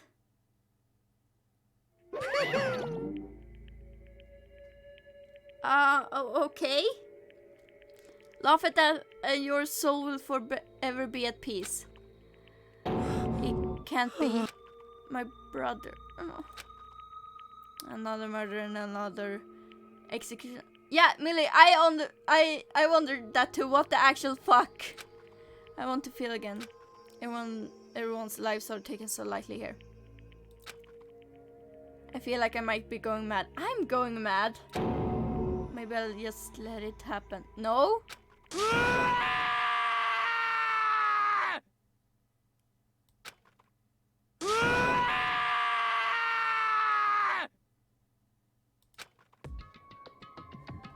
Okay, that hurt. As Taka's sad screams invaded our skulls, we were each forced to realize once again. But of course he had to.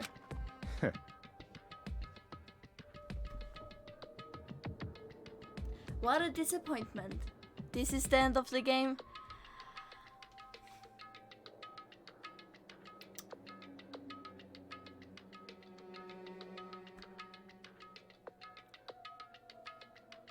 Can someone sew his like lips together or like tape them together or something so he can't talk, or like cut out his tongue so he just can't talk? But yeah, okay. What is this? You're completely insane, you know that. A game, one of our friends is dead. Do you realize that? Naturally. Of course I do, because this game is life or death. Hey. I don't have anything to say to you. I don't have a response except that. However, I just don't understand why. Why did you go out of your way to disguise Mondo's crime? What? Why? Isn't it obvious? Because it made things more interesting. His voice was calm, emotionless, like the voice of death. It chilled me to the bone. Last night when the murder took place, I was in the library as usual. Honestly. So you ignored the nighttime rule too. The rule never mattered to me. I don't recall agreeing to it. Oh, shut up. There is nothing to be done. Well, I don't particularly care. Please continue. The night grew late and I decided to return to my room, which is when I stumbled upon him. I spotted Mondo coming out of the girls' locker room. After he'd gone, I looked inside and saw the corpse. What? You mean you actually witnessed the murder? Oh my fucking... He was such a fool. He didn't have the slightest idea that I'd seen him. Well... So you're saying you knew who the culprit was from the very beginning? That's right. Indeed. But if that had been the end of it, how boring would that have been? I mean, what a waste of time to have the answer revealed right at the beginning. Which is why I decided to lend a little helping hand. I thought it would liven things up. You did all that to liven things up. I see. So after hearing about the genocide yak from Toko, you decided to use that to create the fake murder scene. But But damn man, if we hadn't figured out who really done it, you would have been dead too, right? Yeah! Well, obviously I would have revealed the truth before it reached that point. Oh my. That would have been so fucking reckless. Of course. Bayaka turned and looked me in the eye. I could feel his sharp eyes piercing into me. Thanks to a certain remarkable someone, it never did. And I was able to perform an interesting experiment. Interesting. Once I do decide to become blackened, I now know who I'll have to watch out for. What? Correct. So that was your reason.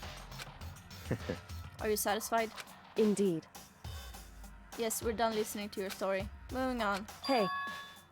There's something I'd like to ask Monokuma. Bayaka, someone is going to kill you for being a dick. Yes. What's this? Oh, I'm up next. You like to perform these elaborate executions each time, correct? My question is, why? Do you like them? But you know, this punishment, this despair, it's not just for you. All this punishment, all this despair is my gift to mankind itself. What? You're over-exaggerating. I am not over-exaggerating. These punishments are meant to transform all hope to despair. Damn. What do you mean? Huh? Mean? What the heck? Mean. Damn it! Good grief, I don't understand why you have to pick apart every little stupid thing. Wow. Whatever, it doesn't matter. In the end, I'm going to stand alone as the victor and then everything will be revealed to me. Someone is gonna kill you for being a dick. Ooh, how exciting! And the noble son of a noble family, truly you understand me. I think this is the start of a terrifying era of friendship. That's enough. Shut up, I will never stoop to the level of a childish criminal like you. Let me just say this. After I achieve complete victory, you're up next. I'm going to find you and kill you, understand? Oh! In the name of my family. In the name of the Takami family, for which victory is a foregone conclusion. You're getting all riled up! Oh, so cool, it's like you're the main character of a video game or something. No trash mob for you. It's like it's trying like, oh no, Makoto is the main character, I'm gonna be the main character. I swear whatever it takes, I will kill you. Temper, sounds like someone needs a nap.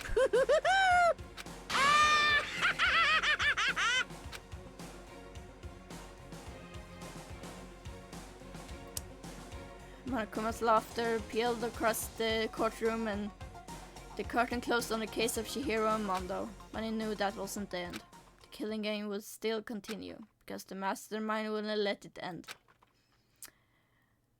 For those of us who were still alive, our worst fear and despair kept on multiplying. It was the kind of despair that felt like a blind puppy in hell that had more of a future than us.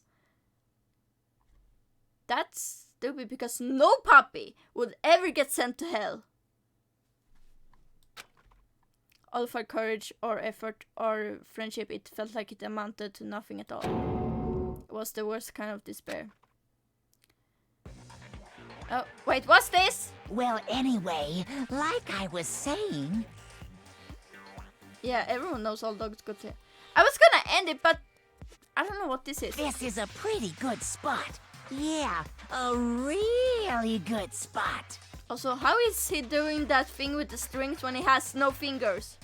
Anyway, isn't it amazing how that girl went and killed someone before things even had a chance to get boring? Yeah, magic. Once things really get moving, it'll be like a roller coaster. There won't be any stopping it.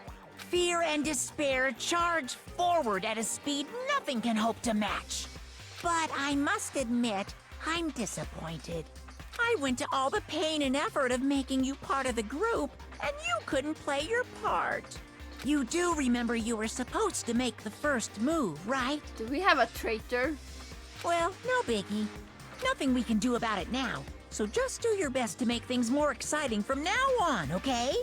After all, That's what everyone wants to see. What? There's one thing I'd like to ask you. As long as you don't want to know my measurements, fire away. Okay. Who is it? The 16th high school student, I mean. Ooh. My, you really took me by surprise there. I know I said you could ask anything, but super denied, ultra denied, demonic denied. Because you see, that's my ace in the hole. And nobody be dumb enough to reveal that, right? No matter how close they were to their friends. I'm just saying it, the ace in the hole is gonna be relevant later on. I just want us to remember it because I'm gonna forget it, but it's important to remember it.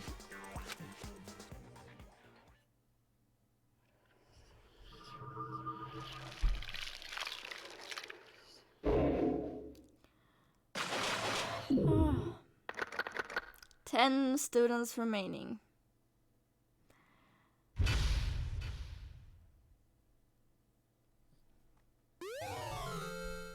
Crazy diamond oh. I got an achievement called 2 of a kind.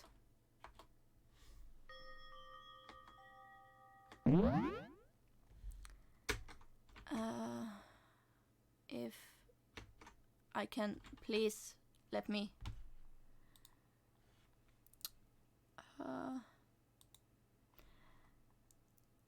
I have no words at all about what just happened, cause I don't fucking know what just happened. Have I mentioned that I'm not okay? I am officially not okay at all. Yeah, this game. This motherfucking game. Why is it trampling all over my feelings like... Oh, I'm gonna do... Oh god, you can see how horrible my skin is. Sorry, I get sidetracked. This fucking game is just trampling all over my feelings. It's just like they're taking my heart, putting it in like a pressing machine or whatever, and just squishing it. Have I mentioned that I'm not okay? I'm not okay. I'm very much not okay. I really did love Chihiro. Like Chihiro,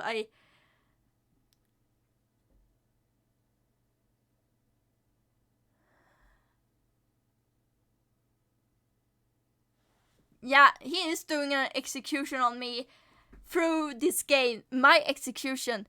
It's just me having to suffer through my favorite characters dying. And like the remaining favorites I have is like... I know I love Taka. I really do like Celeste, but she can be a bit of I kinda like Byakuya, but I don't really... Sometimes I really don't like him, but I like him. I really do like Toko. I like Kyoko too.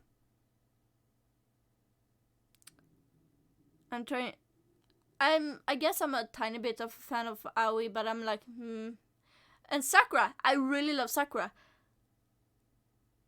Yeah, I think that's... Hero is also kind of cool. But like, I swear to God, if they kill any more of my faves, I will riot. I will riot. Because I'm just like, Because I'm not okay. I'm not okay. I'm just... I know I'm dragging this on. But I feel like I'm just gonna... Fucking hell, I almost started crying. Because I was feeling so much stuff. And... I'm not okay. I'm not okay. I'm just gonna keep talking about how I'm not okay. Okay. Also... Normally I do stream on the first days, but I won't be streaming on first day because that's New Year's. And I'm like, I'm too tired to do that. As I will probably die before I will like just fall asleep before the New Year's. And I'm like, Also, yes, no one is okay. So the next stream will be next Monday, which is the 4th of January. And that is when we actually bring back Hades. So we're gonna go back to having Hades on Mondays and then Danganronpa on Thursdays.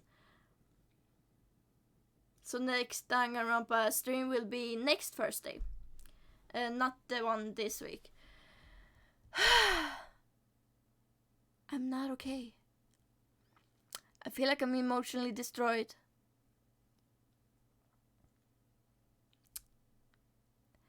Anyway, that's it. This stream got longer than necessary because the fucking trial was so fucking long. But anyway, thank you everyone for watching. I need a moment to feel my own despair. So anyway, thanks everyone for watching, and I will see you next time I stream. You can also